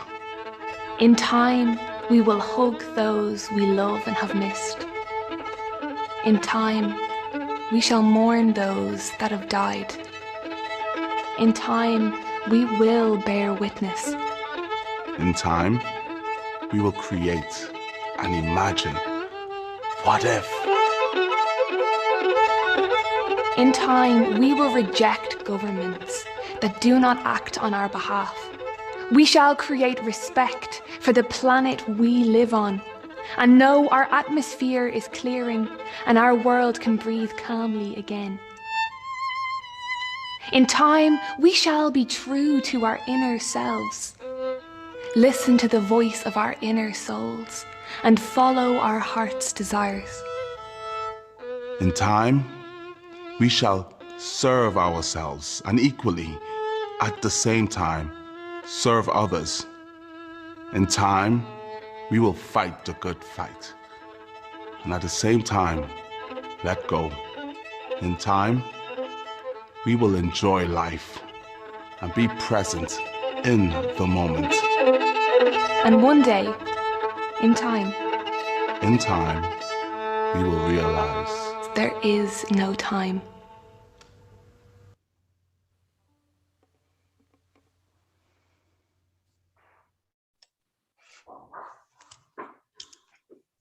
Thank you very much. Can you hear the applause? Thank you. Thank you, Mary. It was great to listen to you and watch the video. Nice job. Actually, it is not a job, it's art. Thank you very much. See the questions in chat so you can answer it later. Now we are moving from Ireland to Greece, where the next presenters is coming from. Hello to Olga Terenetska. She's coming from... Good afternoon. Good afternoon. She is coming from Digital Communication Network and her topic... Association. And her topic is on the role of empathy in innovative forms of digital storytelling in digital transformation of GLAM sector in the COVID-19 era. Here you go. Thank you. I would like to share, to have a chance to share my presentation. And the preliminary program has a little bit different title. Would you please Yes, you can share the screen. I want to share the presentation, so you suggest the presentation. Yeah, you have a permission. Okay. I opened the presentation. I opened the presentation on my computer, so I will share portion of the screen, right? Yeah. How do you? We see. We see. But thank you. But it's not. I will need to make it so you see all of the presentation. Okay, we'll try. Thank you very much. So my name is Olga Terenetska, and my presentation is related to empathy mapping using emotional intelligence in digital storytelling, and it's basically based on Europeana Impact Playbook and examples from Europeana digital collections. I represent Europeana as a map as well as digital network. However, this presentation is my personal presentation, and that's why kindly accept it as my personal, as I'm a member of these professional communities. Emotional intelligence is a crucial prerequisite for successful digital transformation and a responsibility of cultural heritage professionals for an inclusive and diverse passing of intergenerational cultural heritage into digital formats for future generations. At the same time, development principles and human abilities of emotionally intelligent persons and behaviors, as well as their daily practicing, have been mostly threatened and limited during the COVID-19 pandemic, as lockdowns have effects on mental and social isolation have deprived basic need for human interaction. Undoubtedly, personal, civic, and academic expert emotionally intelligent capabilities have also suffered from closure and inaccessibility of library resources, low rates of participation in events where expert knowledge could be exchanged, as well as low or unsustainable levels of media literacy attributed to the previously mentioned reasons, coupled with strikingly high levels of propaganda and fake content in digital media during the same period of time. Along with its growth, there has been the need for a robust methodology for demonstrating the impact of cultural industries, and that led to the development of Europeana's impact playbook. Impact is defined as changes or as a result of activities for which the organization is accountable in the impact playbook of Europeana. Demonstrating the impact of the cultural sector is therefore about providing the cultural organizations, museums, are making a direct contribution in areas as well-being, learning, social cohesion, entrepreneurship, cultural diplomacy, innovation, and identity. The empathy map, the example of which is a great tool of the impact playbook, enabling its users observe, understand, and learn from the experience of cultural participation. It also enhances them to deeply reflect upon and identify the pain point or problem that could be solved, and if they wish, they could also discuss the problem in a team and create an activity related to the interactive support finding of solving the problem that they had identified. In of digital storytelling, the empathy map has been used to explore and compare emotional engagement of users with stories of different forms, structures, and formats. So before proceeding to story using an empathy map, I would like to highlight several important aspects of the emotional intelligence framework. This framework could then be integrated into the empathy mapping in digital storytelling according to the needs and firstly, digital users increase empathic abilities through skills. Various formats and forms, for instance, gamify digital storytelling, enhance and non-verbal as they apply observation skills to understand storytelling paths, expressions, and various patterns of body clues. Secondly, it contributes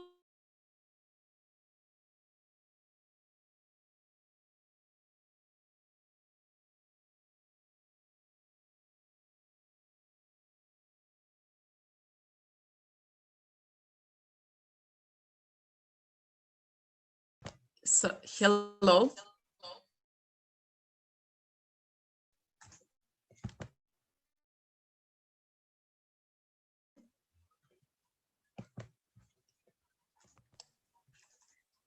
Hello, sorry, there has been Hello, Olga, we hear you, but we have a little problems. Can you? Yes, yes. Shall I continue? I have shared my screen. Do you see my screen? Yes, we see.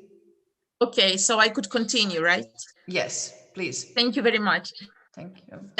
Secondly, about the emotional intelligence, it contributes to users' ability to understanding social behavior, historical events through visual and audio elements, predicting actions in role-playing scenarios and making difficult personal choices or story experience. And finally, emotional levels digital contents. Many instances, users with digital storytelling contents to themselves to different numerous cultural negotiations of intergenerational importance using and knowledge to make quick decisions. Some of these effective classroom learning, and all of this would compensate for pandemic-induced lack of communication and social isolation.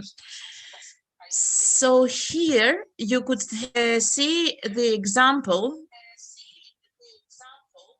I have of the story comprised of text and images created by Jason Farago on the Katsushika Husai woodblock print at Jiri in Suruga province that had appeared in the New York Times last year.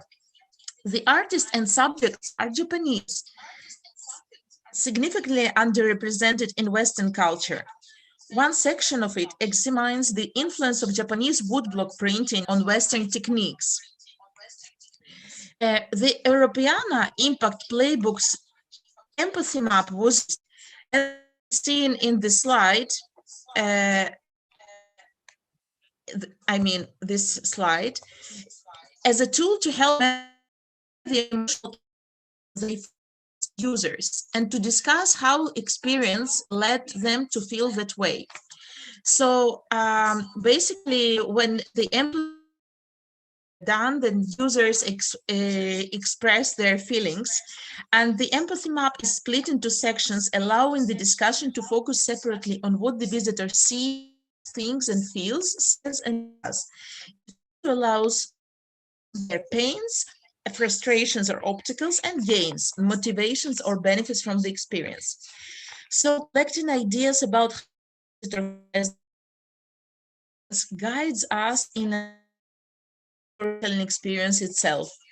Further on, cultural organizations could analyze results obtained from working with audiences using empathy maps and comparing them across numerous digital storytelling user experiences, organizing them around storytelling features like type of language used in narration, linearity of format, presence of imagery, and in the particular example of a picture of change for a world.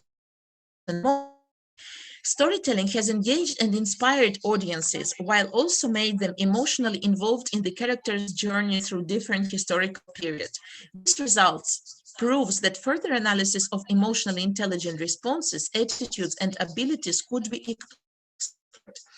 Such impact playbooks empathy mapping extension could be of significant value for users of cultural digital collections representing intergenerational migrants and refugees, as well as digital media literacy professionals, literary and cultural memory narrative creators and teachers, and informal youth educators.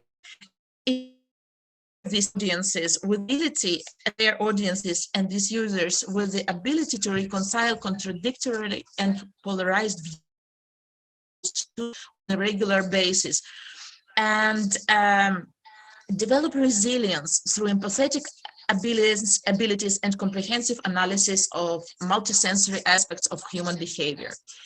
Some responsibilities and challenges associated with uncontrollable, misused, or unethically presented contents of common cultural heritage during implementing digital cultural transformation will only increase after the end of the crisis. It is suggested to be of really importance to comprehend intelligence in digital storytelling practices of cultural institutions across all their digital channels and interactive and among its users inclusively and effectively.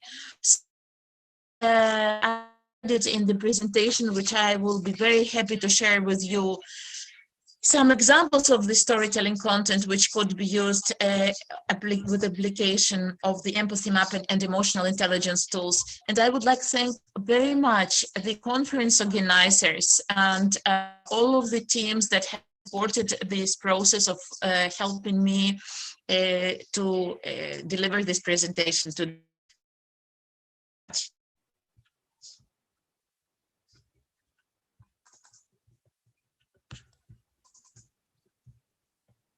Are you finished? Yes. Yes. Thank you, Olga. Thank you very much. We have a little problems to hear everything, but we have a presentation so we can see it. And of course, everything is on the YouTube channel so we can see it again. If anybody have any question for Olga, please write in chat and she will answer it later when we have going to have time for question and answer. Now I should to present three women from Greece, but I'm not sure if I can say it correctly, but I try. Say hello to Antonia Vlahosi, Maria Kondla, and Christina Natalgian. Sorry if it is wrong. Hello, everyone. Greetings from Athens and Andrija, Greece. I'm Maria Kondili, and I'm here with my colleague, Christina Daltayani. Thank you very much for hosting this very interesting conference. Congratulations. Thank you very much. Your topic is the Public Historical Library of Adriatsana, the new challenges and the digital era. You have 10 minutes. I think that you have video, so take your time. Correct. We'll have a video presentation. So. Hello everyone and welcome. I am Maria Kondili and I represent the Public Historical Library of Andrija as a member of the Board of Directors. In my presentation, I will focus on three major issues: the inauguration and the aim of the library, the collaboration with Clio News Tours, and finally, the values and outcomes of the digital projects. Andrija is at a beautiful mountainous and leafy landscape, but an almost isolated place 4 hours away from Athens, the capital of Greece. While it is hard to imagine that a passionate collector of books, Konstantinos Agathopoulos Nikolopoulos, based in Paris in the early 19th century, wanted to donate his collection of 3,696 rare titles at his father's birthplace, Andrija village. Indeed, in 1879, inaugurated the Public Historical Library of Andrija, also known as Nikolopoulos, one of the richest and the most important libraries in the country that houses the remarkable collections of Nikolopoulos, with rare versions of the early years of printing, such as the 1515 Pindar's Victory Odes edition and Kallianiotis. It also includes an exhibition of plaster casts from the frieze of the Temple of Apollo Epicurus, donation from the British Museum in 1963, and a historical archive with manuscripts from the Greek Revolution and the post-revolution period. Living in the digital era is a time in which there is widespread, ready and easy access to, sharing of, and use of information electronically accessible. With the motto, "The future is digital," and of the public's predilection for innovative tools, the Library of Andrija, a provincial library, aimed at responding to new currents and needs by showing extroversion to expose its unique collections to a wider public. Therefore, the modernization of the library was the only option and a key driver for safeguarding its sustainability and increased audience awareness not only at a national but also at an international level. In 2019, the Library of Andrija, in partnership with Clio News Tours, a company specialized in self-guided audio and virtual tours, created a self-guided audio tour available in smartphones, PC and tablets. The reason why was to promote the treasures of world publishing and printing of inestimable historical and intellectual value that adorn the library shelves. In this context, the physical or visitor had a chance to follow the path of the Historical Library of Andrija through 12 selected objects and 50 short audio and text stories available in 3 languages, Greek, English and French. Masterpieces of rare publication and manuscripts reveal their origins, while presenting people that benefited the wider region by creating a cultural beacon for both residents and visitors. In less than a year, 8,556 e-viewers downloaded the digital tour and learned about the library. Almost 1 year later, the board of the library decided to take the initial project one step further with the development of a digital timeline, offering visitors the absolute digital experience. On behalf of the library, Clio News Tours conceived and produced The Journey of the Books, a digital interactive timeline map accompanied by images and text with audio, where 33 rare publications, part of the collection, are presented. Following their steps from the famous European publishing houses until their journey from Paris to Andrija as part of the Nikolopoulos book collection, and their final installation at current headquarters at the neoclassical building. Moreover, the users will learn facts about the life of the great donor. This project is launched recently. Firstly, we have to showcase the values that arise from the digital project's implementation. The cultural, as are immersed parts of cultural heritage, both tangible and intangible. The educational value.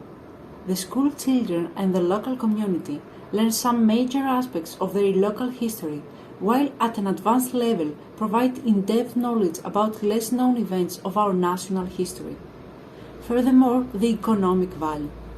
The local community is benefited by an increasing touristic flow that comes to Andrija due to the library.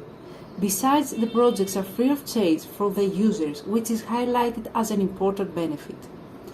Last but not least, there is a social value with multiple aspects. First, through the digital projects, the information is always available. The doors of the digital library never close, and is much more likely to be available when and where the user wants it. Second, tackle accessibility, as there are accessibility features to Clio News Tour experience to make the self-guided audio tour more accessible to people with visual impairment as well as reading disorders. Third, in a pandemic period with numerous limitations and restrictions, are contactless while practicing social distancing. Since 2019, we do systematic quantitative and qualitative data evaluation, and we gather interaction statistics from app and tour experience. Our findings have shown that after launching the first project, we had a 50% growth in the number of visitors that came to our library to admire in person the exhibits. According to age demographics, 50% of them belong to Generation X, roughly 35 to 50, and 20% of them are millennials, 18 to 34, which is indeed important. The majority of them are Greek travelers. In addition to it, according to our data, the physical visitors needed the flexibility to customize their visit related to their interests, something that gained via the self-guided tour. While the option of choosing among the content stories, skip some of them, repeat them as many times as they wish, is highlighted as a key factor for them and evaluated as a priority. Moreover, the library gained an ongoing e-visitor audience from all over the world, which is remarkable and never existed in the past.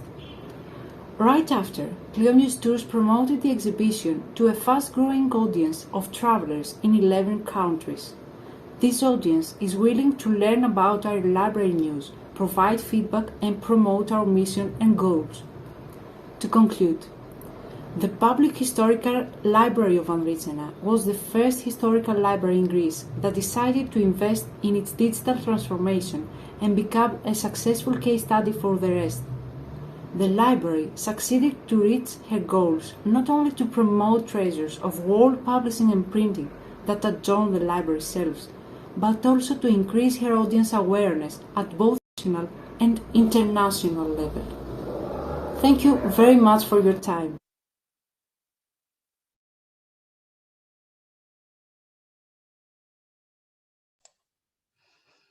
Thank you, Maria, very much. Thank you too. Do you have anything to add? Or you can do it in the time for answering questions and answers. Feel free to write us questions in the chat or email us. Okay, at the end, of course, every presenters can answer on the questions that we have in a chat or something else. Now I will call Rachel Miles, our next presentation, to measure or not to measure, how to apply responsible research evaluation practices with bibliographic data and tools is her topic, and she is the research impact librarian at Virginia Tech University Libraries in America. Rachel, are you here? We have your video. Yes, I'm here. Do you have something to say before the video or after? Mainly, I didn't exactly connect digital transformation to my presentation as others have been, but I mainly wanted to say that this research analytics is becoming very, very popular, and it's because everything is becoming so digital and connected. And so that's why my position was created, is simply because there's so much going on with research analytics. So I think it'll be very different from other presentations. So hopefully everyone will learn something and have some questions. Thank you. Okay, let's see. Hello and welcome. This is my presentation, To Measure or Not to Measure: How to Apply Responsible Research Evaluation when you're working with bibliographic data and tools. You can access these slides at the link below. It's bit.ly/responsible-bibliodata, each word capitalized. My name is Rachel Miles. I am the Research Impact Librarian at Virginia Tech University Libraries in the US, and you can contact me via email or Twitter if you'd like to talk more about anything I present to you today.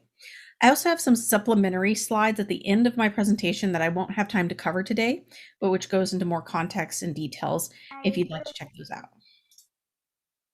So today I'm going to introduce you to research evaluation and bibliometrics, and then I will talk about some examples of my own research analytics within my university that I have done, and then talk about how I assess my own assessments for those examples.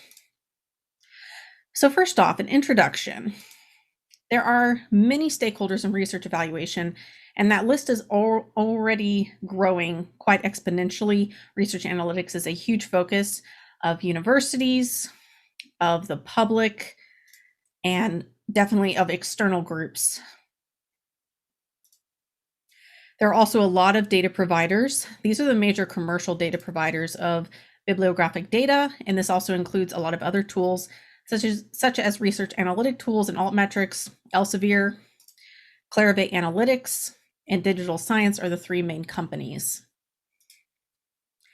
Keep in mind that no data source is 100% comprehensive, does not cover all research in the world. It's not really possible. Google Scholar probably comes somewhat close to that, since they are constantly crawling the web and act more as a way to discover research that's on the web, period, rather than a database that's curated. So providers of bibliographic data will claim to be large or the largest or global. It doesn't mean they cover everything.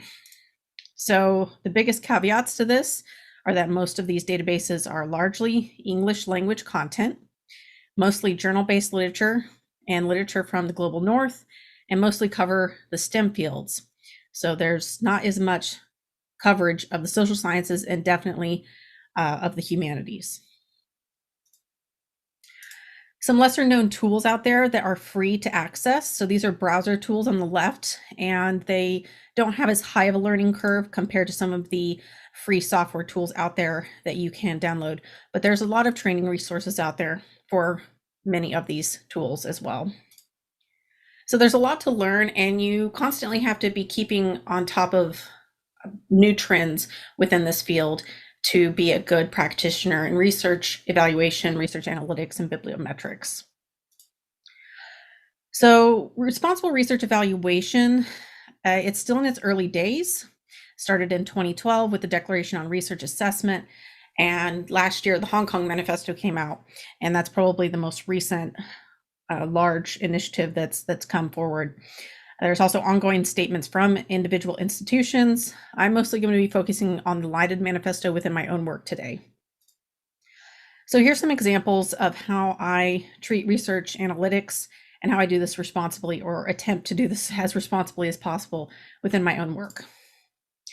So for individuals, usually they will request one metric or maybe some data, and I usually try to provide them a variety of metrics and context to those metrics or data that I provide to them.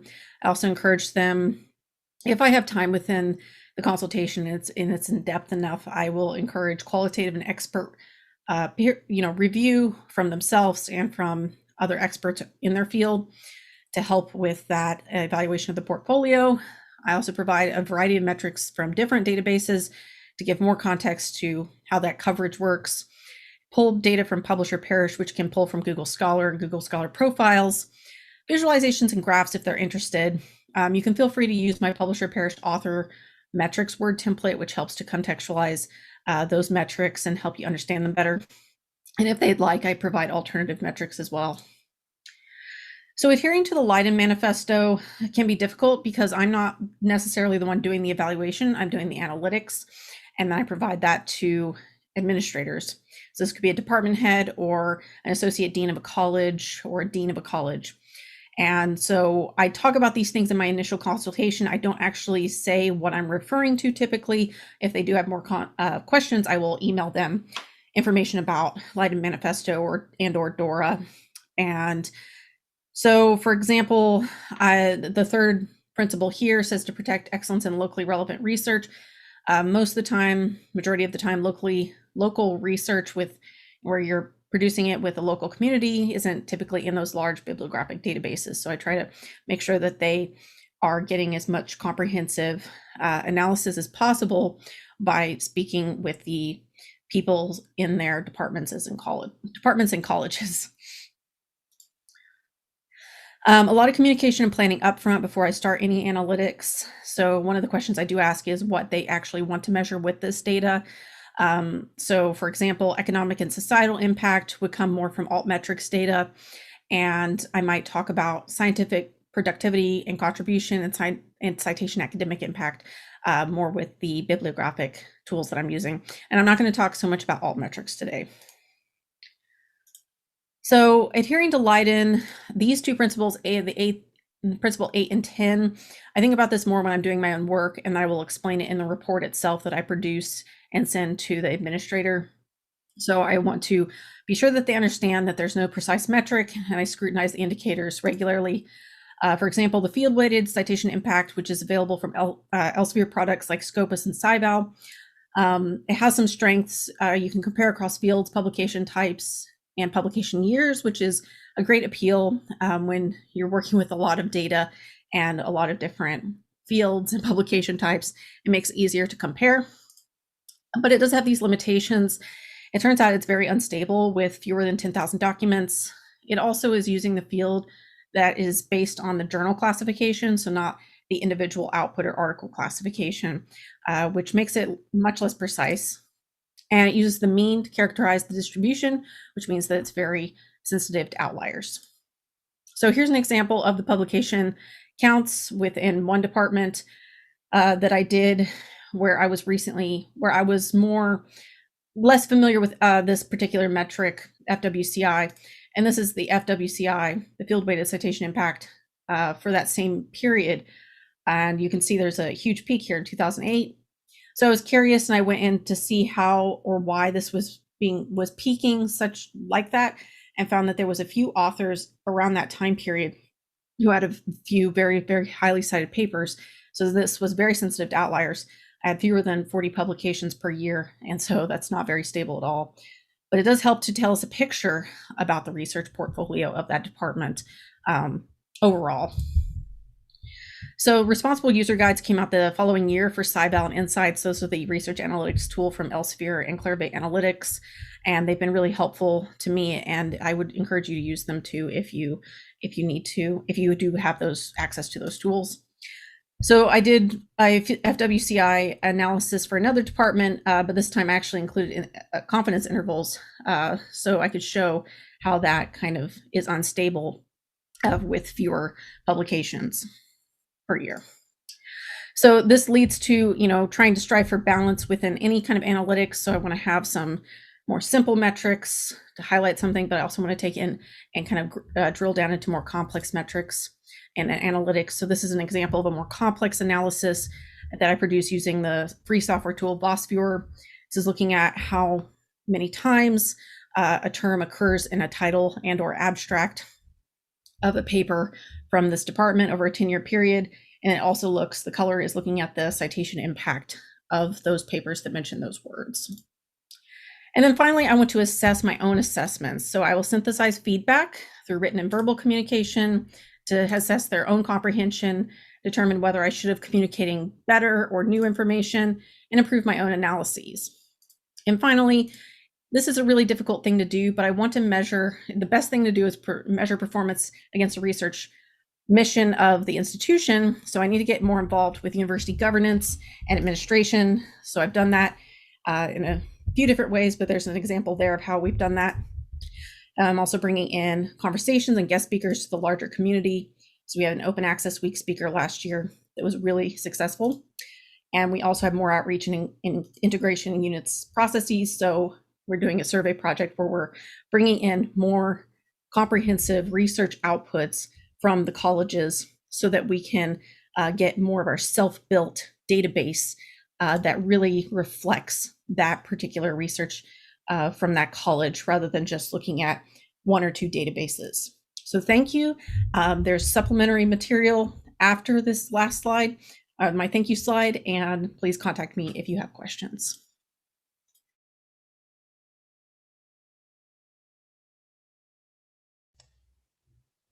Thank you very much. Okay, thank you, Rachel. It was very interesting to hear your research. Our next presenters are Kostas Diamantis, Vicky Gerontopoulou, and Maria Pezerli, if I said correctly.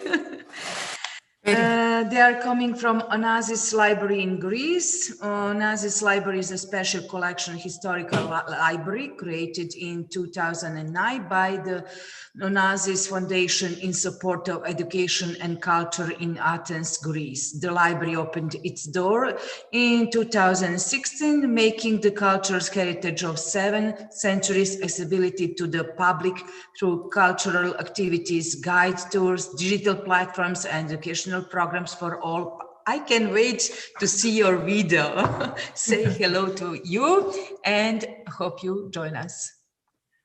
Hello, and thank you very much for this wonderful conference. My name is Kostas Diamantis, and we'll show you this video now. I'll give a little bit of time for our colleagues to greet as well. Vicky? Hi from the Onassis Library. I'm Vicky Gerontopoulou, Onassis Library Coordinator. And Maria Pezerli. Hello, this is Maria Pezerli from the Cartographic Heritage Archives, from the State Archives of Greece. So enjoy our presentation. Good afternoon, I'm Vicky Gerontopoulou, Onassis Library Coordinator, and today we will present you an augmented reality educational application for Android devices inspired by a famous historical map of the 18th century, Rigas Valestinlis Carta of Greece. Onassis Library is a special collection historical library housed in a neoclassical building in Athens, Greece. One of the most valuable treasures of the Onassis Library is the Carta of Rigas Valestinlis, printed in Vienna in 1796-1797. Since 2016, the Onassis Library has inaugurated a series of digital educational activities for families, showcasing its collections. Specifically, in 2018, we have designed an educational program for teenagers regarding Rigas Charta called See the Map Through a VR Mask, which in 2020 evolved to 4 digital workshops using VR, AR, digital storytelling, and 3D video game technologies, in collaboration with the Cartographic Heritage Archives in Salonika and the Department of Geography of Harakopio University in Athens. The success of all these innovative programs led us to the announcement of the Pan-Hellenic Student Competition, Hack the Map, Carta of Rigas Valestinlis, for the school year 2020-2021. Furthermore, this year, in cooperation with the famous Greek author and illustrator Lida Varvarousi, we have created a book for children 8 to 12 years old entitled Young Rigas and the Secret Symbols of Carta, accompanied by an augmented reality application for Android devices, which brings to life in 3D form 15 depictions engraved on Carta. The application works with the copies of the map exhibited in museums and libraries, as well as with the digital files available on the internet. The children's book and the augmented reality application are freely available online to all. Through this holistic approach, A historical document is presented in a comprehensible and modern way, inspiring and motivating the new generation to interact with the cartographic heritage and prepare them to face the technological challenges of the future. But who is Rigas Velestinlis? Dr. Maria Pazarli will give us a short description of this revolutionary figure of the Greek Enlightenment. Maria, the floor is yours. Rigas Velestinlis is a major personality of the Greek Enlightenment in the late 18th century. His political ideas and his revolutionary activism in the spirit of French Revolution played an important role in the struggle of Greeks for independence in the early 19th century, influencing also the neighboring people in the Balkans with radical ideas on political and social equality. Among his works, his limited cartographic production is of particular importance. His masterpiece, the Carta, is widely considered the most important example of Greek cartography in the 18th century. Today, only 59 of original Greek copies of Carta have survived, among them in the Onassis Library and the General State Archives of Greece. Despite its historical cartographic importance, Carta is known mainly among experts and researchers of history and history of cartography, while the access to the original copies of Carta for the public or for educational purposes remain limited, since such a valuable material is usually stored inside libraries and archives for security, maintenance, and preservation purposes. In addition, Carta is only mentioned briefly and occasionally in school books or as an example of good practice in creative use of old archival material in teaching processes. Rigas intentionally incorporated in his maps symbolic elements derived from the rich classical and European cartographic and literary tradition, which supported his vision for the establishment of a free democratic state in the Balkans based on the ideas of freedom, justice, and equality, and reflect the historical continuity of Greek culture and civilization. The use of symbols incorporates an incredible communicative power. Besides of its value as a revolutionary item, Carta's educational aspect is also of great importance, since it was intended to be used as supportive educational material, reflecting its creators' innovative ideas on high-order quality education for all. It was not easy, but we finally managed to choose and focus on 15 symbolic elements of the map to work with. Hello, my name is Kostas Diamantis, and I will talk to you about how augmented reality technology helped highlight Rigas Carta, a cultural heritage artifact and a map that led to the Greek Revolution of 1821. The use of technology in education has a positive impact and allows the gathering of knowledge from multiple different sources. It also enables easy access, research, processing, and the comparison of data from different time periods. Passive learning becomes active, collaborative learning and exploratory approach to problem solving are actively supported, and video game reward mechanics come to play. So, what's the contribution of augmented reality technologies and visualization techniques in general to the learning process? It's a very direct method that is strengthening participation. The exploratory learning contributes to the understanding and the consolidation of new knowledge. Difficult or abstract concepts become easier to understand. Spherical knowledge with a combination to prior knowledge is acquired whilst triggering mnemonics. Finally, visual types are greatly aided. We have a historical document that is presented in a comprehensible and modern way, inspiring and motivating the users to interact with the cultural heritage of Rigas Carta. That way, we learn the secret symbols and stories from one of the most important works of the Neo-Hellenic Enlightenment. The initial purpose of this app was to trigger the Onassis Library visitors to explore the 2x2 meter map that Rigas created. Let's now see the flow of creation that was followed. First, research and collection of material took place.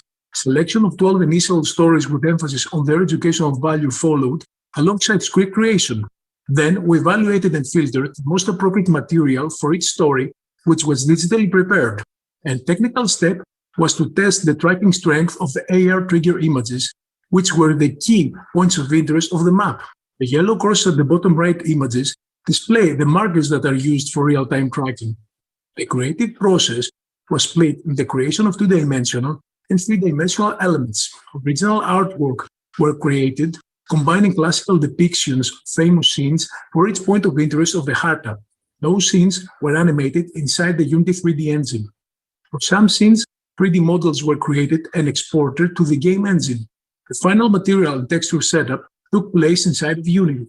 Animations were either created inside of Unity and called by code, or they were imported as animation loops. Combining all of the above, each tracker image was created like a separate scene, as depicted here. Now we will demonstrate a live capture of the application through a mobile phone device. The app is available online through the ONASIS website, officially launched to support a printed version of the map made available to the educational community through a children's book publication. It is free and built for Android devices at the moment. As the user navigates through the map, we see some of the key points of interest that are triggered, enabling the user to gather information and explore the details of the hard map.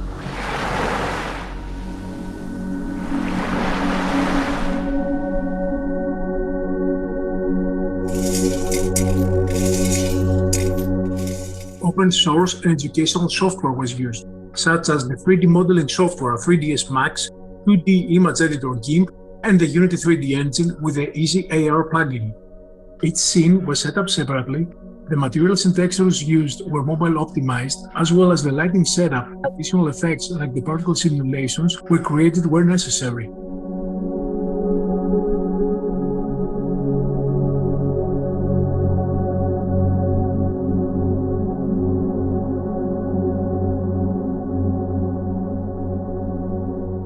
For the sound composition, a background music track was applied for the entire app, and various sound effects were created and called via scripting for each tracker image.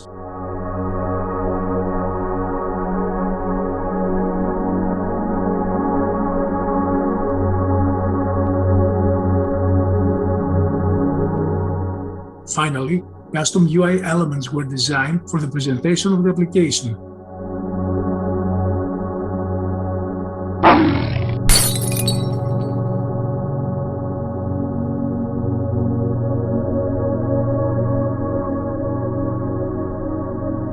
AR can offer multi-sensory interaction channels, greater immersion capabilities, the ability to interact, which adds to the fun factor, freedom of navigation, the possibility of non-linear presentation of information.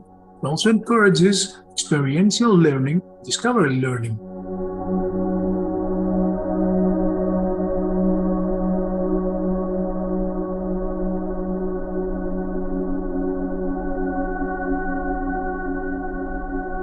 Thank you for watching, and I hope you enjoyed this presentation. Please feel free to download the app, test it yourself on a copy of the original map.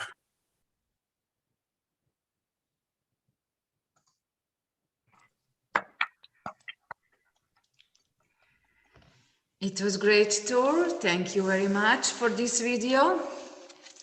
I'm sure that colleagues will send you a question or something to note, or so please look at the chat and answer it after this session at the end of the time.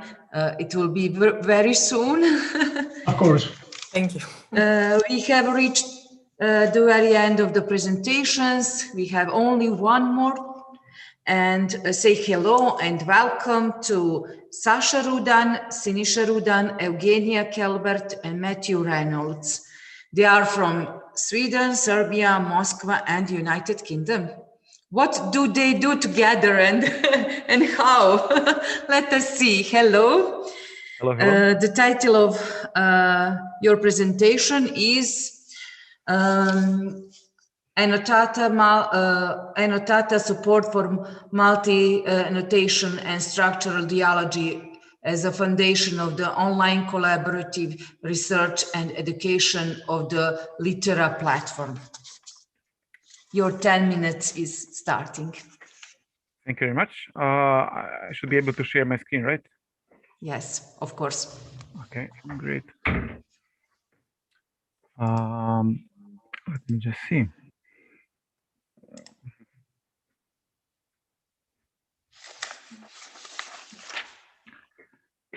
Okay, I hope you see the screen. Yes, yes. I will move this and I will keep it like this just to be easier to navigate, and it will not be in full screen. Okay, anyway, thank you very much for accepting and inviting us. This is basically just 4 of us and the team is certainly bigger, but this is the core. So there is 4 of us. We are doing like a both DH, literally close research, close reading, distant reading, federation of it using different tools for our research. And I'm not sure if you see camera. Okay. Anyway, so this talk will be about a federated tool, Litera. This is basically ecosystem. So Litera augments books in multiple ways: spatial, temporal, by entities, writing, stylistics, character analysis, and cross-book writers' interactions. So you can see basically here that the Litera itself is heavily modular. It cares about separation of concerns. So you have a different components, different sections, focus on different aspects of our research and presentation, which is more, I think, interesting here. So BookWiki is an online collaborative system for DH digital humanities experiments designed with a focus on reproducibility, versioning, results visualization, and open agile research. Knowledge is a graph-oriented semantic knowledge store.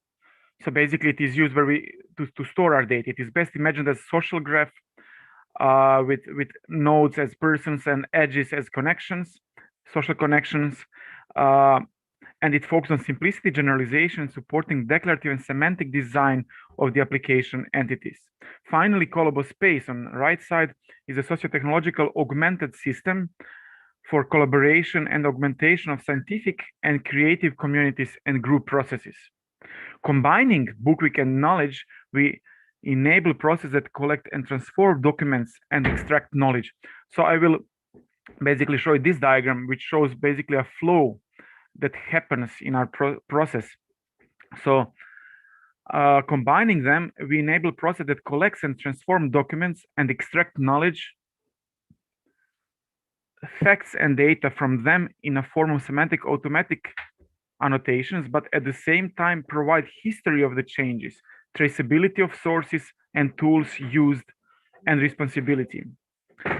Meaning that basically a part of having just simple, I would say simple, but annotations that exist in their own space, these annotations are basically ongoing, continuous product of research work that are just projecting our findings and research.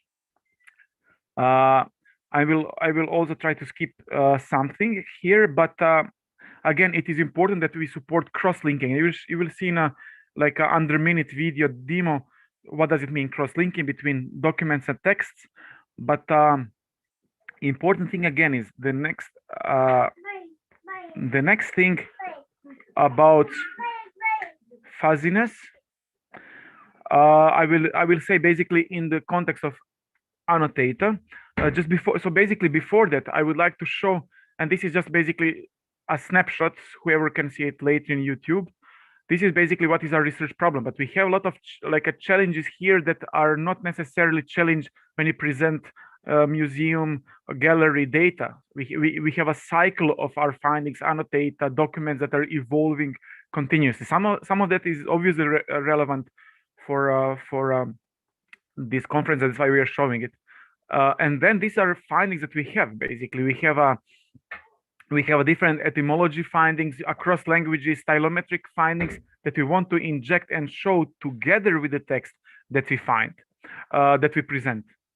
So coming from there, here, I will just say a few things. What are annotations in our case? Then Eugenia will say a real example how we use it in a project with Project Jane Eyre that we do with Oxford University.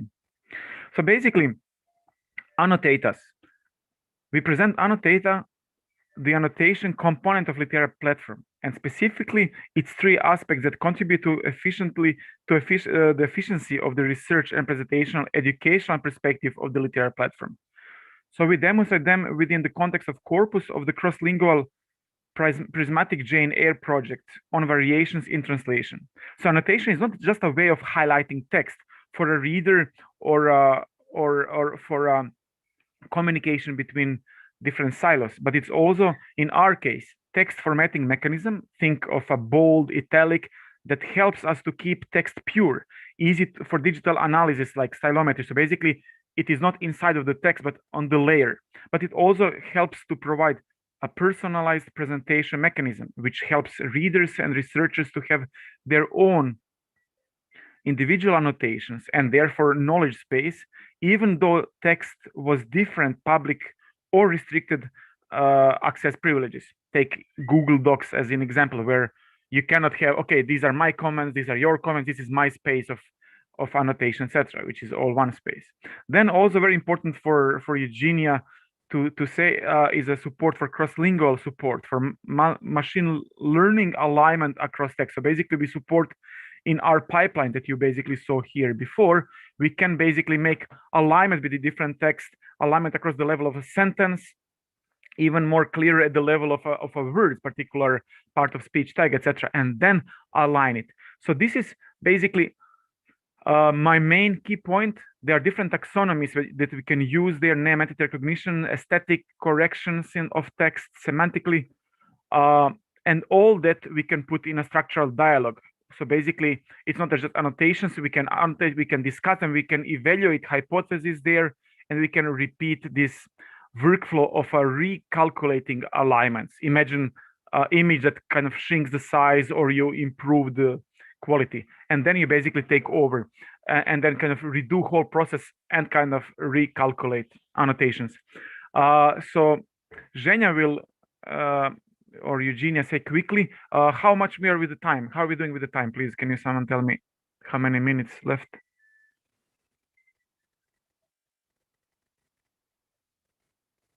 I think more 3 or 4 minutes.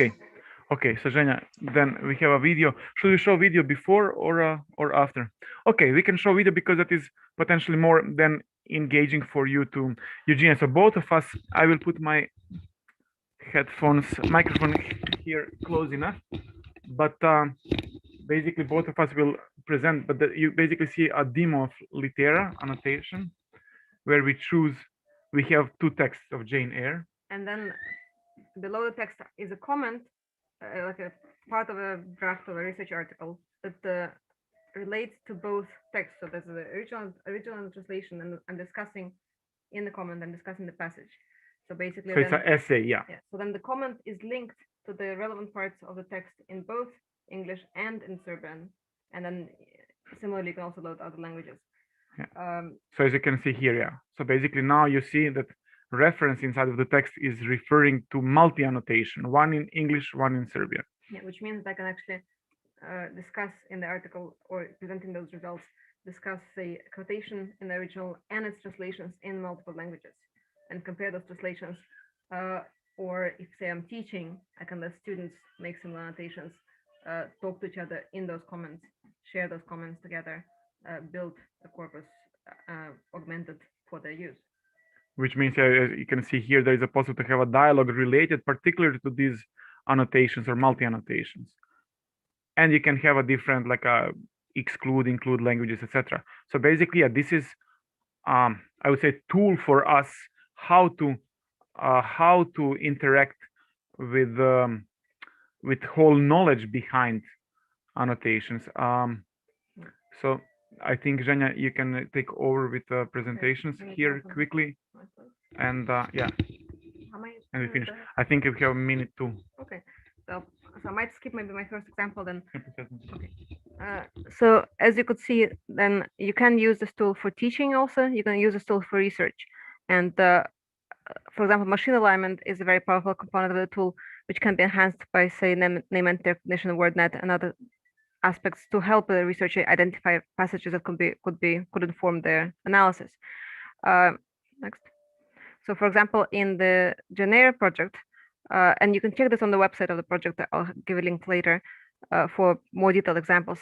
We identified the number of keywords, and then we trace those keywords that are important to the analysis of the novel in different translations. So here, for example, one keyword, passion, and by aligning automatically with different translations with for each use of that keyword, we can then trace the changes that happen in translations. For example, Jane becomes much angrier in many ways. For example, in many translations, through the word passion being translated to support this interpretation. So I won't go into detail because there's no time, but you can check more on passion on the website. And there's also a nice video to support this. And next example, and so I'll focus more on my next example. This will be presented in video, right? Yeah, but this is not. No, sure. Yes, my next example is when you have no keywords. So it's easy enough, one could say, you can search for a keyword and then you can machine align and trace translations of that keyword in different translations. But what about if you don't have keywords? So for example, I traced the appearance of different characters in GNR. This is for the forthcoming article at Target in different translations to see how those different aspects of appearance and adapt to different visual impression of the character. So here, there's no keywords, but with other components, you can help identify the passages. And a lot of this work I actually had to do manually with the research assistants. So I had to use 3 research assistants who created an Excel sheet, like I'm showing here. This was very, very labor intensive. So with the tool like Annotator, this can be done much, much easier. So then, for example, what can I find? So do I have time to present the example? I think, I don't know. I think if you're over. I mean, either I present the example or... No, you can just basically sum up. I don't hear anything in the headphones. I will just sum up because I think we are by time done. Okay, so I mean, I have an example I was planning to present. Do I have half a minute? I don't know. So for example, in GNR, does Rochester then have any facial hair? And in it's a funny example, but it's characteristic of how you can use this tool.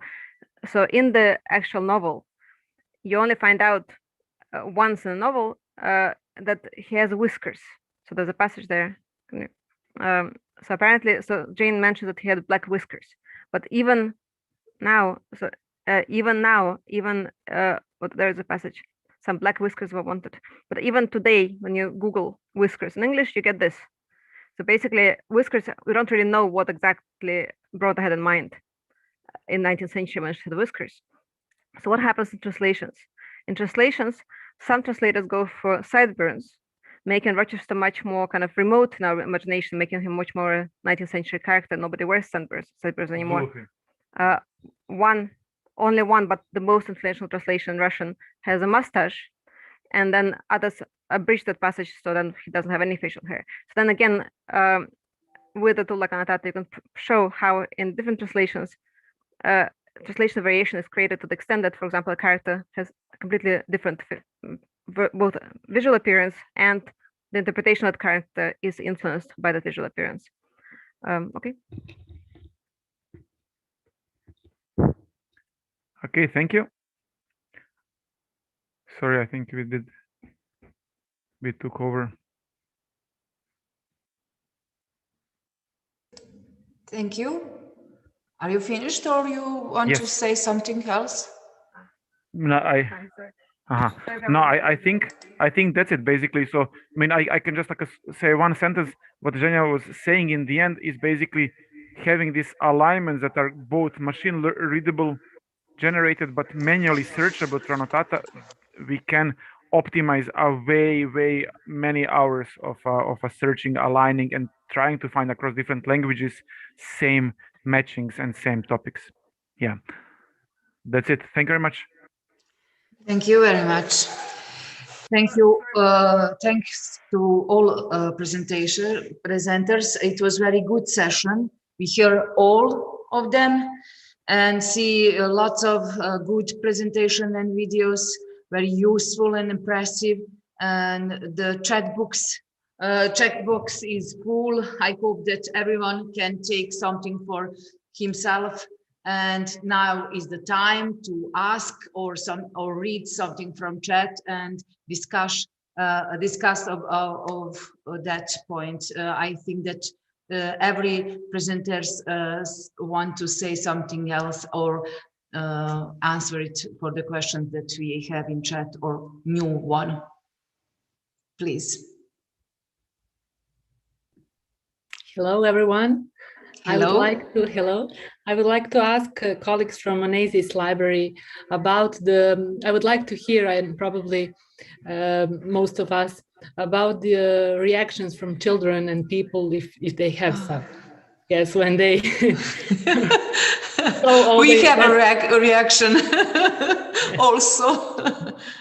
All of us enjoyed it. Yes, we are enjoyed it. So please tell us, what was the reaction of the kids? Well, thank you very much for your kind words. I have to say that the kids were really excited and they were looking forward to discover the actual map, because the map at the library itself, it's huge, it's very large, and it's a great opportunity for the kids to discover and find out all these little symbols around the map. I'm hoping maybe Vicky Gerodopoulou has some more to say, since she's in charge of the library at Onassis. Yes, thank you, Kostas. Actually, this augmented reality application is a little game to trap little children in order to remain a few more seconds in front of a historical map and try to investigate and search all these symbols that are engraved on the map, and they enjoy it very much. This was a trick of the library together with the children book to offer the opportunity to see these symbols in 3D form. So I think it worked very much, and it is a paradigm of how historical documents can engage these ages. Thank you very much. Thank you. Thank you. Anyone else? Questions, notes? Something from chat?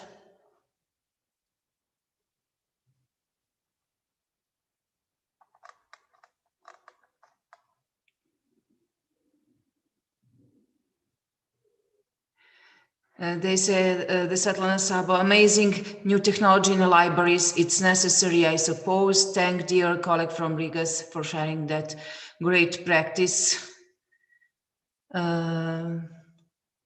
What we have also. If anyone remember the question for them that in the chat, I will ask them to answer it now. Or if anyone of the presenters want to say something else, now it's time to have a little discussion. It's the almost end of the conference, so it's your last time.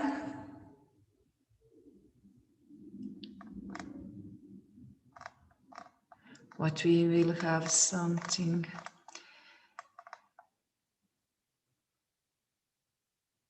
In chat, you have lots of links. Thank you for that.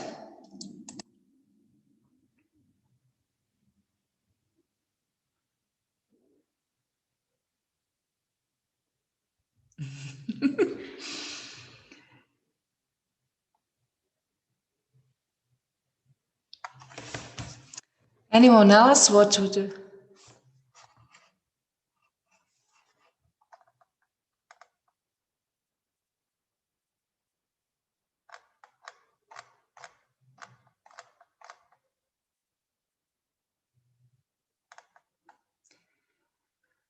Lots of thank you for amazing, thank you. And lots of links. You can download the AR application for Android device from here. Wiki, send us.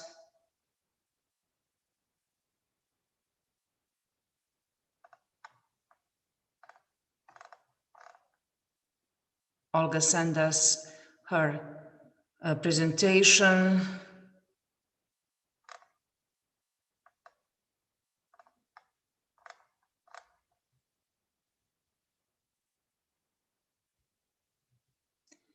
and to conference that is good, that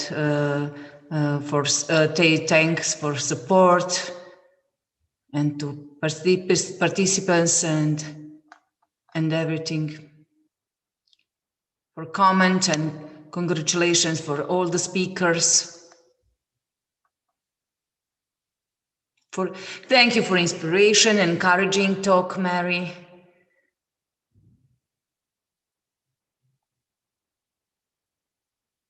I like it all. Thank you, Mary, for excellent story. I want to connect with you and the organization to share more experience. That's good.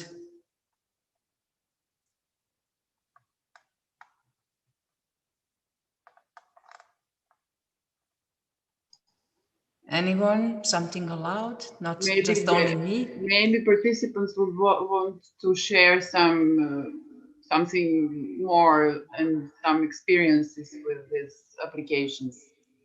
Yes, you're right.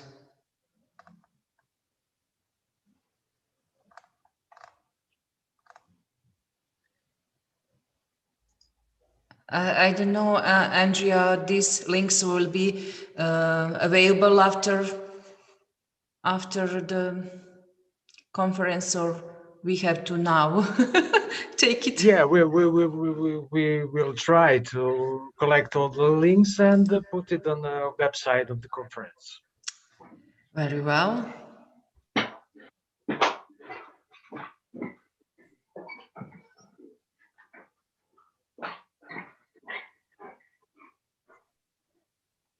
If there is no chance to showcase the if I can comment, actually, the last work of Annotata actually collect everything what we talk yes. on this conference, and it's a excellent closing presentation. It's like conclusion. Yeah, we see everything, put it in one. In one place. In one place. Yeah, everything that we are talk about all of these 3 days, it's in one day. Thank you very much for that. I mean, I still remember discussing in Serbia with a great friends and the people there that librarian work has to transform and kind of encode knowledge findings, and that's how actually we see it, that it is a way more than becoming an index of data, but it's also index of knowledge and making a network of knowledge. And that's how actually we think. And I guess that is the motivation argument for what Andrija just said. Thank you very much. I think someone said that it is now the time to workshop. That would be good.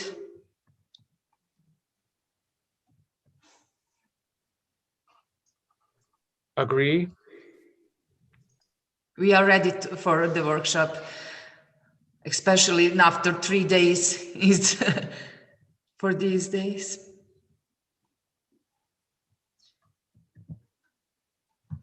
Thanks for having us. I'm impressed. Links.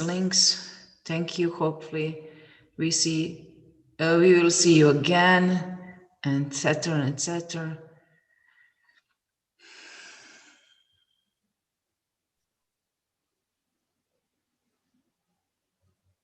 Can we now go to the closing remarks? I think that is the better. 4:30, and I wish, in the name of the organization, especially in the name of Library Association of Serbia, to thank all of participants, all of keynote speakers for being with us, for making this conference very exciting, very successful, and my heart is big. From the beginning, the first day we have an excellent example of cooperation, and we hope that the library in Mauritius will have next year their digital collection, which can be shared with us. So I'm thinking about something, we in Serbia have one centers. We are east on the west, west on the east, and there are a lot of wars here. But don't make wars. We are an excellent place to collect the world here. This is a good example of this conference. We have 25 countries included in this conference during the 3 days. And I would like to share about the registration in this, about some registration from Eventbrite. Numbers, just a second. Here it is. I hope you can see it. There are 70 and 26 tickets are sold for these days. The concept was actually, the concept of this conference was to collect on one place the institutions of cultures, the professionals from institutional cultures, the professionals from education. That link is missing, and I think we have a success to link them. And I would like to see what will happen in the next conference. During this conference, organized team, Jelena Glišović is here. I would like to see also Jelena Đurđulov, if she can. Yes, I'm trying to start the video, but oh, I'm sorry. Yeah. Hello, hello. I would like to meet our organized committee. It's Jelena Glišović, Jelena Đurđulov, and another member. She unfortunately couldn't get it here today. Also very valuable member. Just a second. It's Milena Dobreva from Sofia. I really want to thank you, all of you, for making this conference to be, actually. Without you, this conference wouldn't be available to do. I hope that everyone on this conference was comfortable. They learn something new, they meet new friends, and I really hope next year the DTCA 22 will be in hybrid format, of course, with in live conference. Plus, we can, I think it's a good idea to include also an online combination. So we'll be hybrid, the first hybrid conference of digital transformation.